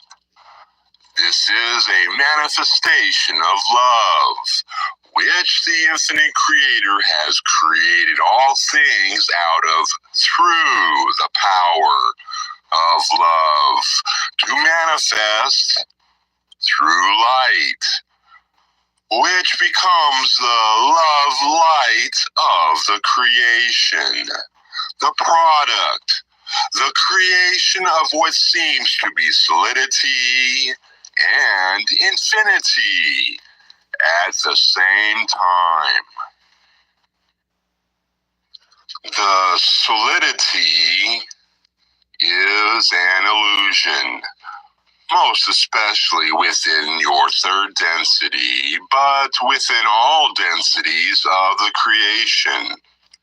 For within each thing, as you would call objects or manifested beings, there is activity that could be described as the molecules of light that move back and forth, round and round, in different speeds and angles of rotation, that give the manifestation of solidity of an object reality, which entities such as yourselves may be able to utilize within various levels of vibration in the great octave of this creation. Thus, the creator of intelligent infinity has made this creation as a pathway back into unity of each portion or manifested being with the one infinite creator.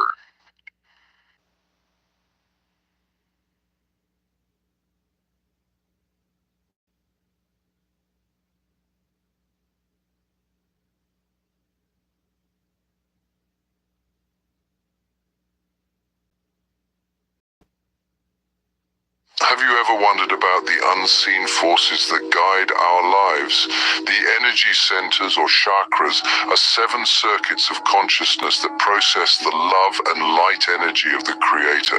These centers, each with its own electromagnetic and metaphysical characteristics, intersect with our mind, body, and spirit, guiding our life experience. Starting at the base, the root chakra, or red ray, is our first energy center. It vibrates with the essence of survival, grounding us in our physical existence.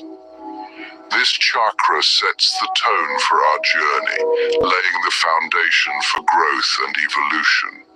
Next, we find the sacral chakra, or orange ray. This center resonates with personal identity, igniting the flame of individuality. It's here where we start to see ourselves as unique beings with our own desires and dreams. Moving upward, the solar plexus chakra, or yellow ray, governs our social relationships. This energy center is the hub of our interactions with others, shaping how we connect and communicate within our communities and societies. At the heart of it all is the heart chakra, or green ray. This is the energy center of universal love, where compassion and kindness radiate. It's here where we learn to love unconditionally, embracing the interconnectedness of all beings. Then comes the throat chakra, or blue ray. This energy center is all about free communication. It's where we find our voice and express ourselves openly and honestly. This chakra allows us to share our thoughts, feelings, and experiences with the world. Following this, the third eye chakra, or indigo ray, connects us with universal energies. This energy center is the seat of intuition and spiritual insight. It's here where we begin to see beyond the physical world, tapping into a deeper understanding of the universe and our place within it. Finally, at the crown, we find the crown chakra, or violet ray. This energy center is about the sacramental nature of each experience. It's where we connect with the divine, realizing our inherent spirituality and the sacredness of our existence. These energy centers are not static, but dynamic, changing with our experiences and thoughts. They can become blocked or imbalanced, reducing our energy or even bringing it to a complete halt. However, through conscious effort, we can activate, reactivate, and balance these centers, enabling them to deliver higher energy voltage for seeking, service, and all energy expenditures. The brilliance of these centers, their rotational speed or vibrancy, is determined by our focus and refinement. The more we concentrate our will upon each energy center and use the catalyst of corresponding life experiences, the more brilliant and active each center becomes. But the goal is not simply to activate each center to its maximum. Rather, it's about achieving a fluid, moment-by-moment balance. Like a seven-stringed musical instrument, each energy center is a note in the melody of itself. When balanced, they create harmony, waiting for the touch of the Creator to bring forth the music of our lives. The more these energy centers are activated, the more our life experiences revolve around the lessons of love. And through this, we uncover the unseen forces that guide our lives, learning to dance to the melody of our energy centers.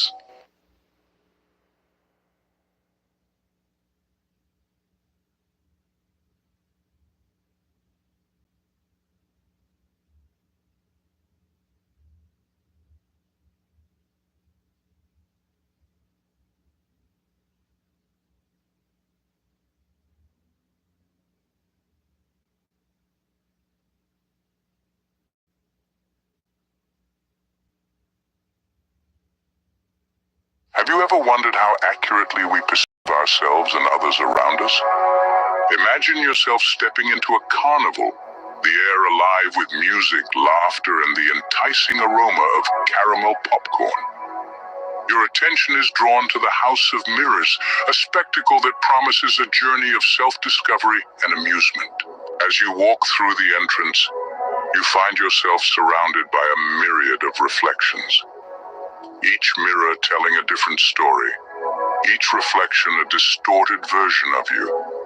Some mirrors reflect a jolly and harmonious image, causing you to burst into laughter. Others reflect a looming and menacing shape, making you take a step back. Day by day, you navigate this carnival of life, categorizing these distorted images as good or evil, friend or stranger, harmonious or inharmonious. But remember, you are in a carnival. The distortions are part of the game, part of the illusion. The more attention you give to these distortions, the more distorted they become, adding to the complexity and intrigue of the carnival experience. But here's the twist. You, as the carnival goer, have the power to choose the nature of your entertainment.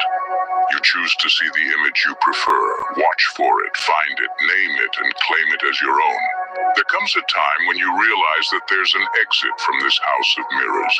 You decide to seek this exit, leaving behind the hall of distorted reflections. But as you step out, you find yourself in another hall of mirrors. The discarded images are left behind, while the unrecognized ones remain part of your consciousness, launching you into a new carnival, a new level of awareness. Through this journey, you realize that there are many mirrors, many rooms, and many exits. The process of seeking and learning is continuous. There will be moments when the mirrors will shatter, and you'll see clearly, realizing that you are one with all that there is. These moments of realization are joyous, but they may not last. For the majority of your life, you will be navigating this carnival. It's possible to vanquish all the mirrors and see yourself and others clearly, but it's more likely to happen intermittently. The key to seeking is to know what you're after, because as long as you seek, you will find. When you feel discouraged, remember to look into the one mirror you carry with you, the one that reflects a true image. Look into the silence. Attend to your own consciousness. In summary, our self-perception is like a journey through a carnival's house of mirrors. It's full of distortions and illusions, but it's also full of discovery and realization. The importance of this journey lies in its potential to lead us towards self-realization. After all, it's through the reflections and distortions that we learn to see ourselves and others more clearly. And in doing so, we come one step closer to understanding the essence of our existence.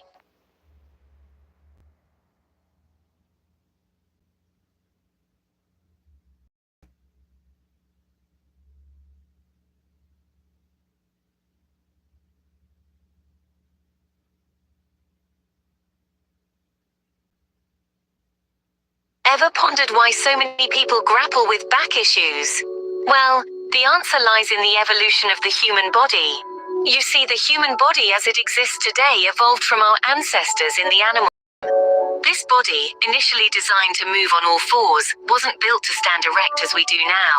This shift to an upright posture has put a tremendous strain on our backs over time. The human back, in particular the spine, carries the burden of this evolutionary leap.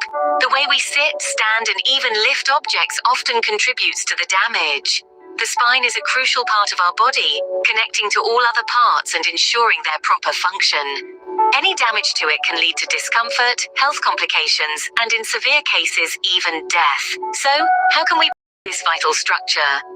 First and foremost, proper posture is key.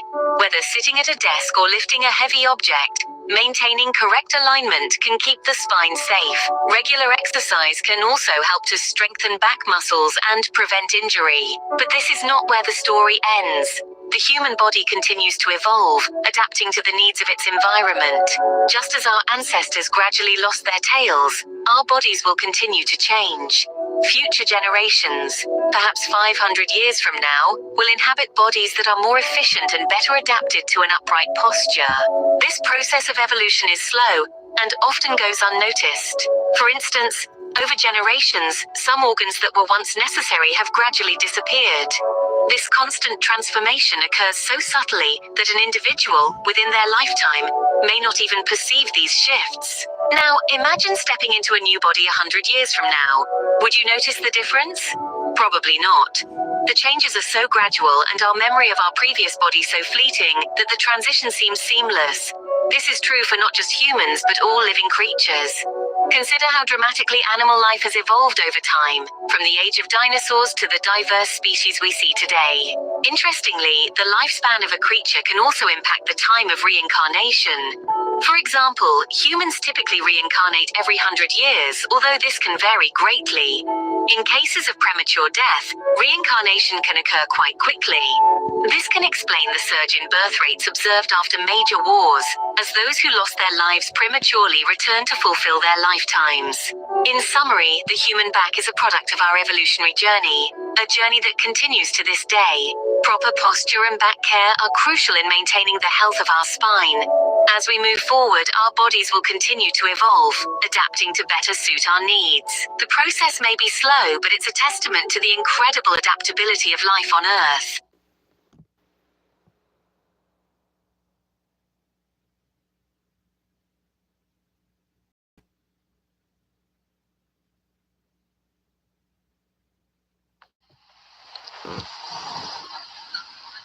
you in the love and the light of the infinite Creator. I thank you and am aware that you are busy and a trying day, and to know that you are making room for meditation is very heartwarming to me. For to find companions on the spiritual path is, indeed, a great pleasure, as always. I would like to talk to you about the strength and the keenness of your desire. I will talk to you about something that you do not think about enough, and that is how complete the illusion is in which you now exist. Your physical vehicle is, at this point, in what you would call a seated position, held downward by a force which you do not explore but simply take for granted. What would occur, my friend, if suddenly gravity were reversed and you were flying towards the ceiling? Could you think fast enough that your head would not come in contact with the ceiling before your feet whirl around? Would you land on your feet? When you walk down the street, you expect that no buildings would fall upon you, that people's heads would remain attached to their bodies and will not come hurling at you. You do not find a high risk in simple actions. Do you realize, my friends, how carefully the illusion has been planned so that you do not have to be aware of the safety of your own physical vehicle?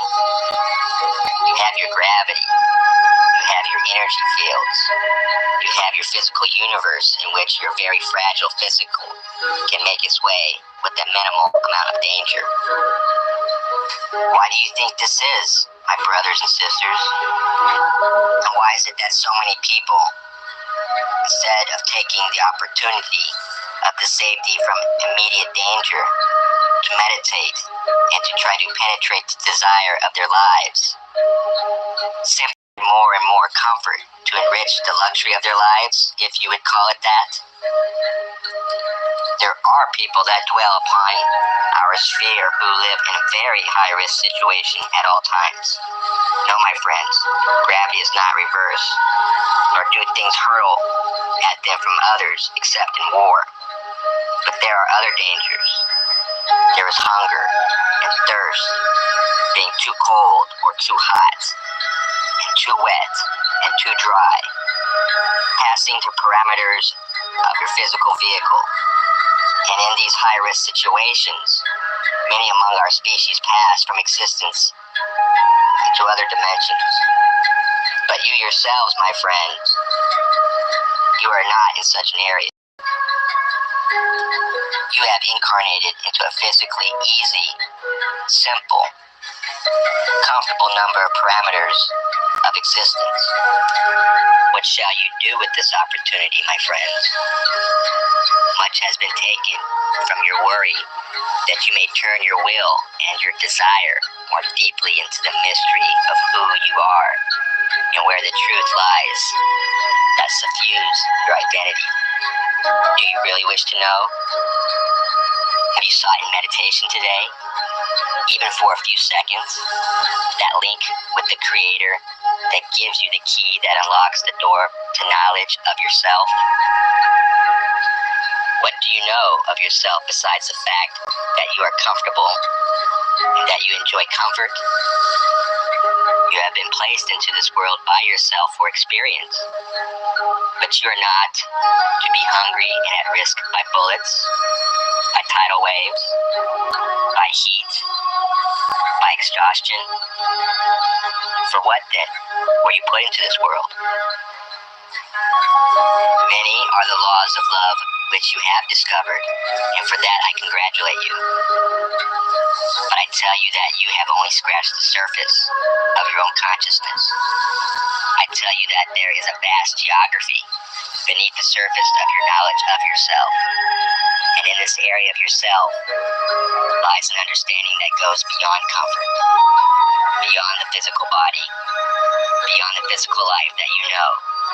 How can you seek less, my friends, even for one day? I do not ask you to lose your sense of humor, to deny yourself any comfort that you may find pleasant, only that you see the place of these things in the importance of these things relative to the real business of your life, finding and sharing the truth that is within you. You must share what you know, but if you cannot share what you know, you must not regret your lack. For if what you know is incomprehensible, then to attempt again and again to share it, as it says in our holy works, to throw pearls upon swine. Do not understand. They will only sicken on such a diet. Thus, allow yourself only to desire to know the Creator in yourself and others. But if the moment has not come for you to be able to demonstrate a teaching, then, my sisters and brothers, it simply has not come. You are not sent out into the world to change those who are not ready.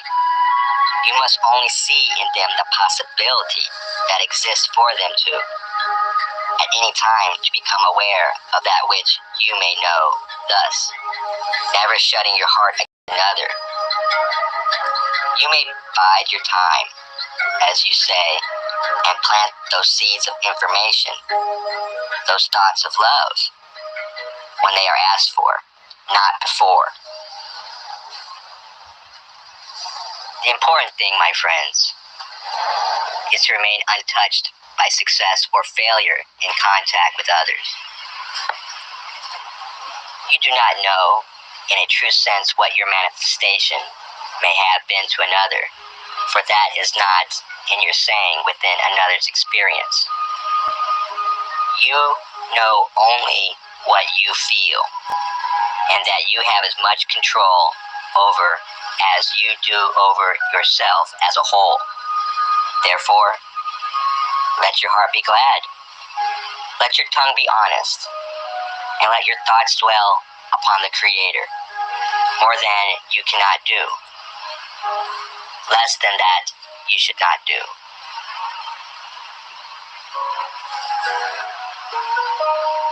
Praise be our one infinite Creator. Go in peace, my brothers and sisters. Be in peace.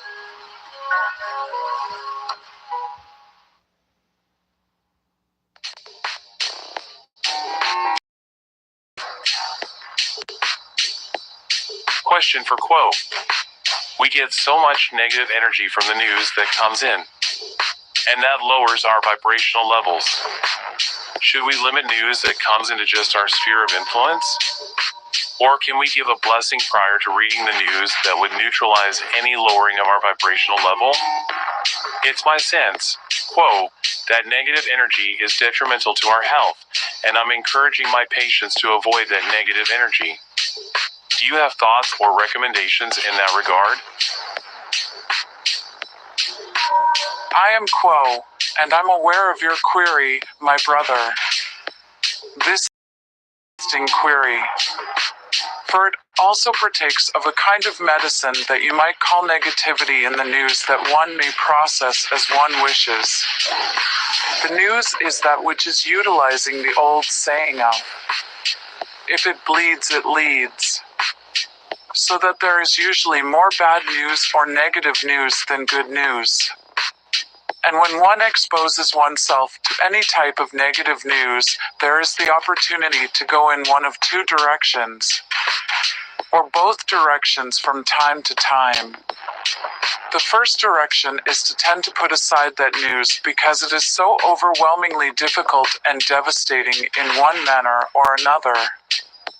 The taking of lives, the loss of lives, and by many or few that occurs daily in every area upon your planet, whether it is family, community, states, nation, or whatever. And this is what you were speaking of. This is what can drain one's ability to feel inspired to be alive within this third density at this time, and might cause one to feel that bleed through stress that comes by imbibing and absorbing the negative qualities of the inhumanity of man to man, people to people, nation to nation. The other possibility is that one may seek an enhancement on the spiritual journey by responding to the negatively oriented information by setting oneself the goals of engaging in the practice of sending love and light and healing energies to any source of difficulty of negativity upon your planet that is being reported on the news. This is an advanced practice of spiritual seeking which is most helpful to the conscientious seeker that wishes to take, shall we say, a heavier load of classes in the college system of study, as you might say. This is what you may call the advanced class, and is perfectly a choice of free will for any who wishes to undertake it, realizing the difficulties of doing so. But if taking on these difficulties is desired, then the polarization to the positive service to others is also enhanced.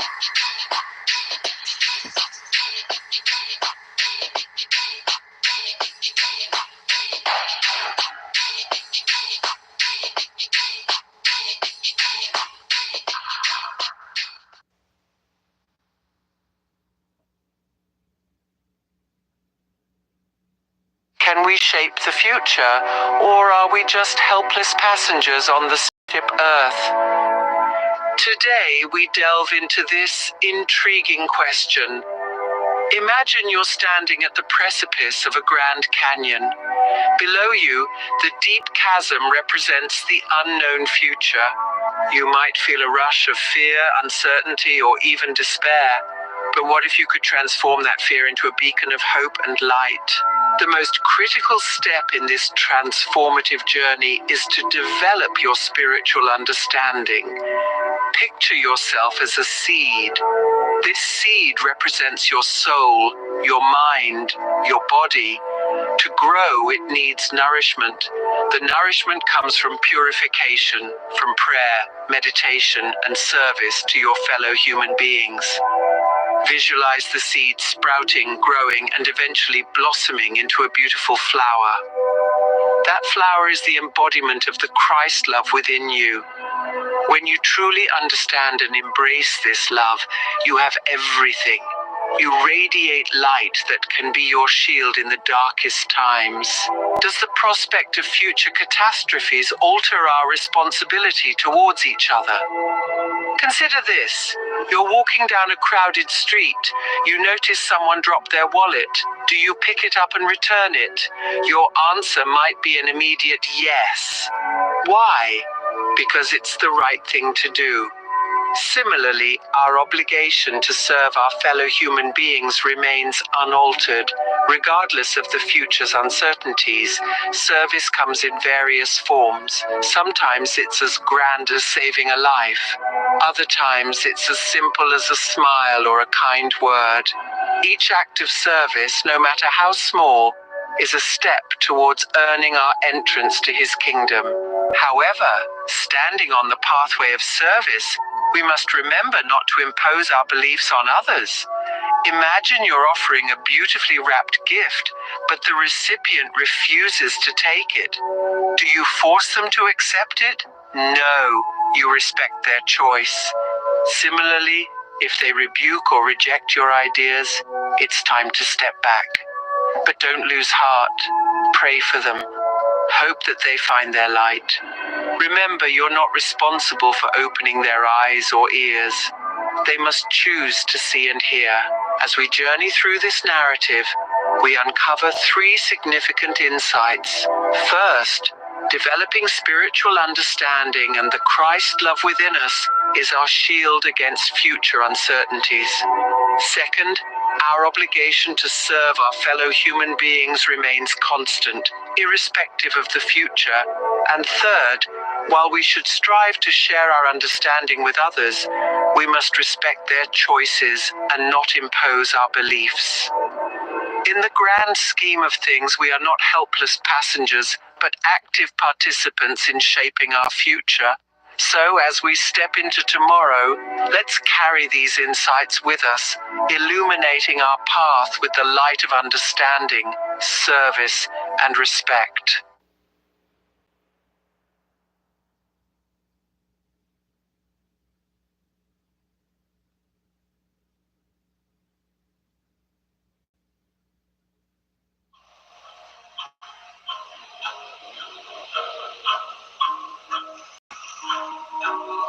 In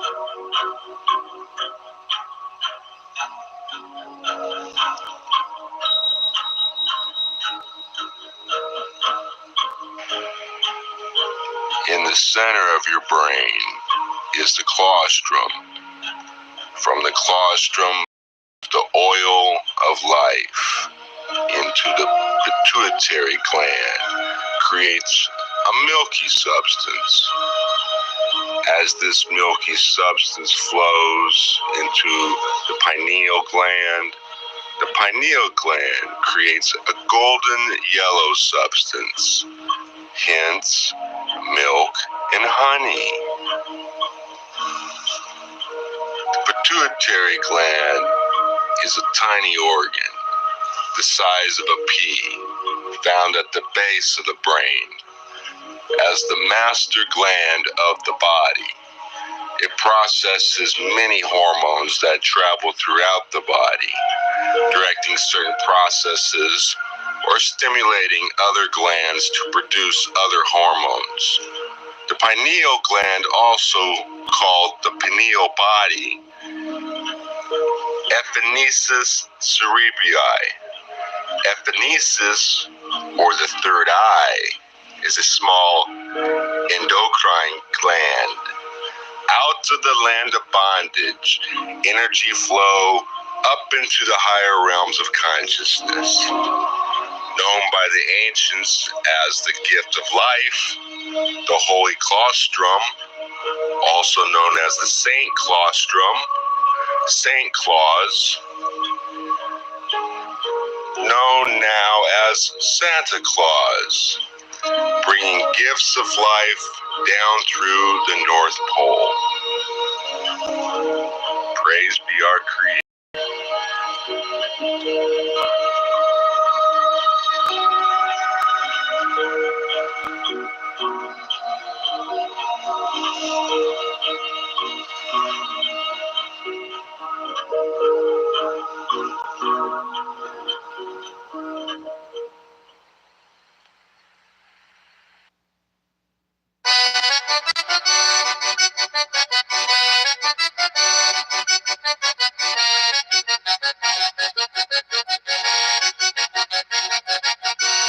I am Latwi, and am aware of your query, my brother.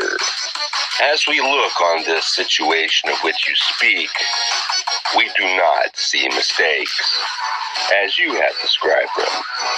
We see that there has been two portions of the one Creator that have been in a relationship with each other and have, through that relationship, sought to know the one Creator. Each has had an opportunity to serve the Creator through the other self.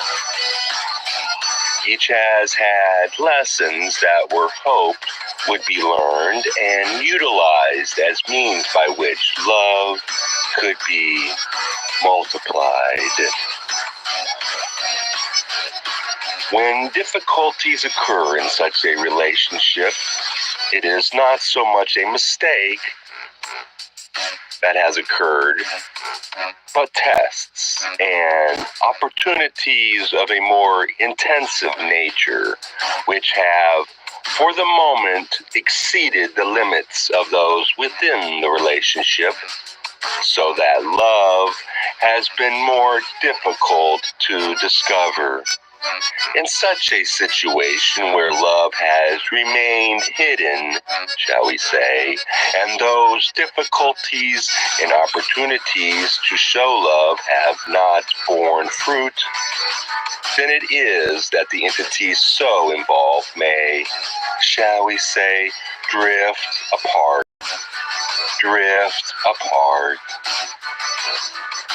Yet the thought remains within the mind, and the hope remains within the heart of each, that love may yet be found.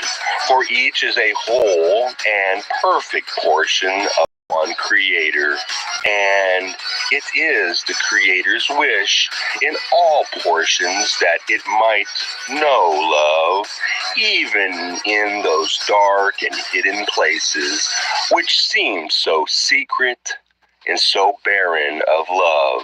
Yet there it is as well, my brother. As you begin that which you have called the healing, you begin to find that love which always was there, which needed more attention in order to be discovered. Often the gift of time and the fond remembrance of the better times between a couple which has parted will bring about the opportunity to rediscover love where it was not found before.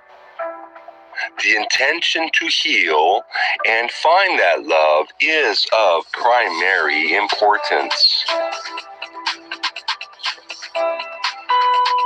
To attempt that which is difficult is more important than to accomplish that which is easy.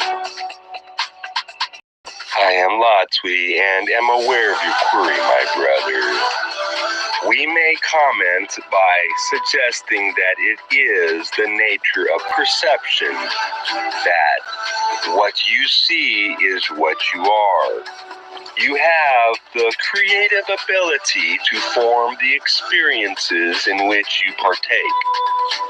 As you focus upon one portion or another of another entity's behavior, you shall be as the gardener watering that seed. Choose then carefully, my brother, how you perceive and what seeds you water.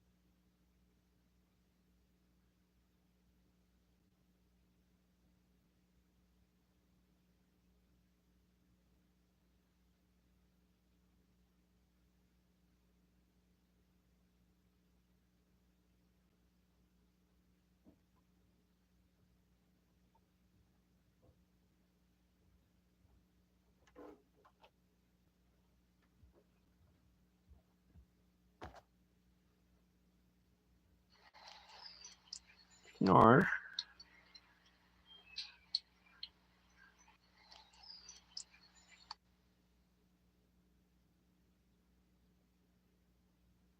have you ever wondered if life, as we know it, could exist on other planets? What if I were to tell you that life, in its many forms, is not only possible, but likely thriving in environments far different from our own? Each planet with physical life has an envelope, an atmosphere, and within each atmosphere, life is adapted in unique and fascinating ways. Every planet that sustains life is home to beings that have evolved to survive in their particular environment. They possess a specific range of understanding, much like the varying levels of comprehension we observe here on Earth. However, these beings are confined to their planet. They cannot venture beyond their atmospheric envelope without a means to carry their environment with them. This applies to both their physical and spiritual bodies. Imagine for a moment the implications of this. The Earth's inhabitants, that's us, are currently unable to venture beyond our envelope in the present type of vehicles we're working with. To extend our reach, we'll need to create a vehicle capable of carrying our familiar atmosphere with us. Now consider this. Those who have visited our planet from elsewhere in the cosmos underwent a stage of preparation before landing here and existing in comfort. This explains why our astral range, or the area in space we can explore, is limited. We cannot go beyond this point until we have refined both our spiritual and physical bodies. The beings inhabiting the etheric or spiritual dimension surrounding another planet would be at a different stage of development. It's not about being higher or lower, as we are all brothers in this vast sea of life, each striving to reach a greater understanding. Life is a continual climb on the ladder of understanding. There are planets that do not contain physical life on their surface but have beings living in the environment around them. Some don't even require a planetary body existing freely in space. Each level of life has its own type of being, a product of adaptation to their environment. Consider a world where a significant amount of radioactive radiation was released into the atmosphere. Current life forms wouldn't survive. However, if these conditions continued, a form of life would develop that could live under these conditions. Nature creates for the environment it has to deal with. This is evident in our own planet's diverse life forms, from animals to sea life. Life adjusts itself to the conditions that exist, so the next time you gaze up at the night sky, remember that life is not confined to our blue planet. It's a vast, complex tapestry woven with the threads of adaptation and evolution, constantly changing and adapting to the environments it finds itself in. The universe is teeming with life, each form shaped by the world it calls home.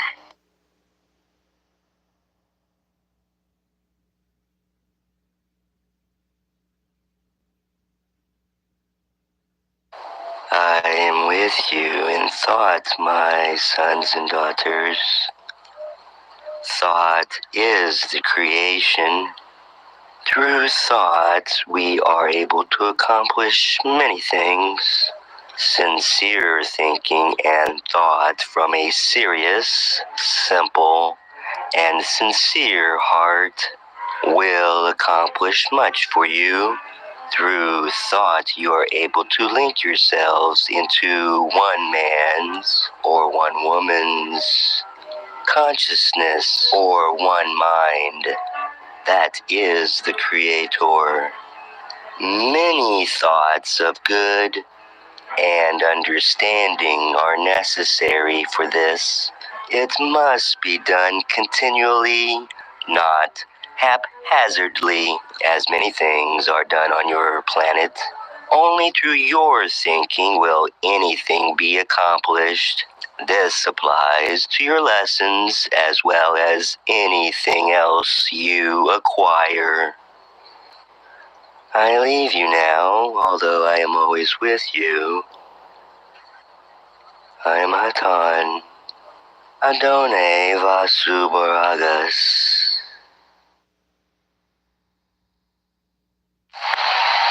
Knowledge is given to mankind within the recorded history of the past that there has been communication with beings from other planets within the galaxy.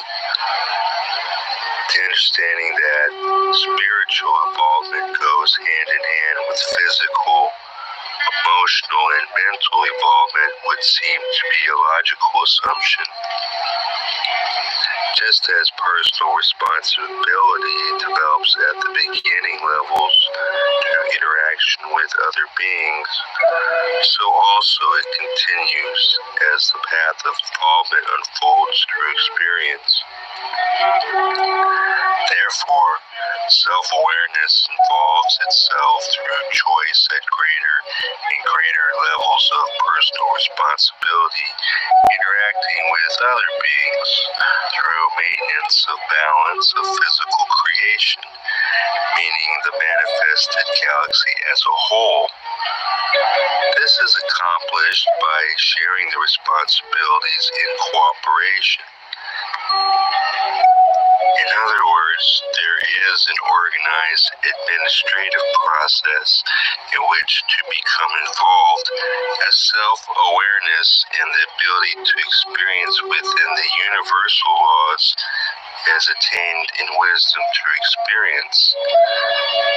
The benevolent beings that have visited our planet and now are indeed present in nearness to this planet are representatives who have volunteered for their own advancement to be part of this administrative focus of galactic maintenance.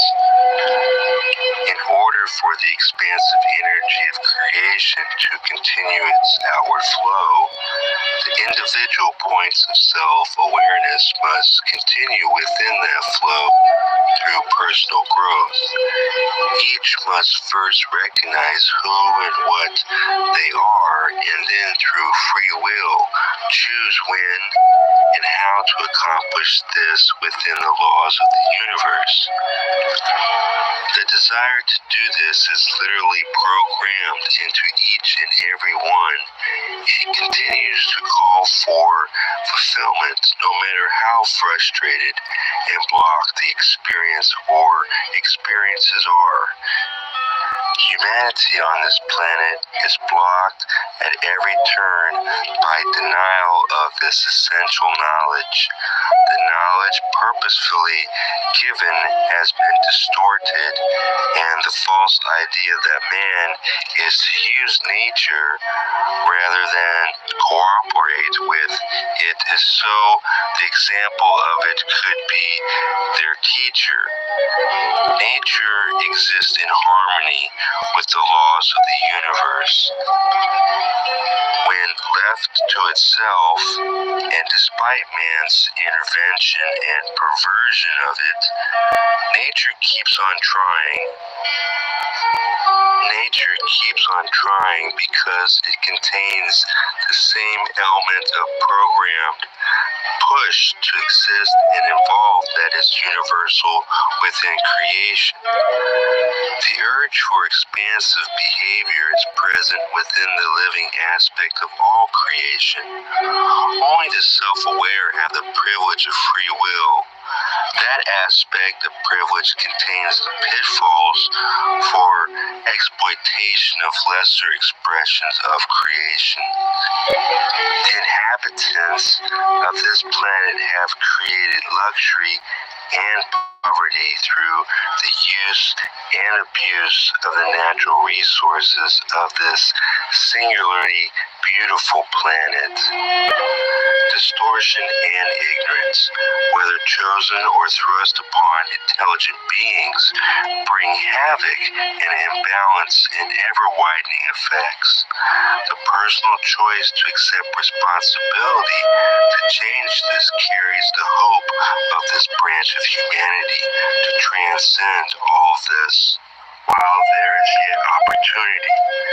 Turning away from this opportunity will carry with it the consequences that naturally accompany it through the law of attraction. Eternity, as this cosmic cycle is called, is a very long sequential time in your counting to learn the lessons. All help possible and beyond the normal process is being given now. The opportunity to literally leap ahead and bridge the lost chances of advancement is available for the taking. It is hoped that as many as possible can and will answer the call. What are called crop circles have caused great curiosity.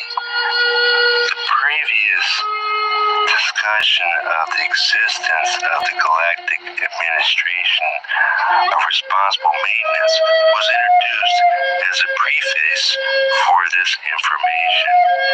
In times of great stress for a planet, not an unusual thing in keeping all within balance, orbits, etc., energy is focused into the various grid systems that maintain orbit and spin velocities and other physical maintenance.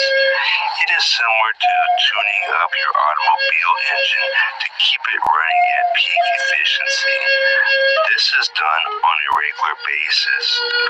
In the case of your planet, which is under great stress, as even the most sleeping human will acknowledge, this process is going on with increasing regularity.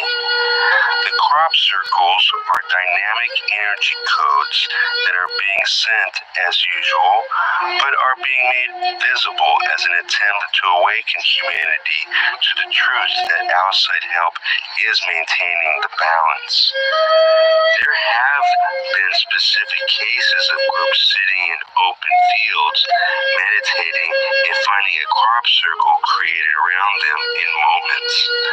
These instances were again for the purpose giving the message and took place only within the confines of these special areas, and the particular timing of these transmissions were not caused by the meditating group. The shapes vary with the specific energy patterns being focused. There are particular patterns for restoration in areas that bring forth specific planetary responses. These shapes and places are matched for the response needed.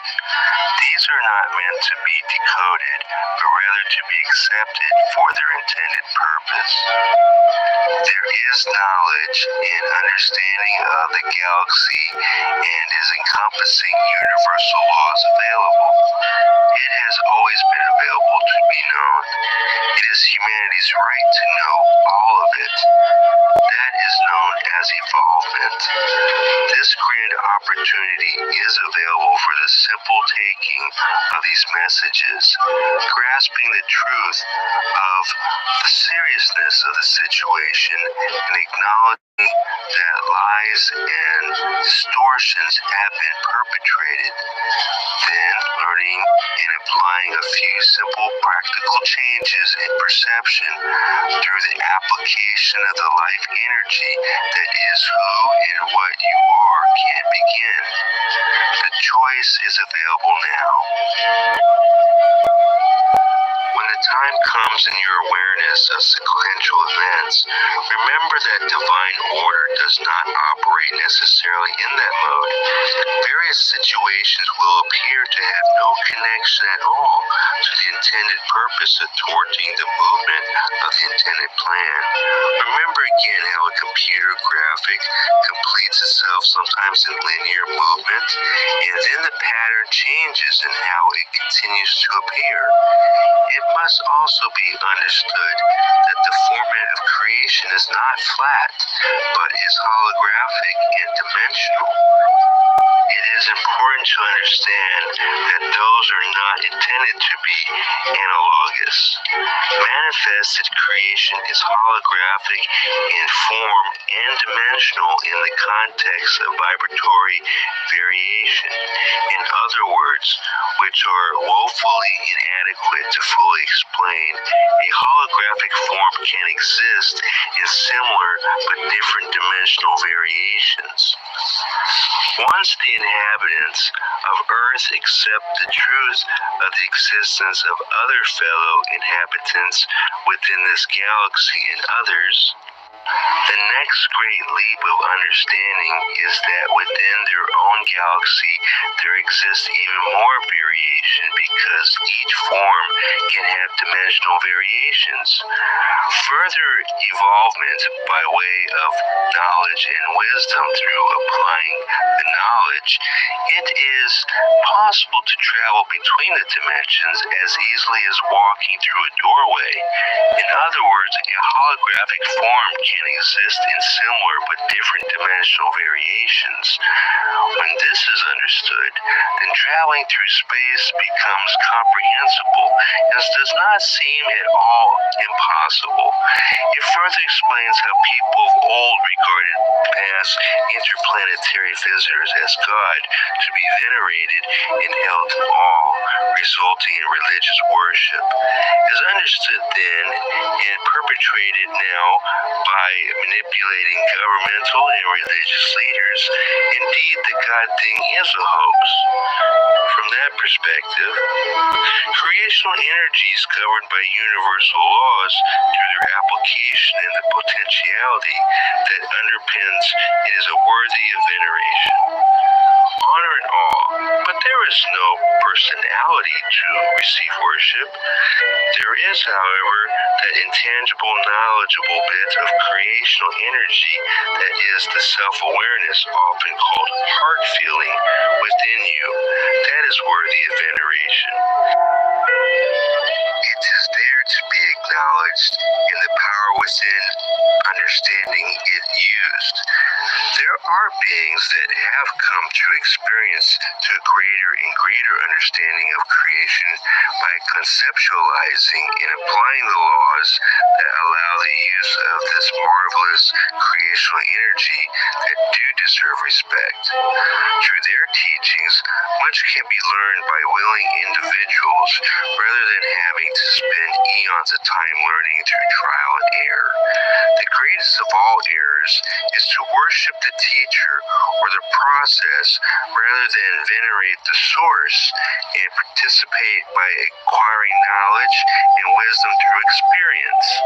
When mankind on this planet learns the truth of these words, then indeed he shall be free to continue her evolvement.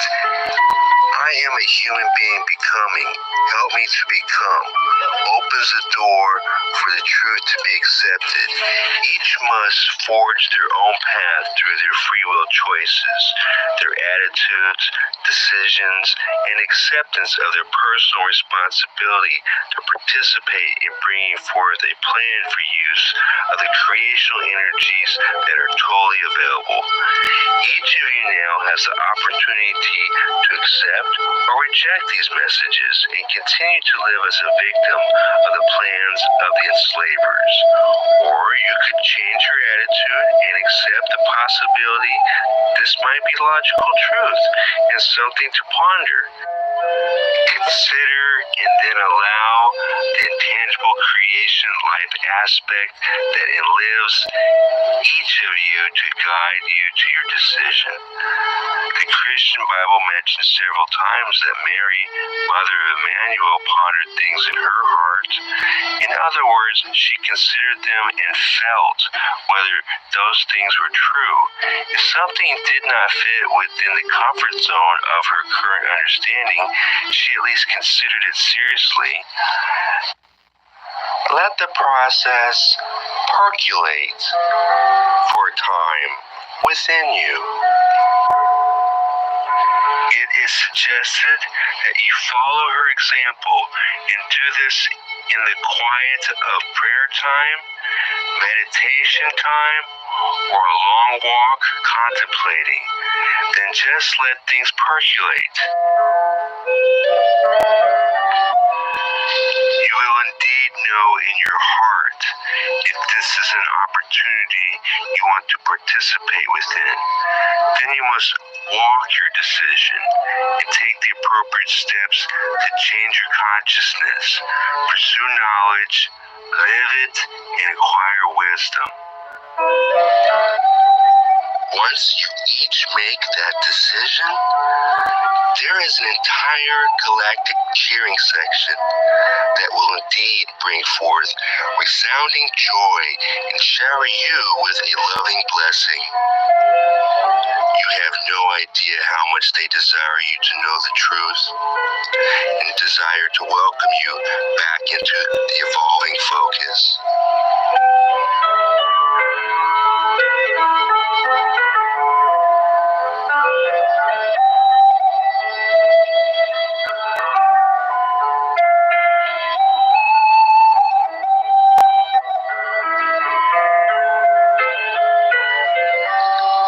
Praise be our one infinite Creator, in the love and the light,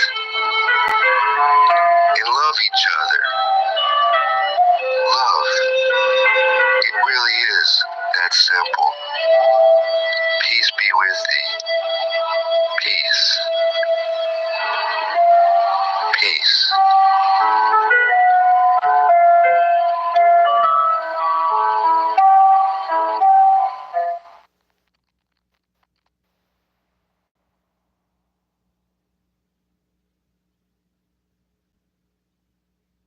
Have you ever considered the notion that every thought, word, and intent of man could be immortalized in an ethereal record? A notion that's not new, but ancient, deeply embedded in various spiritual and philosophical traditions. This is the concept of the Akasha, or the Book of Remembrance. The Akasha, as described by Oriental scholars, refers to the finer ethers, a kind of sensitized film that captures every sound, color, word, and even thought. It's a concept that, while not scientifically verifiable, is no longer questioned by a great number of critical scholars. It falls within the realm of spiritual postulates, akin to the existence of God and life after death. The Book of Remembrance is not a book in the conventional sense, but a metaphorical record of all that is, was, and will be. Many sacred writings refer to these universal record ethers as books. For instance, in the Book of Malachi, it is said that a book of remembrance was written before the Lord for those who feared him and thought upon his name. Similarly, in Revelation, John speaks of the dead being judged out of things written in books, one of which is the Book of Life. In this metaphysical book of remembrance, nothing is lost or forgotten. All the lessons taught and experiences lived by each soul are recorded. It's a profound idea, suggesting that our actions, our words, and even our thoughts echo into eternity. But how exactly are these records made? This brings us to the concept of the recording messenger. While thoughts and words imprint themselves onto the pages of the Book of Remembrance, an agent is needed to record events. This agent is the recording messenger, referred to by many sacred writers. Every soul born into this world is accompanied by a messenger, a divine life companion sent by our heavenly Creator. This messenger is tasked with illuminating the way and recording every event. The clearness with which these holy records are made in the Book of Remembrance can be attributed to these messengers. To summarize, the Book of Remembrance and the recording messenger present a fascinating spiritual concept. They suggest that every word, thought, and intent of man is recorded in an ethereal universal record. This record is maintained by a divine messenger sent to accompany each soul on their earthly journey. These concepts challenge us to consider the weight of our thoughts, words, and actions. They propose that every moment has a lasting imprint, not only on our lives, but on the fabric of the universe itself. They remind us that we are not fleeting, temporary beings, but part of a grand, eternal tapestry. The Book of Remembrance and the recording messenger serve as profound reminders of our spiritual significance and the enduring impact of our existence. Whether or not you believe in these concepts, they certainly offer a thought-provoking perspective on life and our place in the cosmos.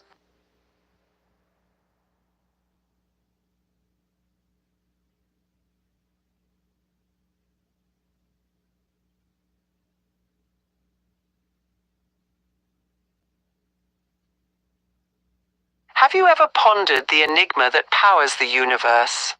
What if it was something as simple yet profound as love and light? The universe, with its infinite potential, is comprised of one essential energy, a concept known as love-light or light-love, also referred to as intelligent energy.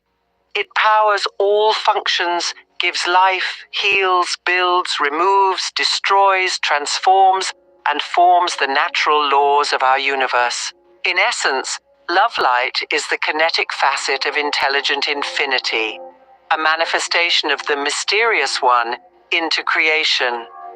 This energy emerges when free will, acting as a catalyst, taps into the potential of intelligent infinity to create love or the logos, also known as the creative principle or the second primal distortion.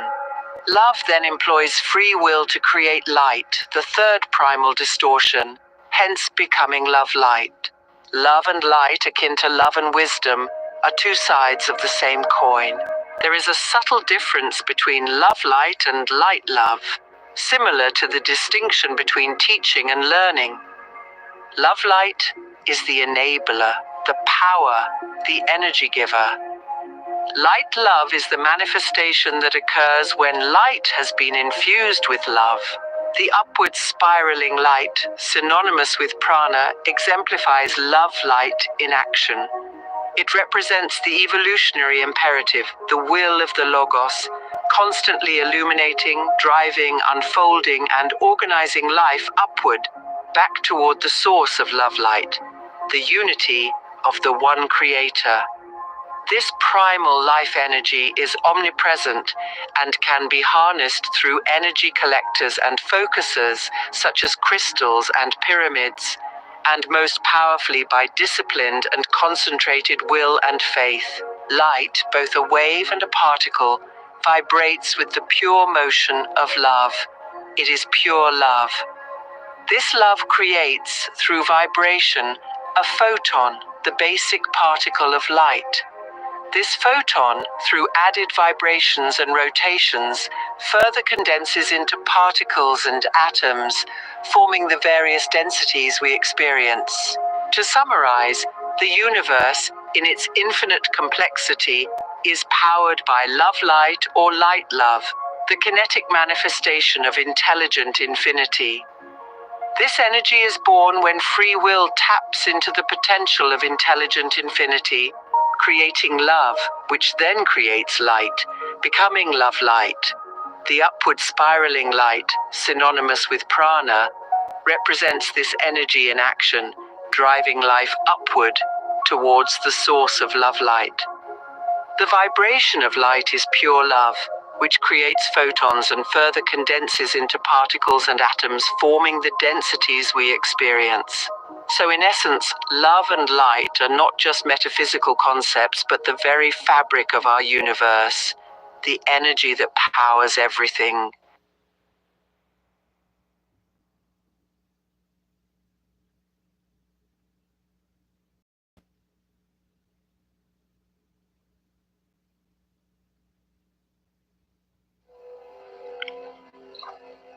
Greetings, beloved ones, in the love and in the light of our one infinite Creator. I am asking you to remember that you are love. You are created from the love of our infinite Father. All are the same. There is no difference. All are children of the one God, created perfect, in love, in peace, in harmony. I am asking you to look at each other, to look at those you meet as perfect. I am sure you realize you do not do this as often as you should. This should be your nature, to love, reflect your perfection, reflect your Creator. If this were done, many wonderful things would come to all. A feeling of joy, of peace, of contentment, such as you have not known for a long, long time, a very long time.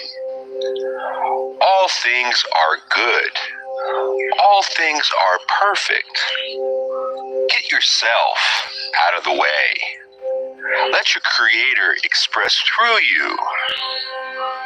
This is your objective. Let your Creator express through you. For man in his true form is a spiritual being, containing all the knowledge and wisdom of the universe buried within himself.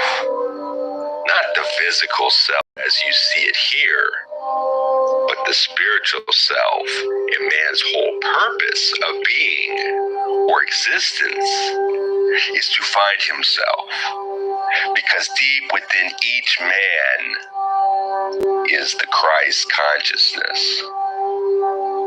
The Christ consciousness is a consciousness of love. Love your fellow man. Not an emotional love as you know it, but a compassion, knowledge, and a desire to know your fellow man, to serve him in all things.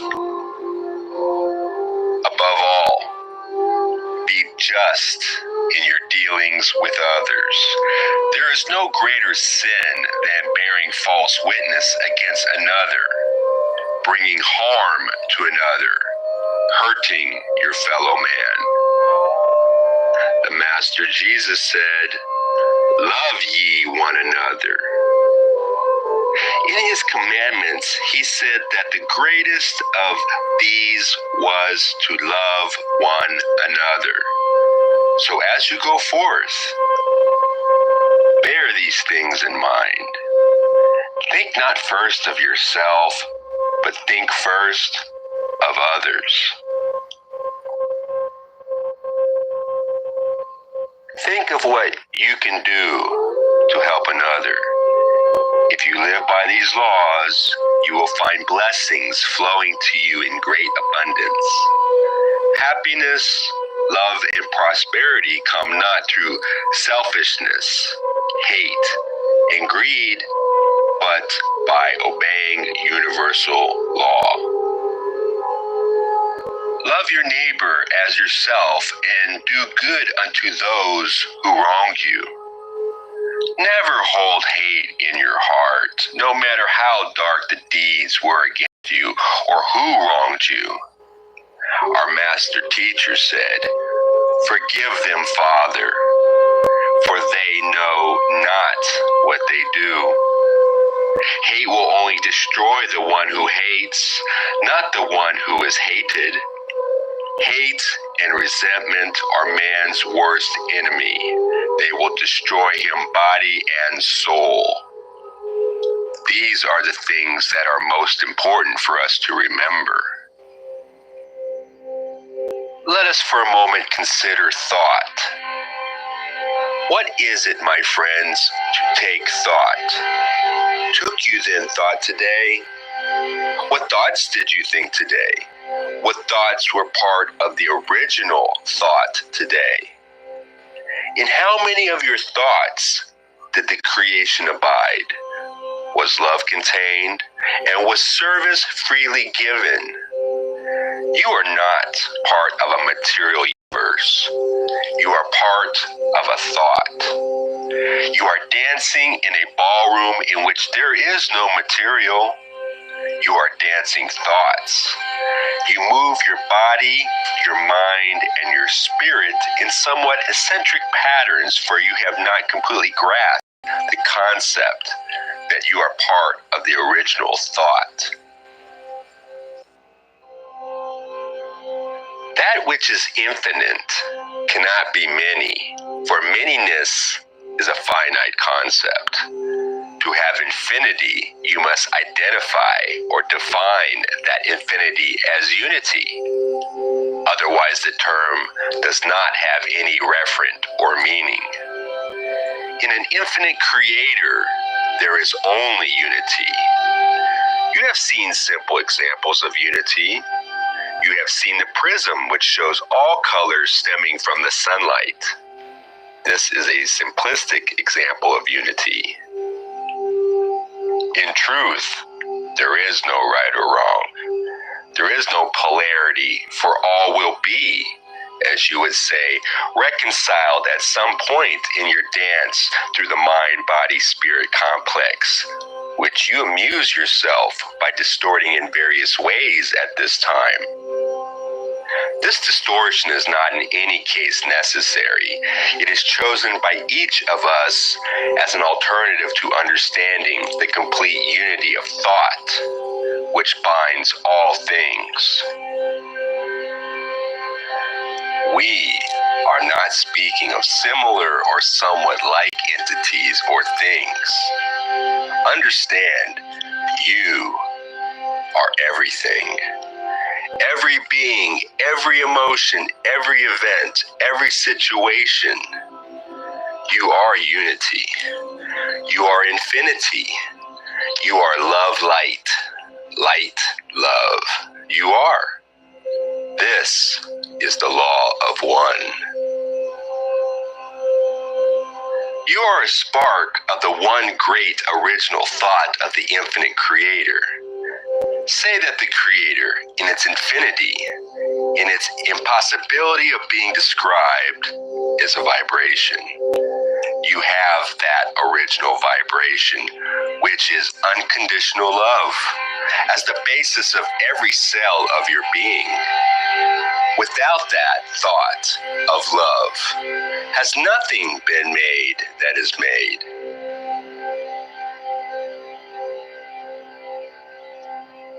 The things we talk about now are very serious. Man in his present state on our planet must change in order to survive. Many things will take place on this planet. Therefore, man will have to change with the planet. This solar system is moving into an area of space where the vibrations are much higher. This will cause changes in our planet's features. It will also cause changes in our people. The vibrations on the planet will become higher. Therefore, man will have to raise his vibrations in order to exist on our planet. These vibrations can only be raised by the people's thinking better thoughts of everything in the creation, more spiritual thinking, thoughts that will lift the people of Earth out of the darkness and mud they have lived in for so long. Understand, the principle of free will still exists. Man may change and live on this planet in a true Father's kingdom, or he may not and destroy himself and be reincarnated back in a third density materialistic world where he will continue to try to learn his lessons. I feel man should change so that he could see the revealment of the Father's kingdom. The gap is widening between those who have spiritual intentions and those who still follow materialistic ways. We are going into a new area of space where we are exposed to new vibrations. Those who are of a positive nature are affected in a positive way, while those who are negative are affected in a negative way. The positive becomes stronger, and so does the negative. It is a point of separation that is taking place.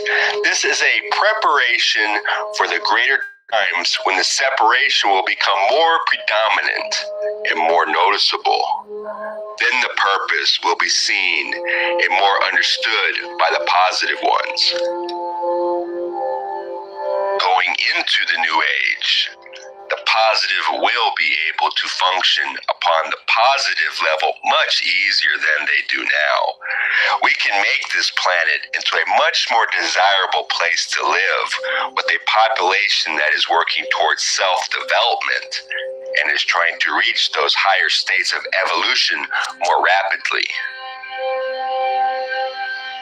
Visualize, if you will, a planet where beings are taught and encouraged to live for one another instead of for oneself.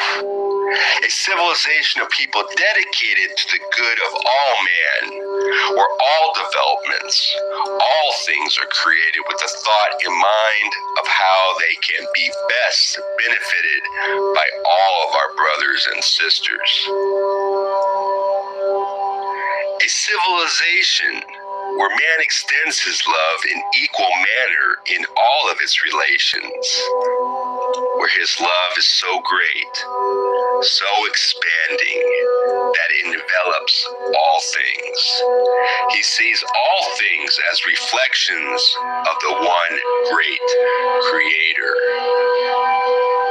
If you, my friends, can visualize such a race of men, then you have pictured in your mind's eye what the new age will be like. But before this is reached, there will be many trials and tribulations which man of earth must pass through before reaching this stage. Many will be called, but few will answer. Are you, my friend, going to be among this few? You can be. You can be among this few, for you have been called. You need only to answer. And you answer by the way you express your feelings and your life. It is up to you. You shall make the choice. No one will make it for you. It has been spoken. Love ye one another. If this is truly expressed in your consciousness, you need have no fear of your future. When you seek the love and light in all situations, if you do not see it, then be the love and the light, and let your Creator shine through you.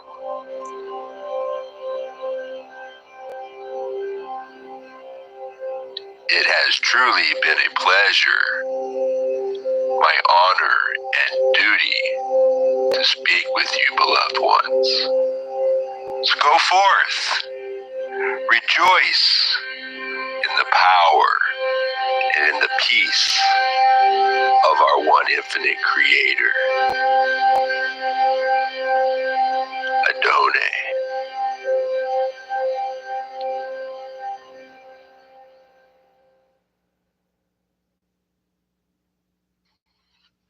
Is the holy shroud of Turin really the cloth that Jesus Christ was wrapped in?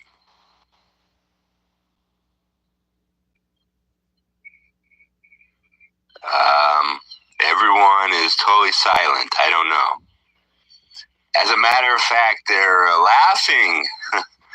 Just a minute. Let me see if I can get anything.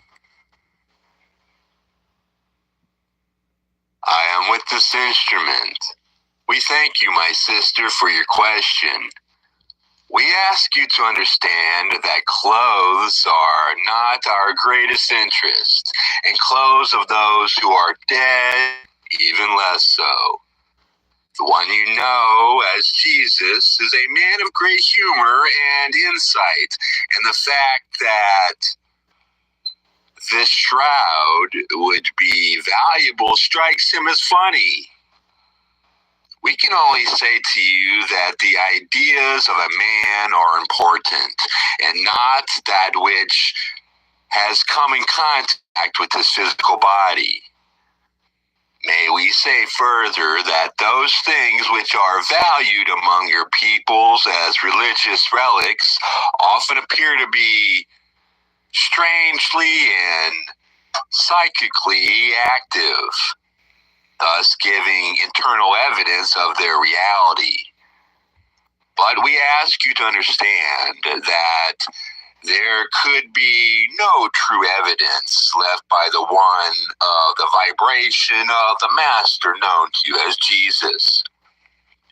And that it is the thought forms of those who have come after him and elevated him to an untrue status that have invested these objects with their apparently unusual nature.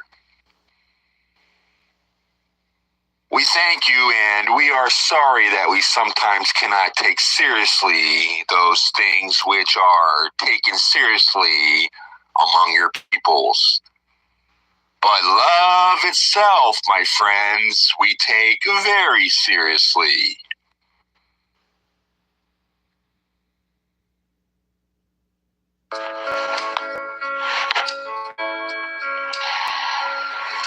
You can only help those people who ask you for help. That eliminates a large number of people. Thus, you must not worry when you cannot help people. Help is only appreciated if it is requested. Unwanted help is unnecessary help, and it will not help but only interfere. For all have a sovereign free will, and no matter what occurs in this physical illusion, there is an infinity of time for each entity to learn and understand the truth. Thus, abandon your desire to help everybody. We realize this is not a conscious desire, but it is a common subconscious desire due to the fact that those who seek to know the truth are also those who have a love for other beings with whom they share this planetary surface. There are few whom you may help, and they will ask you for that help. There are many ways to help as there are requests. Some people may require a smile. Some may require food. There are endless ways to share the bounty and the love of the Creator. If you are able to offer seed of thoughts for the promotion of change from the individual who requested, then you have done the greatest help of all. For the greatest help is a spiritual help, and the spiritual help can only be truly accomplished by the person himself, with you acting as a catalyst. Thus, think of yourself as a watershed over which many will flow. There are few whom you may help with a word, a few with a touch, a few with generosity of food or speech. Whatever is needed, it will be asked for, and it will be a matter of your own understanding as to what you can do to fulfill the needs of those who ask. We ask you to remember the Creator's supply of love, whether it be food, caring, thoughts, words, or deeds, is completely and totally infinite, so that if you are a channel for the love of the Creator, you do not have to worry about running out of steam or being unable to help in one way or another. You need only to work upon yourself so that you are a clear channel, unmoved by the ridiculousness of many situations, and in great humor when you find others' situation quite grim. For you see, you dwell in the midst of a great cosmic joke and a great cosmic tragedy, and the ability to see both polarities of this truth equally is a very helpful one in dealing with yourself. And when you have dealt with this polarity within yourself, laughing at your grief and solemn in your joy, you may be a balanced help to others. For you may not then be touched by their difficulties to the point where you will be unable to respond in the way the Creator within you would respond. There are many who make the mistake of caring without asking how to care for their higher self. Ask that, my brothers and sisters, and that will be a greater source of information than any arbitrary way of helping that we could give you. You know the one known as Jesus said, "If you do these things to the least of these, my brother, you do them unto me." That is the secret. You and your brothers are one. You are the Creator, and he and she is the Creator. Your brothers and sisters, and you, and we, and the Creator are one being, the cells of which sometimes get themselves all mixed up. Let your cell of existence be calm, be joyful, and be one body of the creation.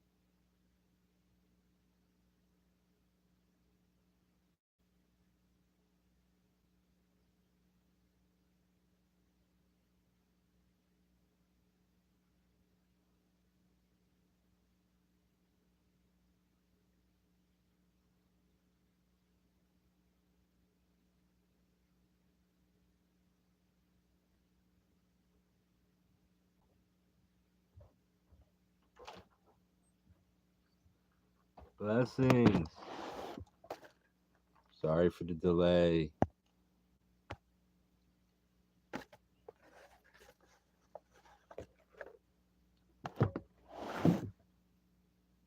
What if love, as we know it, is not what we believe it to be? Picture an emotion, a connection, a bond that goes beyond the bounds of physical presence, material goods, or personal possession. An emotion so pure, so powerful, that it encompasses the essence of creation itself. This, dear listeners, is the concept of true love. In the hustle and bustle of life, the idea of love often gets tied down to the mundane. A ring, a house, a shared surname. While these symbols are not without their charm, they barely scratch the surface of the profound nature of true love. True love is not about ownership or possession. It's not about staking a claim on someone's heart like a piece of property. True love, in its most sincere form, is about seeing the goodness and perfection in others, just as the Creator does. It's about acknowledging that we are all products of a perfect and good creation, unchanged and unmarred. It's about looking at each other, not with the eyes of judgment, but with the eyes of love, acceptance, and understanding. Imagine a world where people loved in this way. A world where the thought of good, and only good, was the norm. Such a world would be balanced and harmonious. This is the power of positive thinking, of true love. True love is not about changing or manipulating creation with negative thoughts. It's about acceptance, about celebrating the inherent goodness and perfection in all things. It's about loving one another, loving everything that exists. This is the mission that humanity needs to accomplish. True love is not just about physical affection or kind deeds. It goes beyond that. It's about seeing the Creator in every person, no matter how they express themselves. This is the kind of love that opens the gates to the kingdom of heaven. The universe itself is a testament to love. Its beauty, its grandeur, its perfection. All are products of the Creator's love. Without love, there would be no creation. Love is the cornerstone of existence, the essence of the Creator. To truly experience love, one must learn to see the beauty in everything, to see the Creator in everyone. This is the path to the Creator's kingdom, a path that does not require leaving the planet Earth. So, practice love, embrace the beauty in everything, see the Creator in everyone. This, dear listeners, is the essence of true love. This is the love that holds the power to transform the world. This is the love that we all need to understand, to practice, and to embody.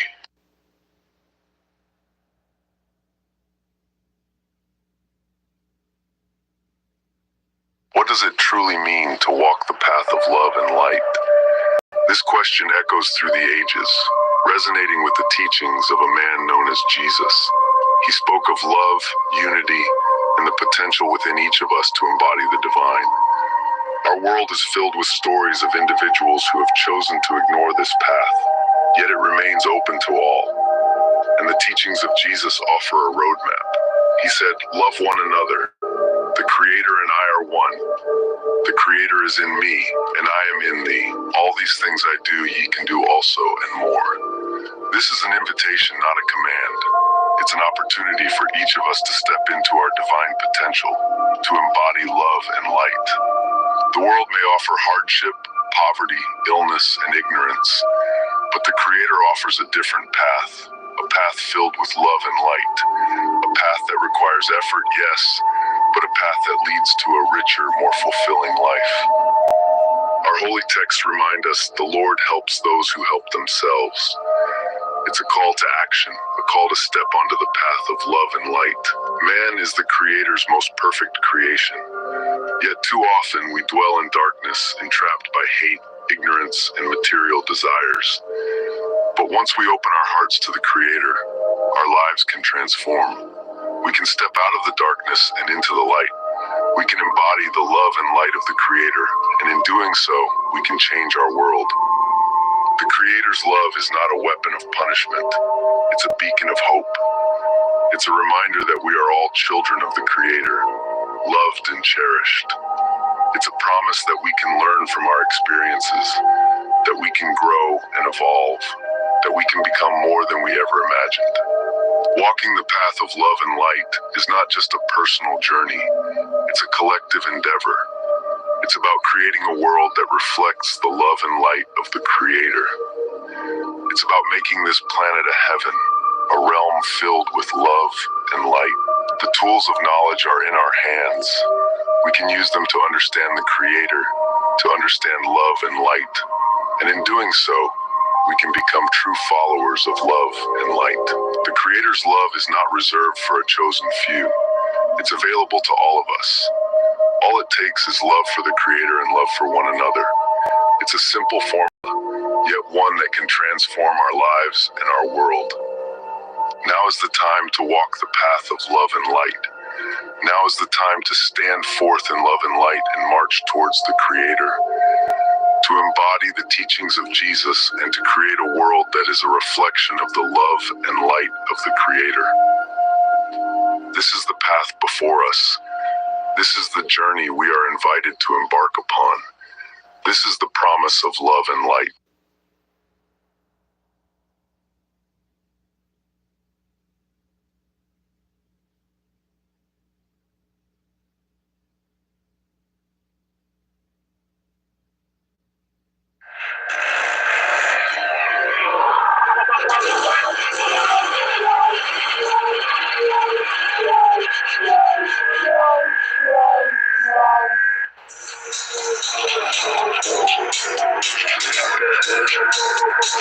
There is much to be accomplished among the people in order that we may bring about conditions of betterment on our planet. We hope and pray each day that more and more of our people will see the light. It is only through these awakenings that our people can be prevented from bringing about our own destruction. It must come from people. Because our heads of government, our world leaders have become so corrupt, so power mad, that now it is up to the people to demand and to bring about their own salvation. It is through those who, through their convictions, are willing to come forth, to come out from among the multitudes and stand forth for what is right and good. Great changes which have come about upon our planet have not been brought about by the majorities, but rather have been brought about by the minority, sometimes even by individuals who are strong in their faith and who are willing to come forth from among the multitudes and stand forth, regardless of their race consciousness, for that which they believe and know to be right. One man, a few years ago upon our planet, was responsible for one of the greatest changes that has taken place in our civilization. One man, my brothers and sisters, who is not afraid to come forth from among the masses. If you think with the masses, believe with the masses, then you have lost your individuality. Then you become one of the masses, one of the race consciousness. Seek the truth and stand on it, my brothers and sisters. Use your intelligence. That is why the Creator gave it to you. There have been appeals to the heads of our world governments, to all of our world leaders. They have been given great offers, but our offers are the offers that would improve the masses, improve our scientific achievements, allow us to live a new life, one of grandeur and of beauty. But due to our customs, our economic structure, our monetary system, they who have the power in their hands are not willing to sacrifice their power to benefit the multitudes. My friends, you have no idea of your own thought power. This thought power, when concentrated by the multitudes, by the masses, can bring about anything. There is much power in thought, my sisters and brothers, much power. Our problems can all be solved by thought. There's no need for wars or violence. When we have a problem, the people of Hatan attack it with thought in unison, and the problem dissolves itself. Think about this, my brothers and sisters. There's much food there for thought. This is only a slight glimpse of what can be accomplished once you understand and know life as it really exists. These things, my friends, are the things that we want as Hatan to teach you. These are the things we are trying to bring to you. Our only hope is that your people will choose in the right direction. I believe I have given you enough to think about at this time. It has been my privilege to speak with you. We shall meet again. May you grow in the love and light of the Infinite One, and may His truth flow continually through you. May you now and then get a glimpse of the grandeur that lies ahead. I know you will be awed by it. Adone, my friends, Adone Vasio. I am Hatan.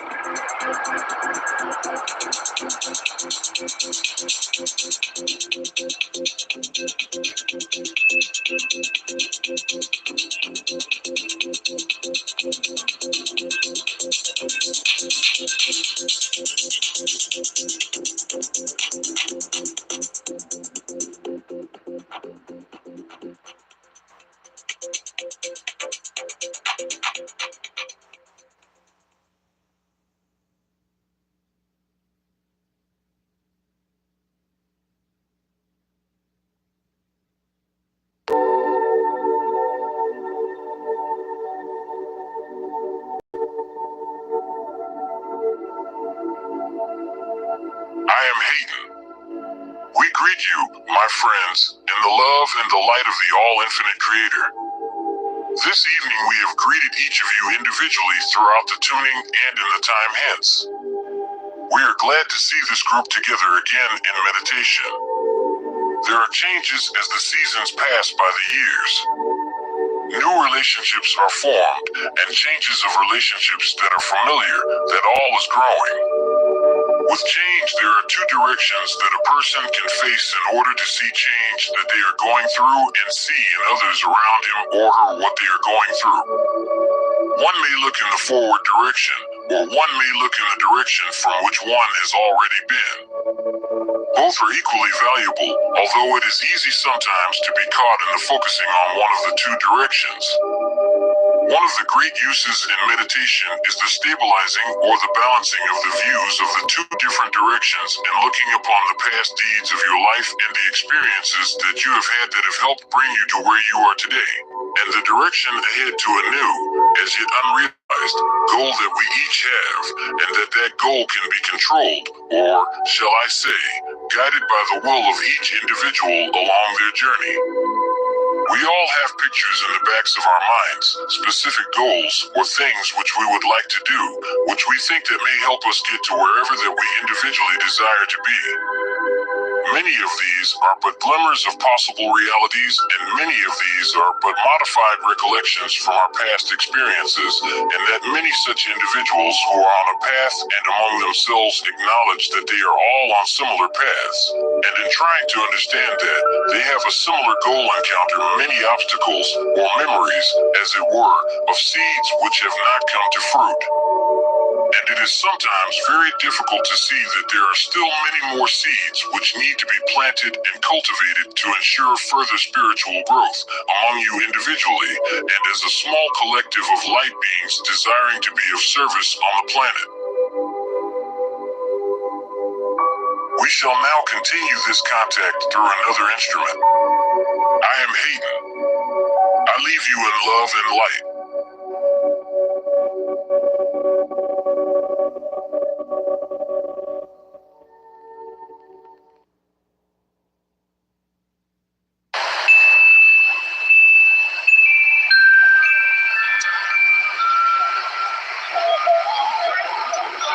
Mind waves.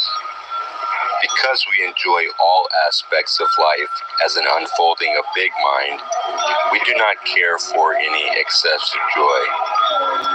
So we have imperturbable composure. When you are practicing Zazen, do not try to stop your thinking. Let it stop by itself. If something comes into your mind, let it come in and let it go out. It will not stay long. When you try to stop your thinking, it means you are bothered by it. Do not be bothered by anything. It appears as if something comes from outside your mind, but actually it is only the waves of your mind. And if you are not bothered by the waves, gradually they will become calmer and calmer. In 5 or almost 10 minutes, your mind will be completely serene and calm. At that time, your breathing will become quite slow, while your pulse will become a little faster. It will take quite a long time before you find your calm, serene mind in your practice. Many sensations come, many thoughts or images arise, but they are just waves of your own mind. Nothing comes from outside your mind. Usually we think of our mind as receiving impressions and experiences from outside, but that is not a true understanding of our mind. The true understanding is that the mind includes everything. When you think something comes from outside, it means only that something appears in your mind. Nothing outside yourself can cause any trouble. You yourself make the waves in your mind. If you leave your mind as it is, it will become calm. This is called big mind. If your mind is related to something outside itself, that mind is a small mind, a limited mind. If your mind is not related to anything else, then there is no dualistic understanding in the activity of your mind. You understand activity as just waves of your mind. Big mind experiences everything within itself. Do you understand the difference between the two minds? The mind which includes everything and the mind which is related to something. Actually, they are the same thing, but the understanding is different. And your attitude towards your life will be different accordingly to which understanding you have. That everything is included within your mind is the essence of mind. To experience this is to have religious feeling. Even though waves arise, the essence of your mind is pure. It is just like clear water with a few waves. Actually, water always has waves. Waves are the practice of the water. To speak of waves apart from water, or water apart from waves, is a delusion. Water and waves are one. Big mind and small mind are one. When you understand your mind in this way, you have some security in your feeling. As your mind does not expect anything from outside, it is always filled. A mind with waves in it is not a disturbed mind, but actually an amplified one. Whatever you experience is an expression of big mind. The activity of big mind is to amplify itself through various experiences. In one sense, our experiencing coming one by one are always always fresh and new. But in another sense, they are nothing but a continuous or repeated unfolding of the one big mind. For instance, if you have something good for breakfast, you will say, "This is good." Good is supplied as something experienced some time long ago, even though you may not remember when. With big mind, we accept each of our experiences as if recognizing the face we see in a mirror as our own. For us, there is no fear of losing this mind. There is nowhere to come or to go. There is no fear of death, no suffering from old age or sickness, because we enjoy all aspects of life as an unfolding of big mind. We do not care for any excessive joy, so we have imperturbable composure, and it is with this imperturbable composure of big mind that we practice Zazen.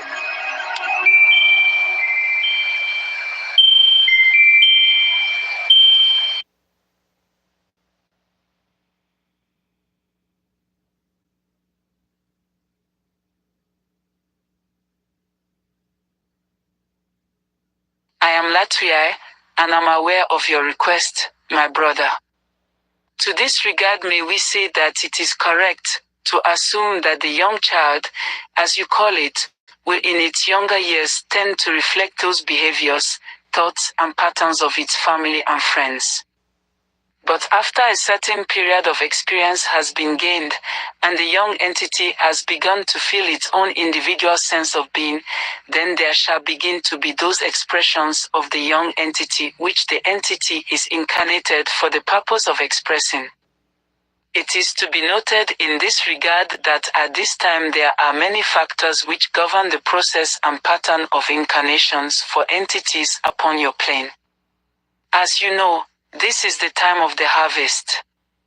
Those entities having the greatest opportunity and potential for polarizing, shall we say, sufficiently, their unconscious beings may through catalyst experienced in an incarnation achieve that which is known as the graduation.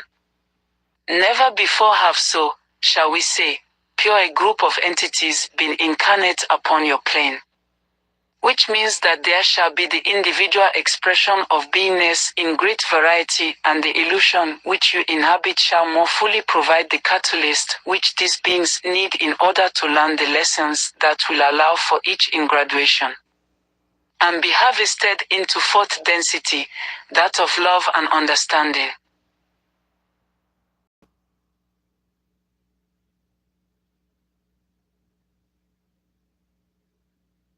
How do we shape a world that is constantly shifting beneath our feet? And more specifically, how does the younger generation navigate this ever-evolving landscape? A terrain filled with challenges and opportunities. Imagine this. You're part of a generation that has inherited a world filled with complexities. A world that is reeling from the impact of decisions made long before you had a voice. The choices of the past have created a world that is not as it should be. You see the wounds of unnecessary wars, the flaws in political and social systems, the tarnish on spiritual institutions. You feel the weight of this reality, and it is heavy, yet don't despair. Your generation is not one of mere bystanders. You are not content to watch from the sidelines as the world continues on a path that you know is morally and spiritually wrong. You are weary of the status quo, and you are determined to change it. You are the change makers, the ones with the will, the sincerity, and the minds to make a difference. Yes, some of you may be labeled as rabble-rousers, militants, and revolutionists. But remember that such voices have always been part of any generation. The spotlight may fall on them, but they are not the majority. The majority of you are those who see what is wrong and strive to make it right. You understand the need to step forward, to make your voices heard. You know that unless you are heard, unless you are given the opportunity to act on your beliefs, the turmoil in our world will only increase. You are not naive. You are not easily deceived. You see the world for what it is, and you know that it can be better. You see the harm that has been done to our planet, the wastage of resources, the pollution of our water and air. You see those who prioritize profits over the well-being of mankind, those who are blinded by their own selfish interests. You see this, and you know that it is not right. You are the young, keen minds that are thinking not just of today, but of the future. You are thinking of what is good for all, not just for yourselves. You are the ones who are determined to be heard, to make a difference. So what is the takeaway from this narrative? Firstly, we must acknowledge the struggle and determination of the younger generation. They are the ones who are striving to bring about change in spite of the challenges they face. They see the world as it is, and they are not content to let it stay that way. Secondly, we need to listen. We need to hear their voices, to give them the opportunity to act on their beliefs. We need to support them, to help them bring about the change they envision. Lastly, we must remember that the future of our world lies in their hands. They are the ones who will shape the world of tomorrow. They are the ones who will determine whether we continue on a path of destruction, or whether we steer towards a path of sustainability and peace. So, as we navigate this ever-evolving world, let us remember to listen, to support, and to believe in the power of the younger generation. For they are not just the leaders of tomorrow, they are the change makers of today, and their time to be heard is now.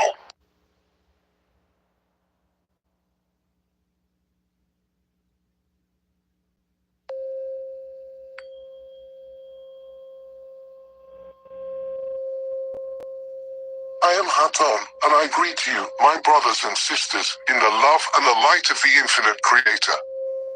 My friends, we are grateful for the opportunity to join with you in your meditation, and we thank you for requesting our presence, for it is our desire to be of service, yet our service is contingent upon your request, for we have no wish to press upon you our vibration or services if they are not desired. My friends, we of Haton are that which is referred to as a social memory complex, which might be interpreted as a unified mind consisting of the total population of our world, directed toward the service of the Creator by following the path of serving others.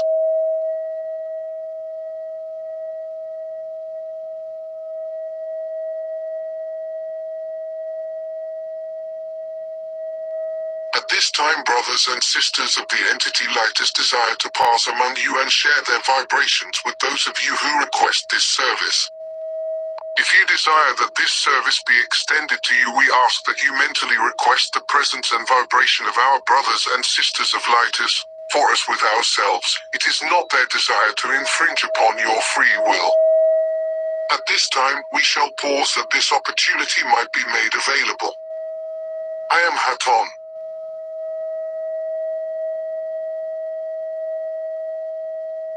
I am Lightus.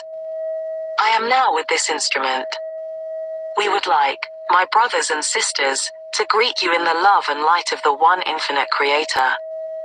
We are very pleased to be called among your group to share our conditioning vibration with you. This vibration, my friends, will help if you wish to deepen your meditation to possibly tune the group into a more of a oneness.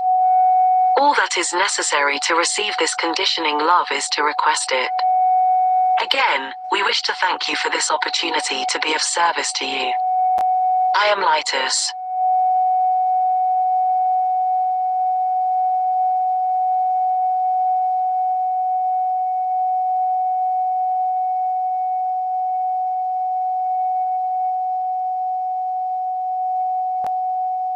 I am Hayton, and I am once again with this instrument.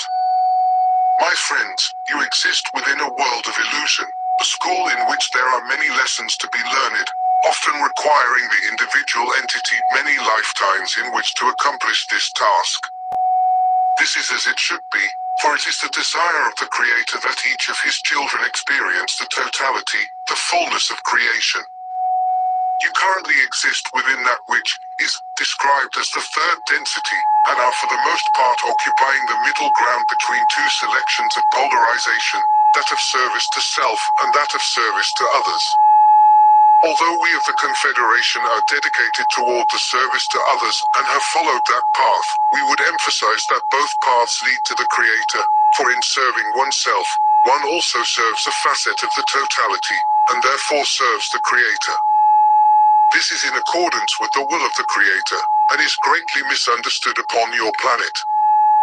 We do not wish to infringe upon your right to select your personal path or polarity, as it is commonly termed, for this is your right and yours alone. However, we would strongly encourage those of your planet to endeavor intensely in the direction of either polarity, for the refusal to select a path during this lifetime will result in another lifetime and another and yet another until the individual entity has selected his or her own path of service and dedicated themselves sufficiently towards its pursuit. Because we of Haton have elected to follow the path of service to others, we offer our services to those of your planet, assistance in the forms which we are able to provide. We are unable, due to our desire to avoid infringing upon one's free will, to prove physically our existence to any or all comers, for, my friends, would not this bear heavily on your decision of which path to follow?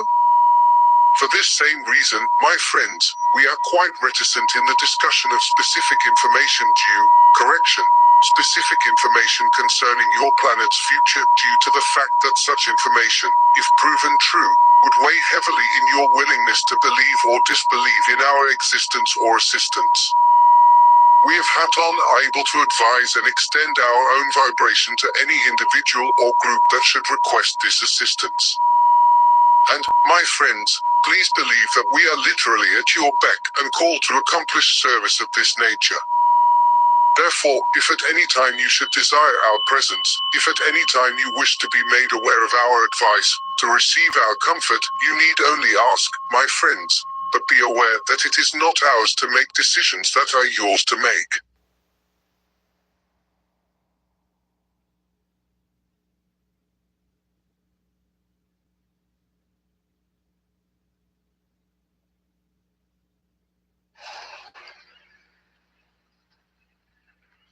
Blessings and welcome to the Law of One, my brothers and sisters.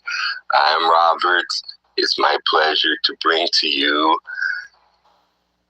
this material. I'd like to speak to you now about angels. Most people think that when someone appears from another dimension, he or she must be an angel or a god using wings for transportation.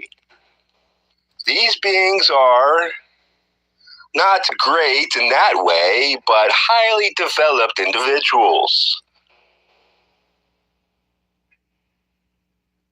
And rather in the category of messengers and servants. They carry out certain duties and so forth, and then they can advance from that realm into a higher one. There are many stages of evolution. We are constantly evolving and will eventually go through all of these realms as we advance. Great importance and holiness have been attributed to angels due to the way that they have been described in your scriptures. I do not mean to degrade the angels in any way, for they are a very important part of the scheme of things. Many of these are individuals who have performed great service to humanity and have graduated from this place or another. When you get to a certain point in your evolution, you have choices as to the different ways that you can go. For instance, here on Earth, you might choose to be a lawyer, a physician, or any of the various professions that one can follow. The same holds true throughout evolution. Usually we go through many different professions, for in order to be all-knowing, we must learn to do almost everything. If you are familiar with some of the great masters who have served here, you know that most of them are proficient in many fields. Saint Germain, for instance, is a good illustration. He was a noted musician, a physician, a chemist. He could do almost anything. He was not actually a saint. However, he merely acquired that title when he purchased property from the royalty who carried that name. Saint Germain did not experience physical death as you know it either, for he possessed all the secrets of longevity, such as the Philosopher's Stone and various potions, etc. On several occasions, he entered a brotherhood retreat for a while, and it was thought when he reappeared that he had come back to life again. After about 200 years, he re-entered the brotherhood retreat for the last time and has not appeared since. Although he had many friends, he had many enemies as well. He was highly esteemed in the royal circles of that time, and he was entertained many times in their homes. Often he was sent to perform certain missions for them, as he was practicing medicine at that time and was able to cure almost any disease. This, of course, aroused great jealousy and made many enemies in the medical field.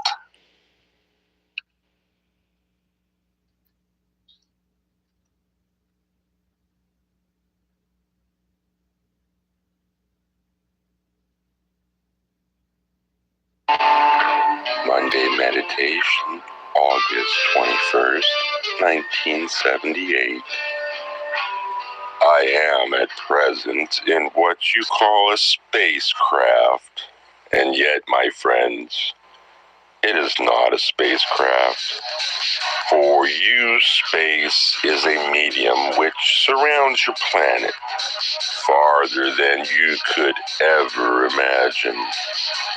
You see us as peoples who come to you from far distant places, unreachable and unapproachable in this vast universe.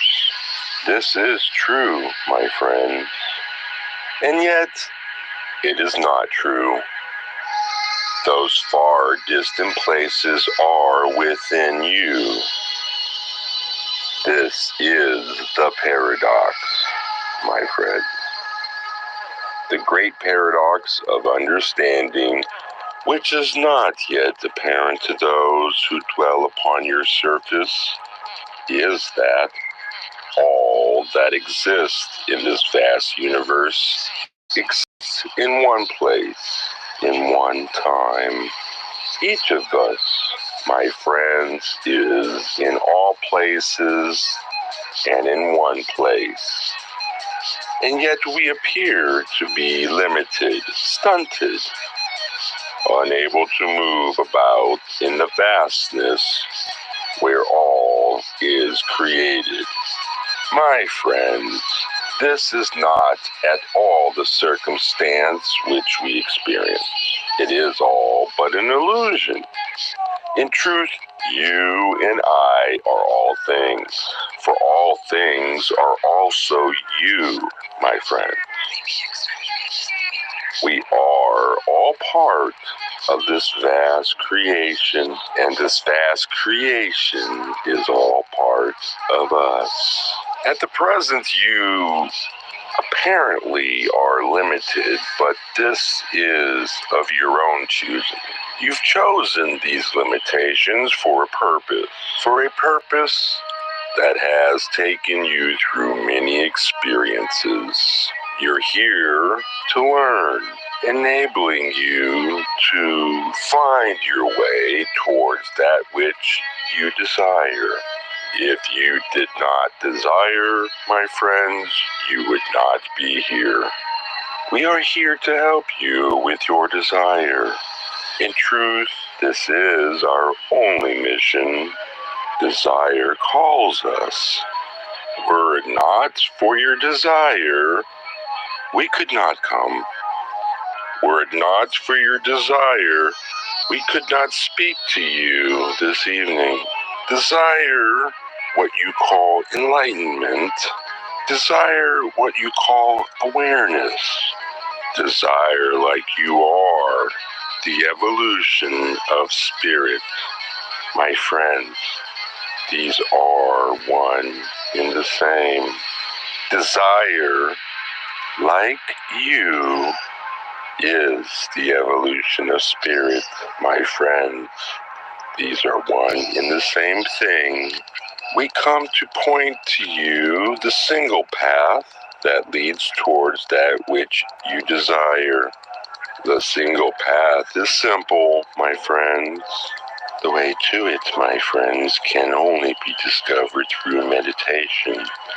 The way to God, and by whatever name you call it, the way to the Creator can only be discovered through meditation, and by whatever name you call it, resolves itself to one simple principle: total and absolute unity and the dissolution of self. The way to God, or the one Creator, can only be discovered through meditation, and by whatever name you call it, resolves itself to one simple principle: total and absolute unity and the dissolution of self. For how is this accomplished, my friend? How is this accomplished? Painstakingly, through many experiences. This is one way, and yet this accomplishment may occur through time, be learned through time, and completed and complete in total resolution.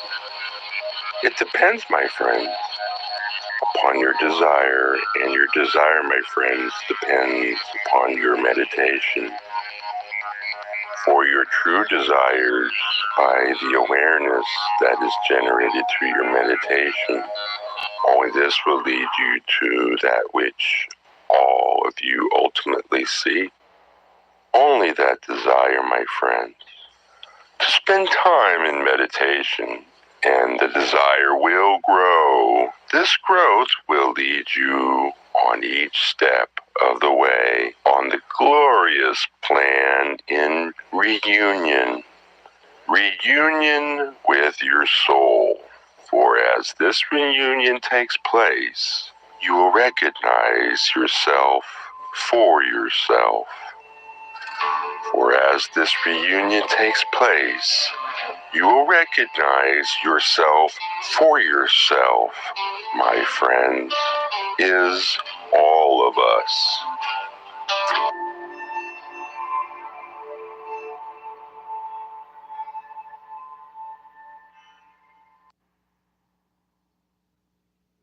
Have you ever pondered the existence and power of the living light? Have you ever wondered how this omnipresent force shapes our lives and the world around us? Picture, if you will, a story of the living light. It is a tale of the unseen energy that permeates all existence. An energy born of love and capable of rectifying many conditions around us and within our planet. This light, this divine hand of the Father, is there to assist us when called upon. But to harness its power, we must first acknowledge its existence. All things are bathed in this light. It extends across multiple universes, embodying a force of love. It is a power that only operates through love. Any misuse of it can yield negative consequences. The Creator has entrusted us with this power to help ourselves and those around us, to heal and protect. All goodness is manifested in light, so step forward and generate goodness in love and light with the Creator. As days pass, our mission of spreading this understanding is gaining traction. More individuals are starting to question, starting to think independently. Recent revelations have catalyzed this shift in thought. This grand plan is gradually coming together, one piece at a time. It brings joy to see many people in search of truth. Yet it also brings sadness to witness the indifference of many who care only for themselves and their material possessions. These individuals too must discover the truth eventually. Their lives would be more fulfilling and joyful if they discovered it now. In the Father's creation, we are all creators of what we desire, as long as it brings good to us and those around us. We face the consequences of the creations we bring forth, and our planet is on the brink of reaping the negative creations of many centuries. The mysteries of our existence are slowly fading away. Soon, all of humanity will be in the know. Despite the evidence, some will scoff and refuse to believe, but others will rejoice in finding answers to age-old questions. The only path left for humanity is the path of love. We have journeyed far down the road of hate and destruction. It is time for a change. The living light is a reminder that we have eyes but often fail to see, ears but fail to hear, hearts but fail to understand, and love but fail to express.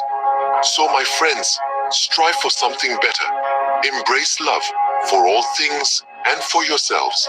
This is the power of the living light. This is its significance. This is its story. And in this story, each one of us has a role to play.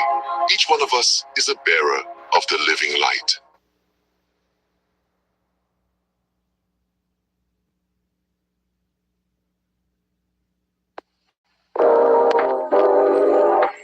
Greetings, my sisters and brothers, in the love and in the light of our one infinite Creator. It's a pleasure to speak with you. We're recovering the archetypical mind. The primary veiling was of such significance that it may be seen to be analogous to the mantling of the earth over all the jewels within the earth's crust, whereas previously all facets of the Creator were consciously known. After the veiling, almost no facets of the Creator were known to the mind. Almost all was buried beneath the veil. If one were to attempt to list those functions of mind most significant in that they might be of aid in polarization, one would need to begin with the facility of visioning, envisioning, or far-seeing. Without the veil, the mind was not caught in your illusionary time. With the veil, space-time is the only obvious possibility for experience.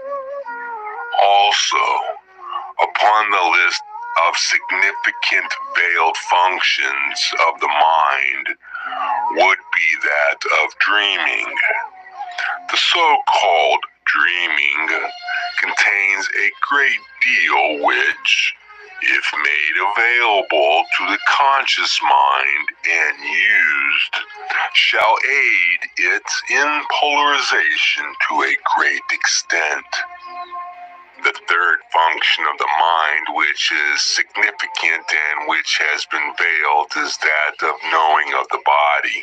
The knowledge of and control over the body having been lost to a great extent in the veiling process is thusly lost from the experience of the seeker. Its knowledge before the veiling is of small use. Its knowledge after the veiling and in the face of what is now a dense illusion of separation of body complex from mind complex is quite significant. Perhaps the most important and significant function that occurred due to the veiling of the mind from itself is not in itself a function of mind, but rather is a product of the potential created by this veiling. This is the facility of will or pure desire. It is well said that archetypes are portions of the one infinite creator or aspects of its face. It is, however, far better to realize that the archetypes, while constant in the complex of generative energies offered, do not give the same yield of these complexities to any two seekers. Each seeker will experience each archetype in the characteristics within the complex of the archetype which are most important to it. For example, of this would be the observation of the questioner that the fool is described in such a way. One great aspect of this archetype is the aspect of faith. The walking into space without regard for what is to come next. This is, of course, foolish, but is part of the characteristic of the spiritual neophyte. The archetypical mind may be defined as that mind which is peculiar to the logos of this planetary sphere. Thusly, unlike the great cosmic all-mind, it contains the material which it pleased the logos to offer as refinements to the great cosmic beingness. This archetypical mind, then, is that which contains all facets which may affect mind or experience. The magician was named as a significant archetype. However, it was not recognized that this portion of the archetypical mind represents not a portion of the deep subconscious, but the conscious mind, and more especially the will. The archetype called by some the High Priestess, then, is the corresponding intuitive or subconscious facility. It is appropriate to study one form of constructed and organized distortion of the archetypical mind in depth in order to arrive at the position of being able to become and to experience archetypes at will. You have three basic choices. You may choose astrology, the 12 signs, as you call these portions of your planetary's energy web, and what has been called the 10 planets. You may choose the tarot with its 22 so-called major arcana. You may choose to study of the so-called Tree of Life with its 10 Sephiroth and the 22 relationships between the stations. It is well to investigate each discipline not as a dilettante, but as one who seeks the touchstone, one who wishes to feel the pull of the magnet. One of these studies will be more attractive to the seeker. Let the seeker then investigate the archetypical mind using basically one of these three disciplines. After a period of study, the discipline master